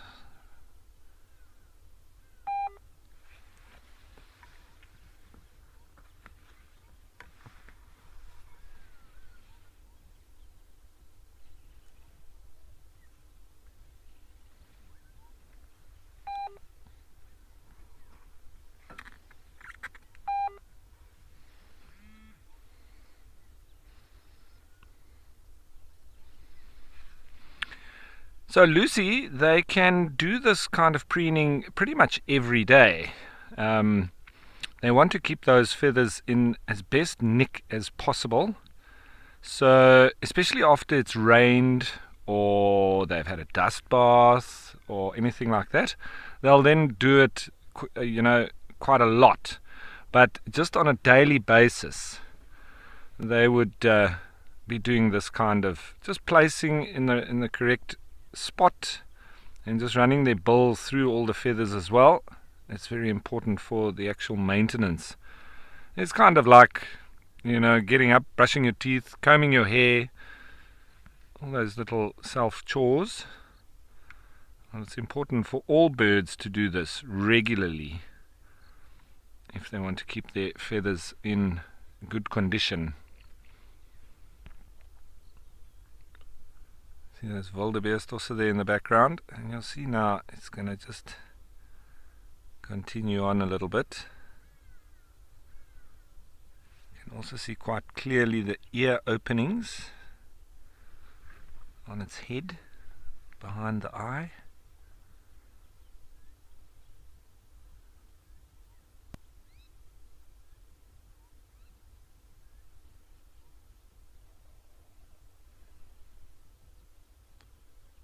And as I say, always like checking out the special things of different game reserves, and obviously the closeness and the time we can spend with these ostriches is something quite special. You don't often get to do that. Different game reserves, you see ostrich, but I don't get to spend as much time as we are able to here on Kariega.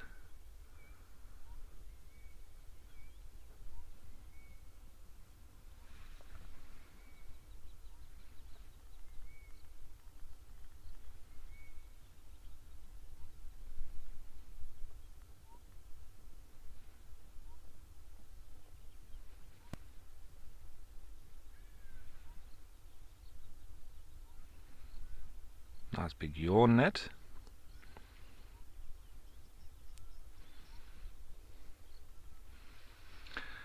Charlotte, I've seen them stand on one leg, but it's mainly down to the stretching. I haven't seen them do it for prolonged periods. So yeah, they do, but not for very long. And they are quite heavy birds, so that might explain it. I think they might get tired more so than other birds, flying birds.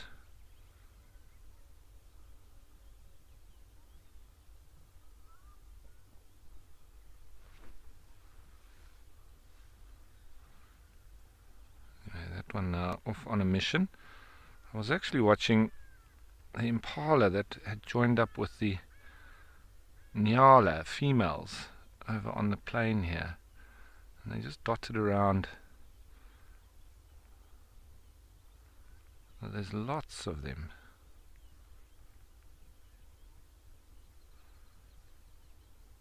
See them all off there in the background.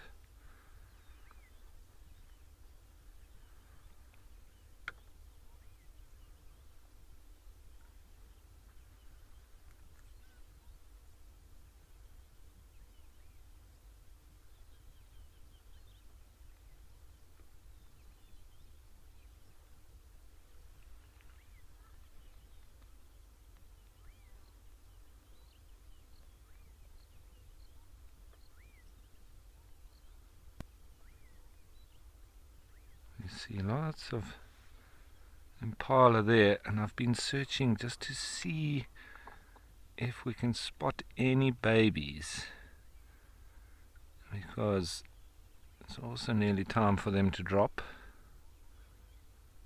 and it should be any day now.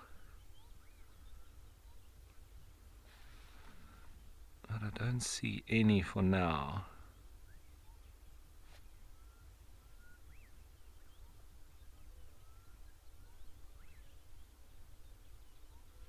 I got excited earlier. I thought there were some, but now that I'm looking closely, it doesn't look like it.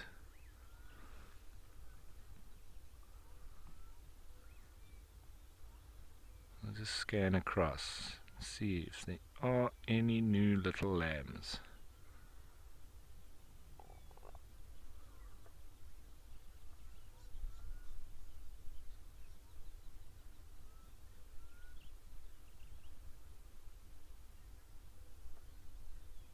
I think there's some more a little bit further across.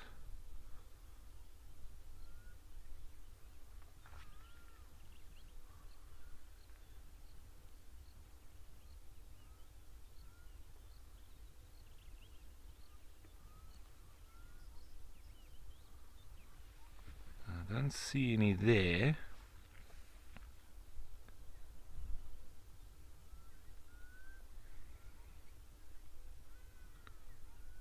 And it's crazy how in the Lowveld we always used to bet what was going to be first, the woodland kingfisher calling or the first lamb. But it's regardless of which one you hear or see first, they're generally within 1 day of each other. And I think that's what happened this year in the Djuma area. As they saw the first lamb, and the next day the woodland kingfisher was heard calling.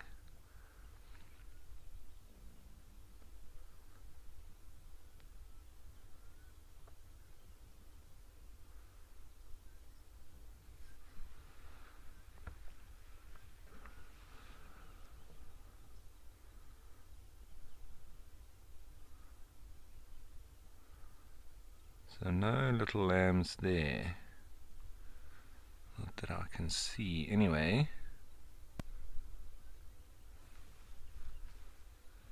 Lone Hardy-Dar walking in the front.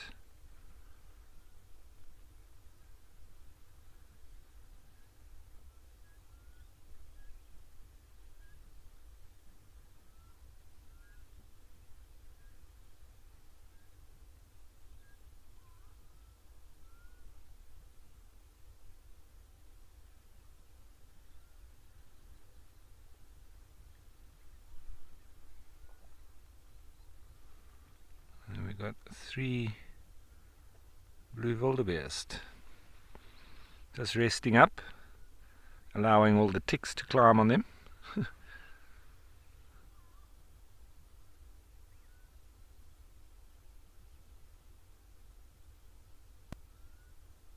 You won't catch me lying in this grass. Lots and lots of ticks.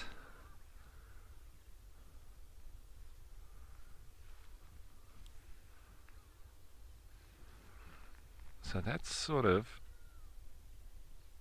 the most animals that I can see now. Just looking around the plain, there's lots of animals dotted around, but they're quite far off.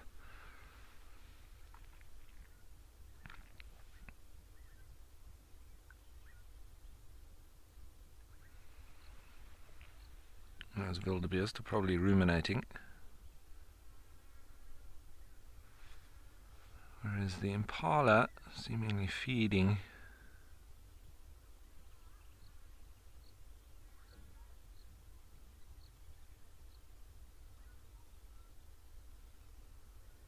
A little bit of activity there. Nice herd, that.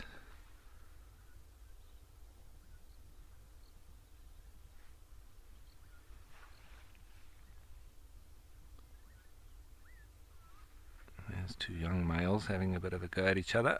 It's play fighting.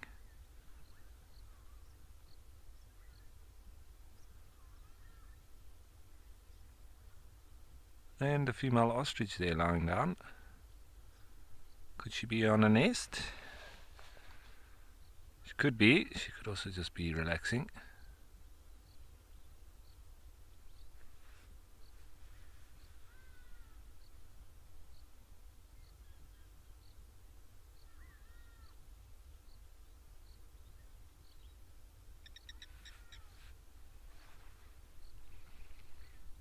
Anyway, lovely peaceful scene, apart from the males there that are just keeping it real.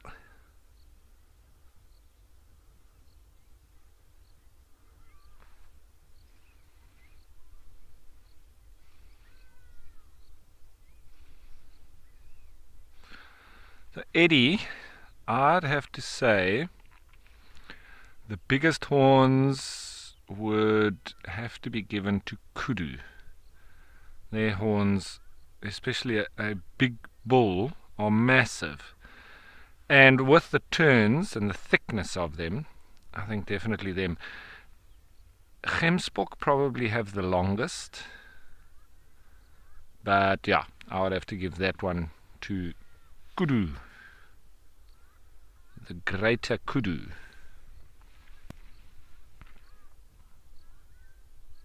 And when you see 2 bull kudu fighting, that is incredible. I've watched it a couple of times, and yeah, they make this or these impala fighting there seem like child's play in comparison. Much bigger animals, much bigger horns, and that's very powerful.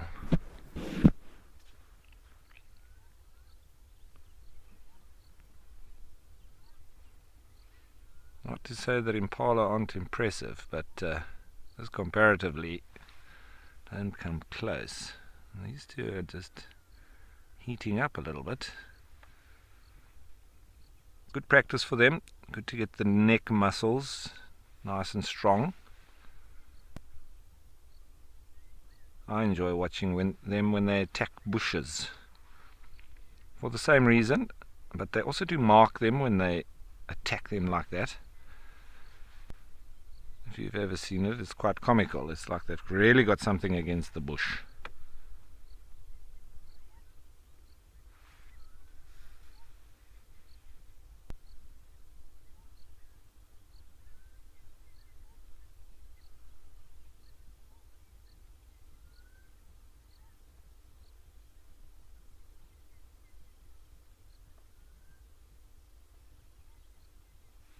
So the wind hasn't picked up. That's a bonus. And that's why the birds are still calling nicely.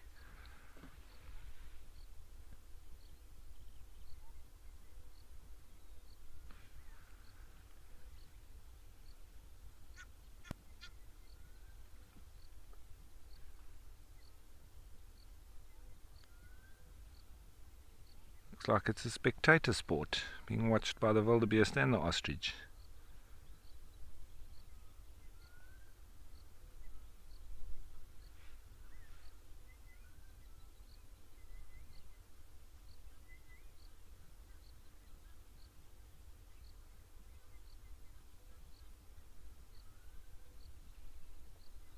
Oh, one's had enough. Gonna go after it. Oh yes.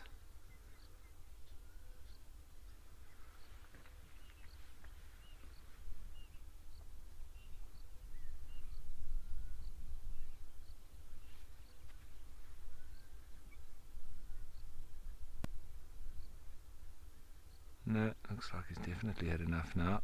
Is that the same one?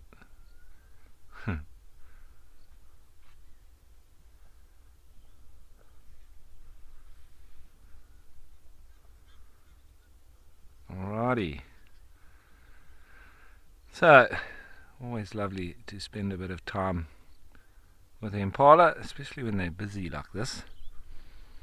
But anyway, from us in the east here on Kariega Game Reserve, I'm going to head you to the northwest at Madikwe.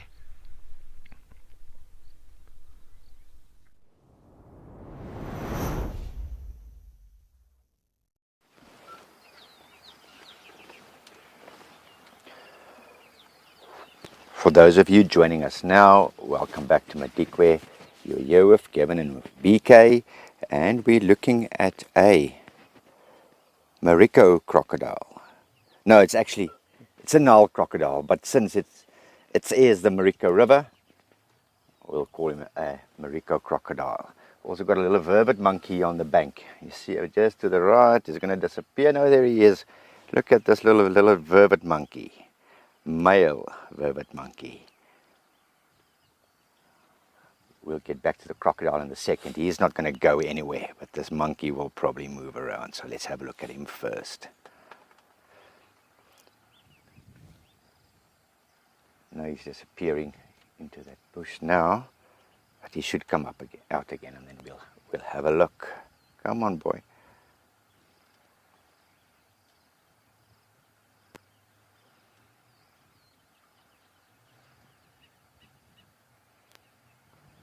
Must be down there by the river, by the water, BK, I guess. He's bound to pop out soon again. We'll have a look for you.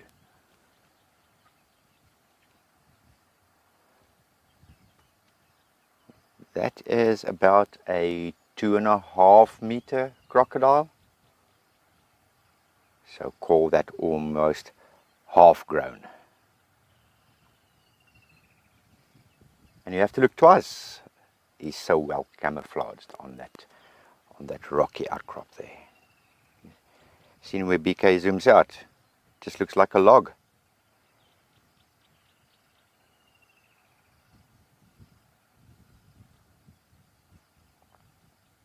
Crocodiles will grow fairly quickly in the first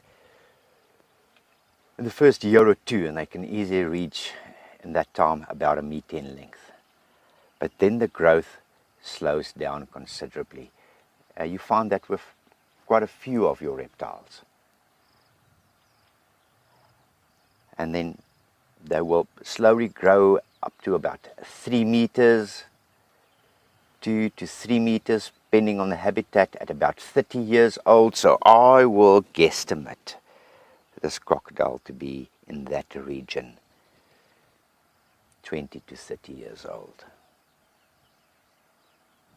And will then, of course, continue growing all the way to about 4.5, 5.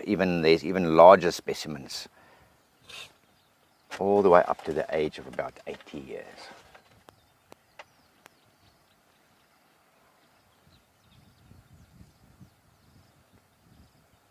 I'm going to throw a question your way. Have you guys ever wondered what's the difference between an alligator and a crocodile? There are a few differences. I'm going to put it out there to you, see if you can come up with a few suggestions for me.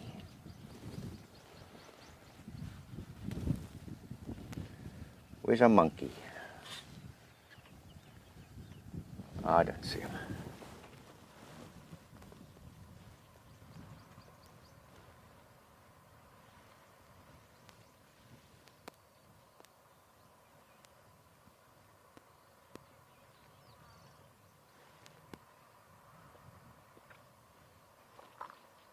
We had a few wattled lapwings here as well, and I'm sure they will reappear. They were quite upset with the presence of this vervet monkey.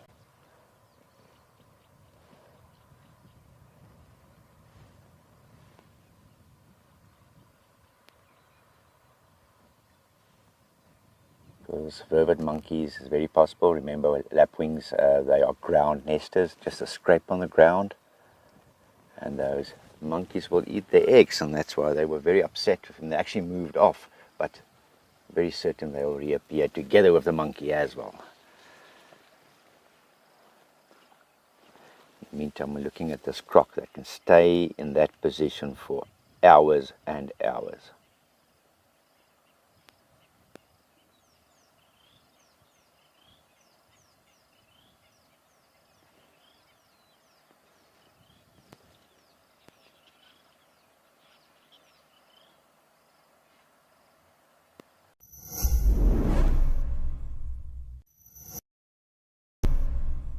Dark mane. Aside from the dark mane that gave him his name, he can be recognized by a distinctive limp. This limp stems from an injury to his right leg he sustained while taking down a buffalo with the Nkahuma pride.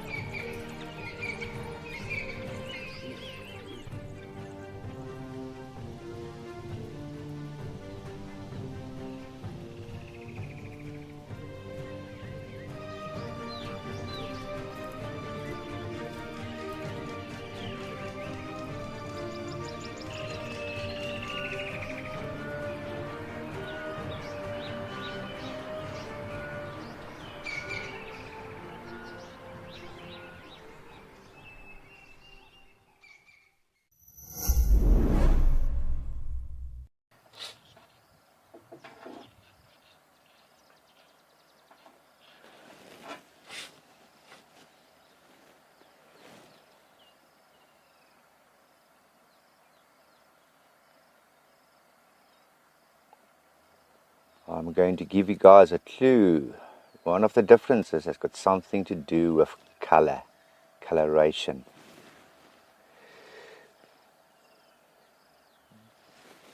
BK, I'm not sure, but I'm almost certain that I'm looking at a terrapin. And it's a terrapin out of the water, which is quite unusual. And I'm not sure if it's actually an elephant dung ball or not. BK, see if you can see. You see where the concrete runs off the opposite side? You've got a dry tree stump lying off. And just to the right of it, there's a dark... Yeah, it's far. Right there. That dark thing there. Yes, I know that's the furthest. Thanks, BK. Guys, I'm looking through my binoculars, which has got a little bit more magnification. I'm almost dead certain that is a terrapin out of the water. It is, yes. But I know it's going to be difficult for you to see that almost on the right-hand side of your screen, just above those green leaves. You see something that almost looks like a elephant dung ball. That is what I'm looking at. And yeah, so I know it's long distance. While we're looking at the crocodile, talking about crocodiles, that is favorite crocodile food, terrapins. Especially when they're still smaller in size. You would normally think you will associate crocodiles catching impala and small mammals and wildebeest that come down to drink, but those are really only crocodiles that are in the prime of their lives. Big 4 towards 5 meter crocodiles. Hey monkeys, you're going to disappear again, aren't you?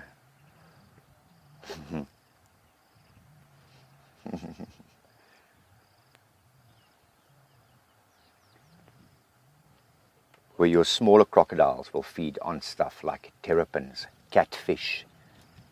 That will be their main diet.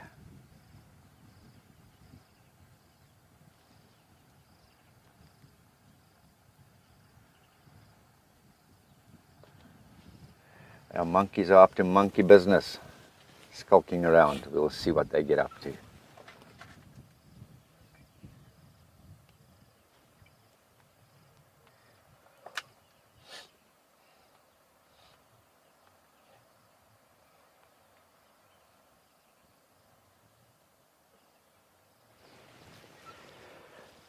For me personally, of all the African creatures, the Nile crocodile is the one that scares me the most.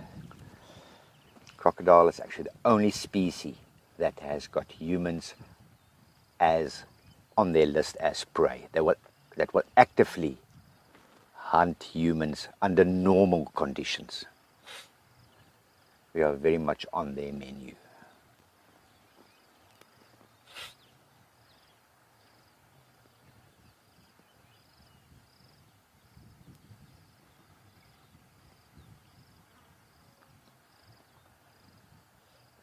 And that's the reason why we decide not to swim here in the Marico River. It might be a bad idea. I actually saw a crocodile, a bigger one than this, the other day on the exact same rocky outcrop. Much, much larger one.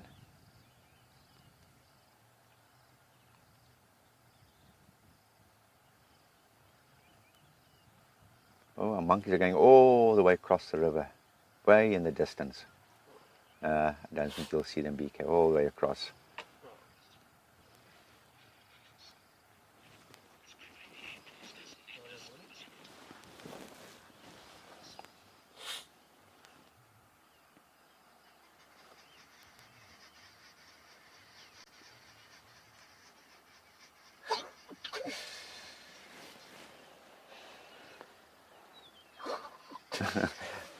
BK has been suffering from hay fever the whole morning. We can't figure out if it's hay fever or a cold yet.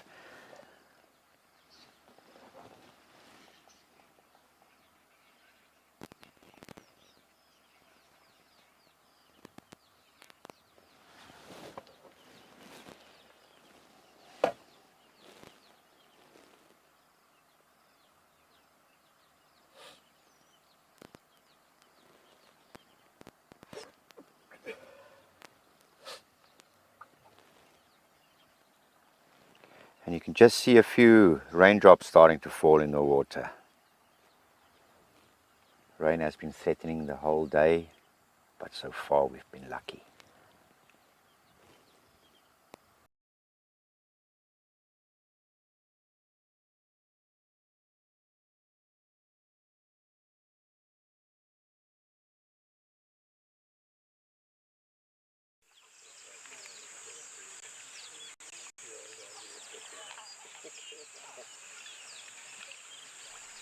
did just lose Kevin and BK there, but they will be back with us at some point. And still lots of action going on here in Okakuyo. It really has been a bumper day of sightings. Another harem zebra coming to join us at the moment. And we have our springbuck, which are kind of ever present. It's great to be able to spend time with everything as well. So really fantastic way for us to engage in an afternoon. Lovely to have had really large numbers of elephants around with us earlier, but zebra numbers seems to be building. And I'm sure we are going to have some zebra action momentarily. But, let's just have a look at our springbuck.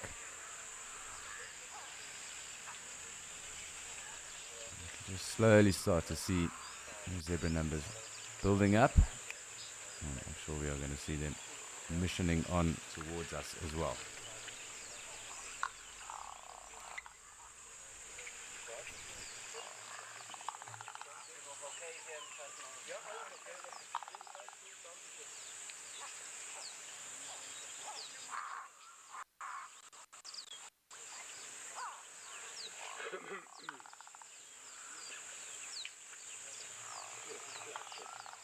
So it's quite interesting watching the zebra numbers build over there. And I'm sure we're going to have them kind of funneling themselves down to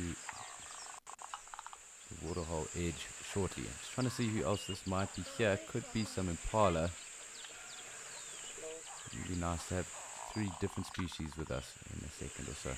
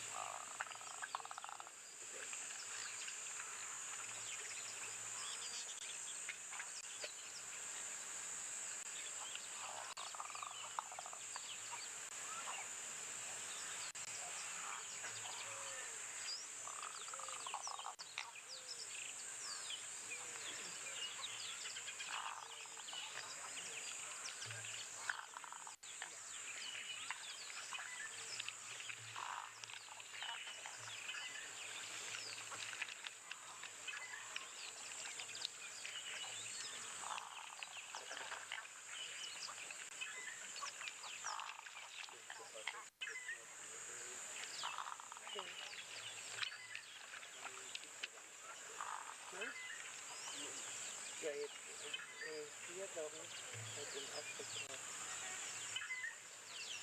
Aber hier war was trotzdem auch noch.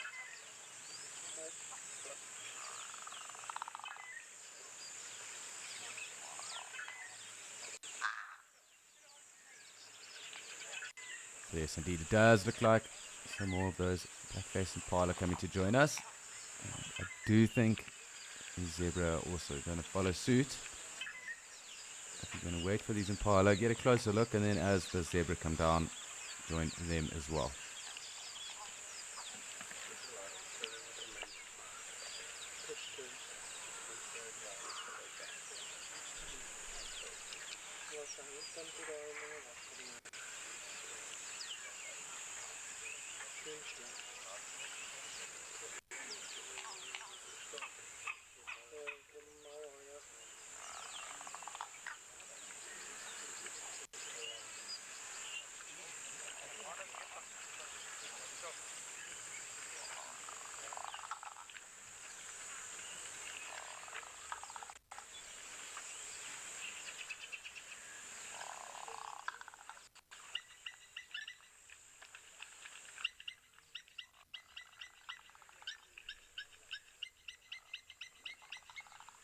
Blacksmith lapwings, probably not too happy with all those impala pushing down on them like that.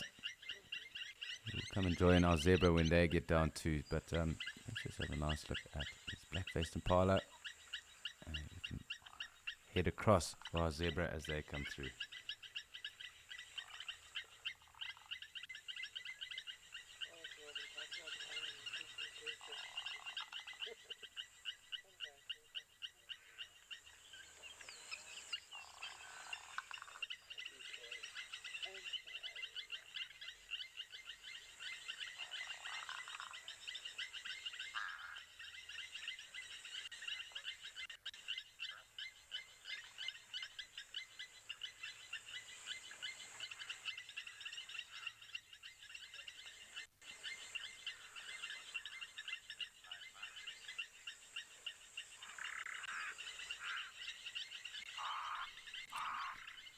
quite a bit of activity at the moment, obviously, with those blacksmith lapwings. A lovely, decent-sized herd of impala with us at the moment too. The zebra, I think, slowly filtering themselves in. So we are in for a bumper few minutes.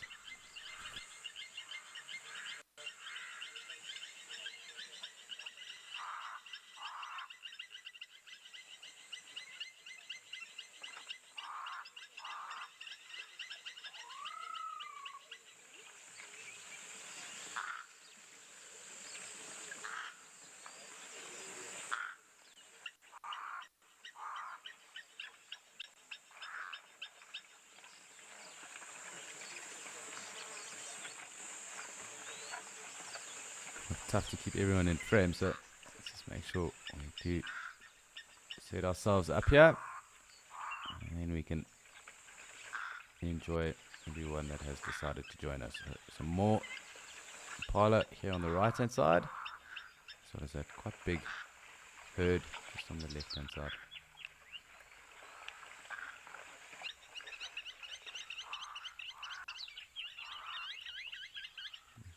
Some more zebra, kind of almost drips and drabs of zebra coming through at the moment.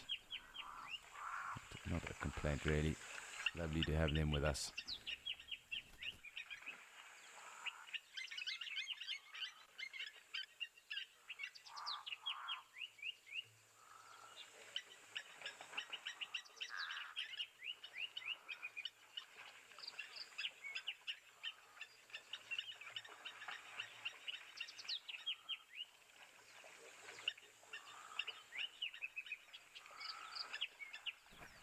So you'll be able to see quite a young zebra foal over there.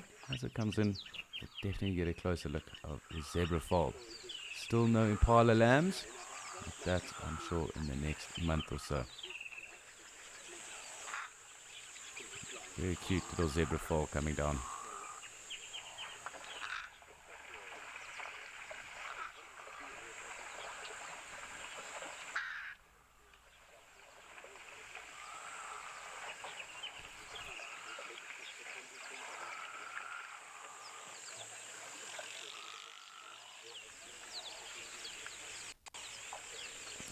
Looking to see where the zebra foal and its mum go to. Looks like they'll be here on the left, so we might not get the best view. Quite clearly a young foal.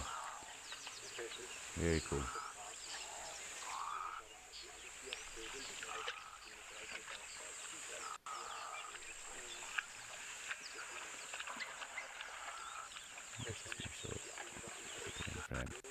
Really tiny little foal, and I'm sure that foal it probably dropped pretty recently. Very, very cool. We're taking the opportunity to get some milk itself, and we've got our impala starting to head off as well.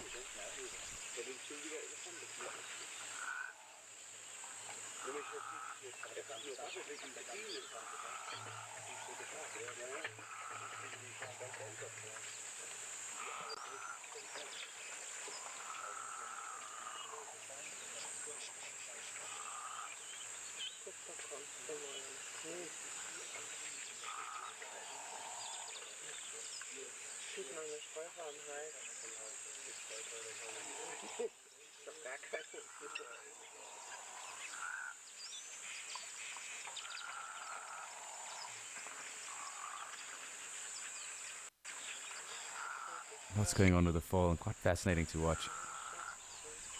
Something so young. And navigate probably one of its first trips down to the waterhole, so just awesome to see.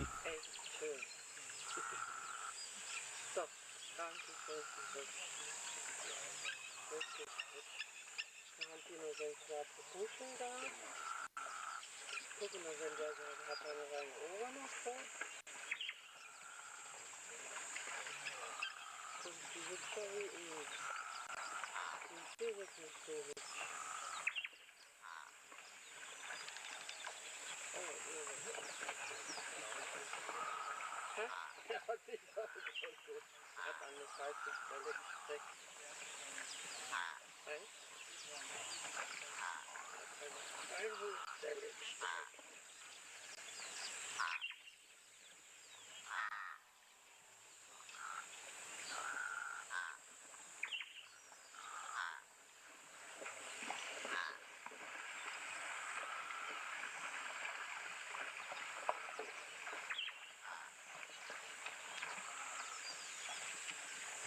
Trying to keep tabs on that filly in the foal. Just enjoying something different for a change. We haven't really seen too many young foals around, although zebra do give birth year round. There is generally a spike in numbers though of foals being born when rainy seasons do hit. So something just to keep an eye out on, but lovely to see a young foal with us today.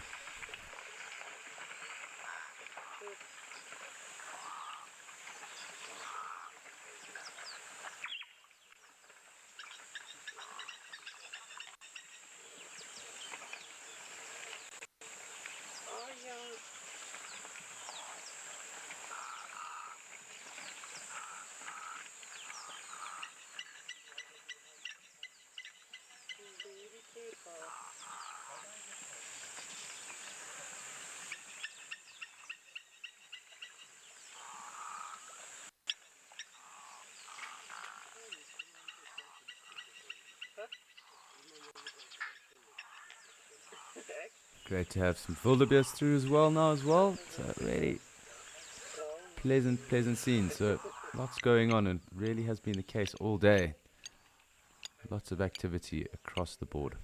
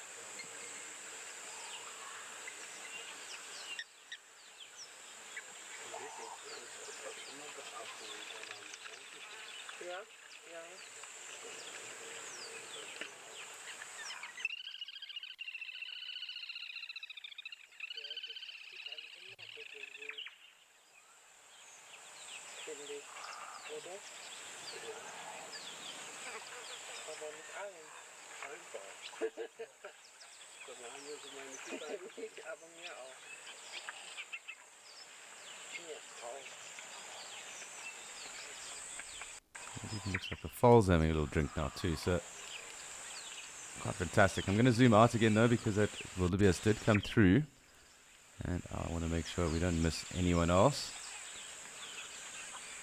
It does look like it's just going to be us and Springbok for the moment. See if anyone's under the shade. Some other weavers and that as well in the distance too. Might as well just take the opportunity to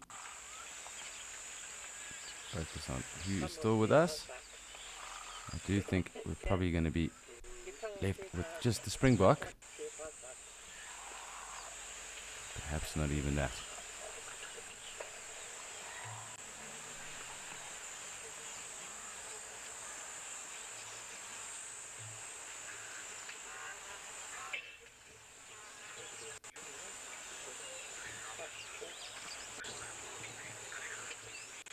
It's been very awesome to sit and see one of these zebra foals. First, definitely, well, I suppose, of the rainy season, but as I said, they do drop foals throughout the course of the year. However, these zebra are going to push on, and it's time for us to push on over back to Rolf with one of the special animals of Kariega.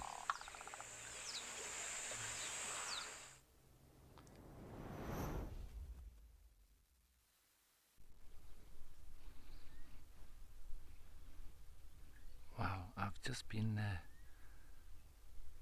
approached by my good friends Thandi and her two calves, Sia and Mtetu, and they're right up here close to my vehicle, and it's just so nice to have them in such close proximity. They've really calmed down with my presence. I've just got to be careful not to do anything that gives them a fright, especially when they're very close to me like this, because they seem to be trusting me now, and I don't want to spoil that.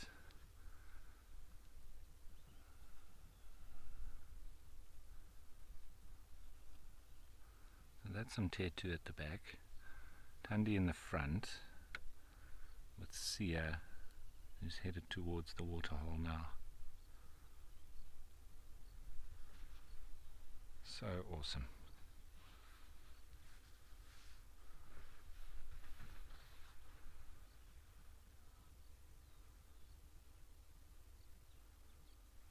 So as I thought, it's not hot enough for them to go wallowing in the mud. But who knows, maybe they'll go down to the waterhole. They'll probably drink. Maybe they will have a wallow there. So I shouldn't say they won't until we see, but I don't think so.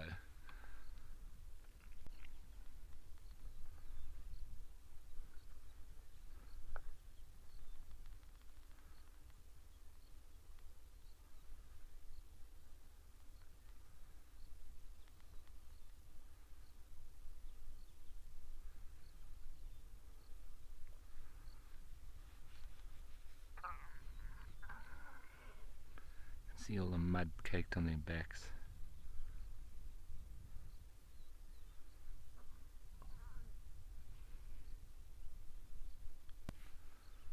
Beautiful.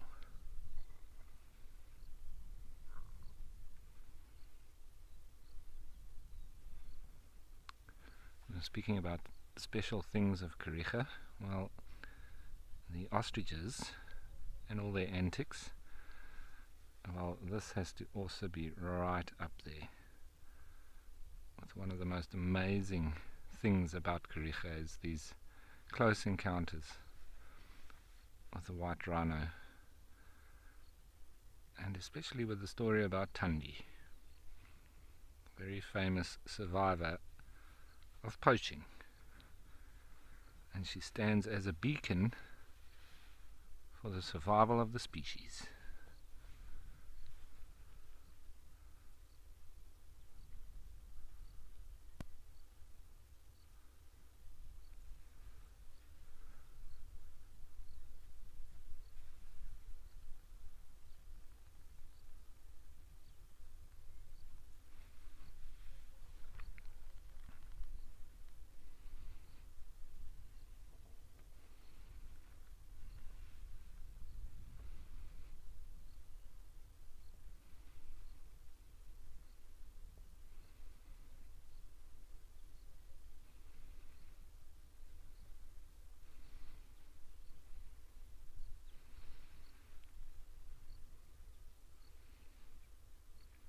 It's funny, just about every day they come down and visit me.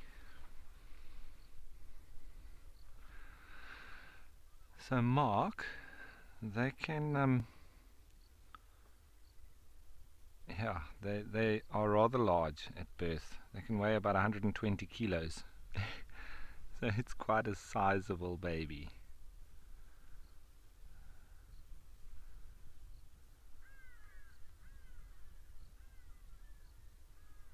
So that's Thandi, and you can see how her horn was amputated. The revolutionary procedure, skin grafted over where her horn was, and she does often scratch it against branches and sticks. I think it's quite irritating for her, that scar tissue. But and sometimes it does bleed, and I often get viewers very concerned because it's bleeding, but it's normal and it's self-inflicted because she obviously has, you know, that a lot of scar tissue there, and it must be quite irritating. You often see her rubbing it against different things. I've even seen her rubbing it against Sia's horn.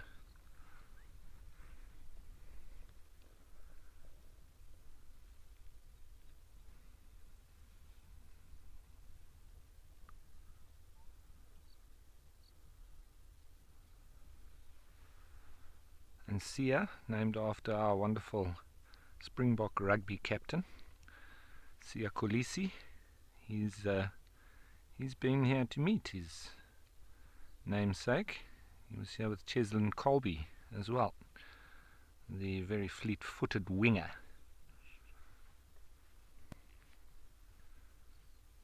So she is famous, and she is supported by very well-known and famous people around South Africa and abroad through the Kariga Foundation.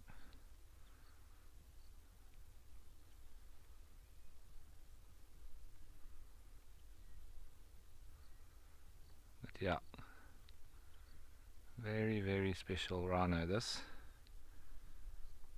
and I feel very privileged to be able to spend so much time with her, and that she seemingly wants to spend time with me, because every day when I'm here, just about, she comes to say hello, and today being no different. Yep, I'm talking about you, Thandi.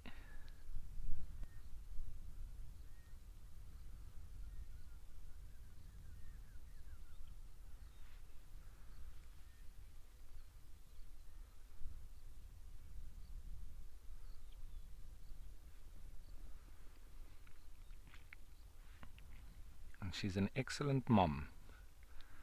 She's given birth 5 times after her horn was taken, and her firstborn, Tembi, she's given birth as well. So Thandi is a grandmother, as well as being a current mom to these two, Mtetu and Sia.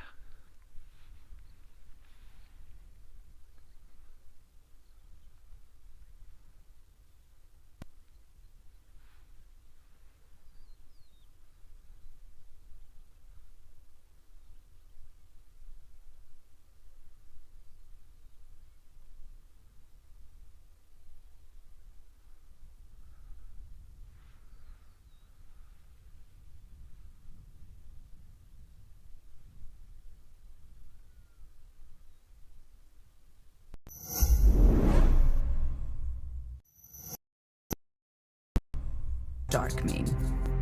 Aside from the dark mane that gave him his name, he can be recognized by a distinctive limp. This limp stems from an injury to his right leg he sustained while taking down a buffalo with the Nkuhuma Pride.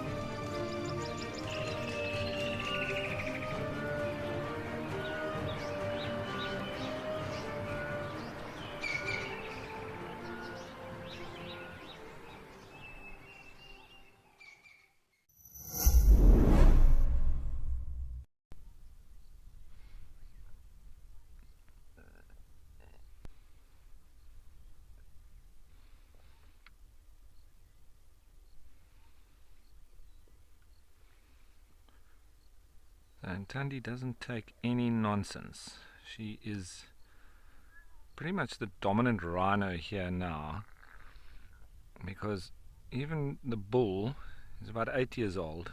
He's not as big as her. Maybe they are going to go down for a drink. And she shoos him off pretty easily. I think it'll be a year or so more before he really starts coming of age.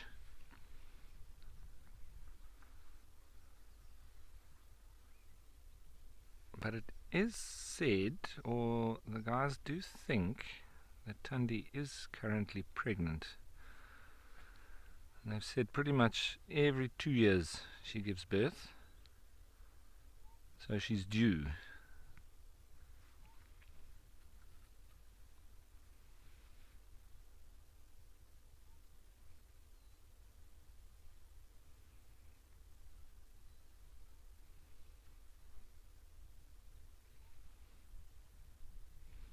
I think she's drinking now. Even though she's a bit down there, we can't see.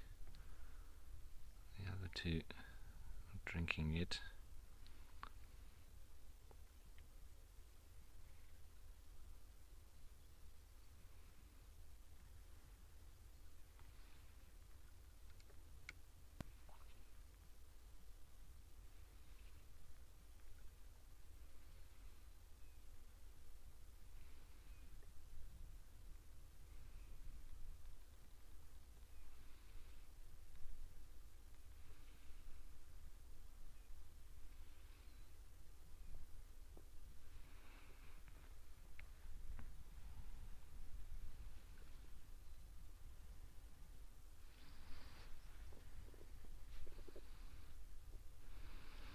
So Nikki, it's always good to see that they're doing well, isn't it?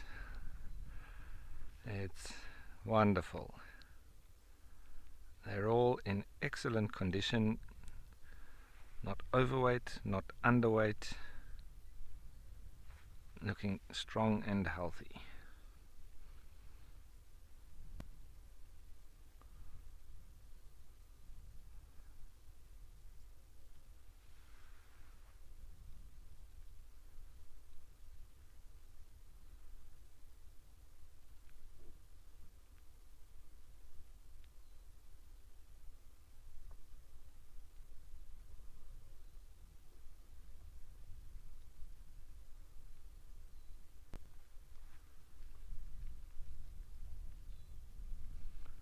Little lapwing also just hanging around. You often see the little wagtails move around with the rhino, catch the insects that they bump up.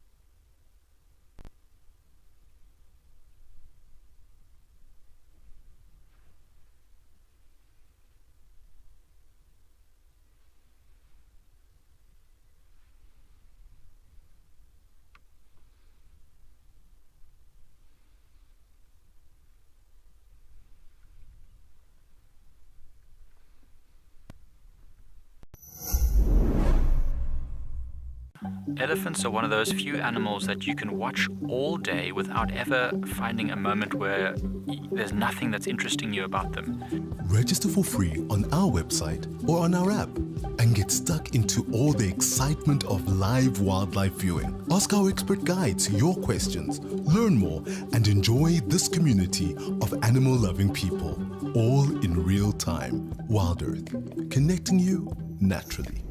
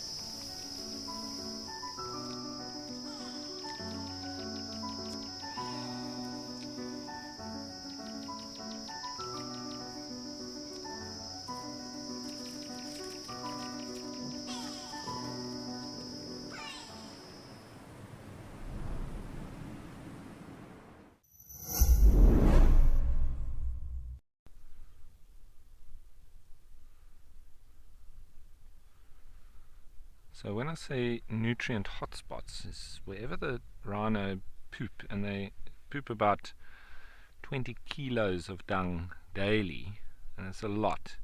But wherever that falls, you get the birds that come past and then go for the insects, etc. You can sometimes have the monkeys and even baboons that go digging in the dung.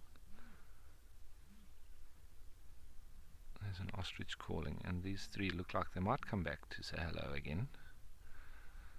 If I show you here where Tundi is, she's walking on a particular path. It seems she uses it every day. Can you see that line there? Straight up that she's on. I think that's her path. And I'm sure she's going to walk along it now, directly towards us.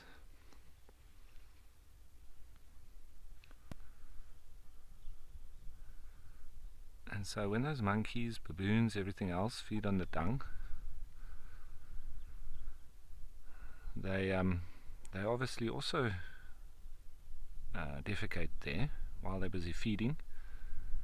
And very often in those kind of animals' dung or feces, you'll find seeds of different plants, and so then it lands in that nutrient hotspot of the dung, and then it's got a fantastic start.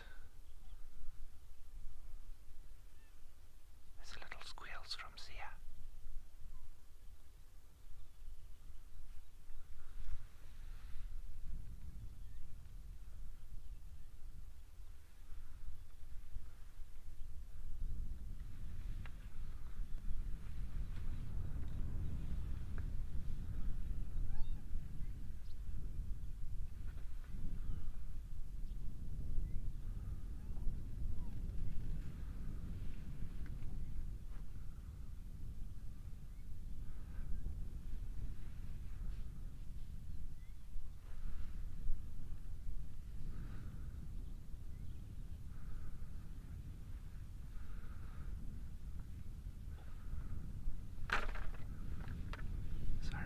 Trying to keep up with him.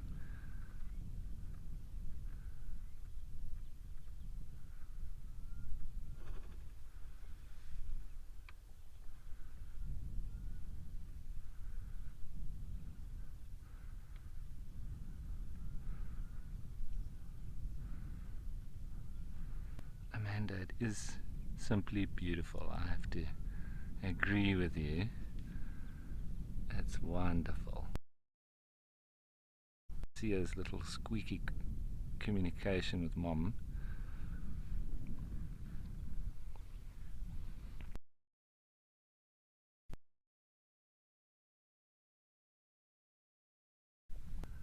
Well, that's the beauty of being on the Kariega Game Reserve. Would you like to experience this for yourself? It's pretty much guaranteed to catch up with these three if you come to this game reserve.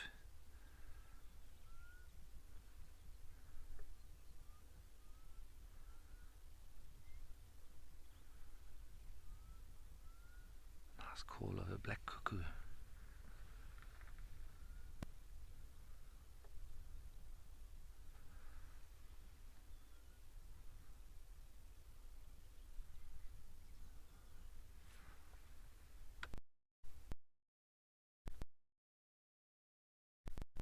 So what better way to end the show than having a lovely visit from the stars of Kariega.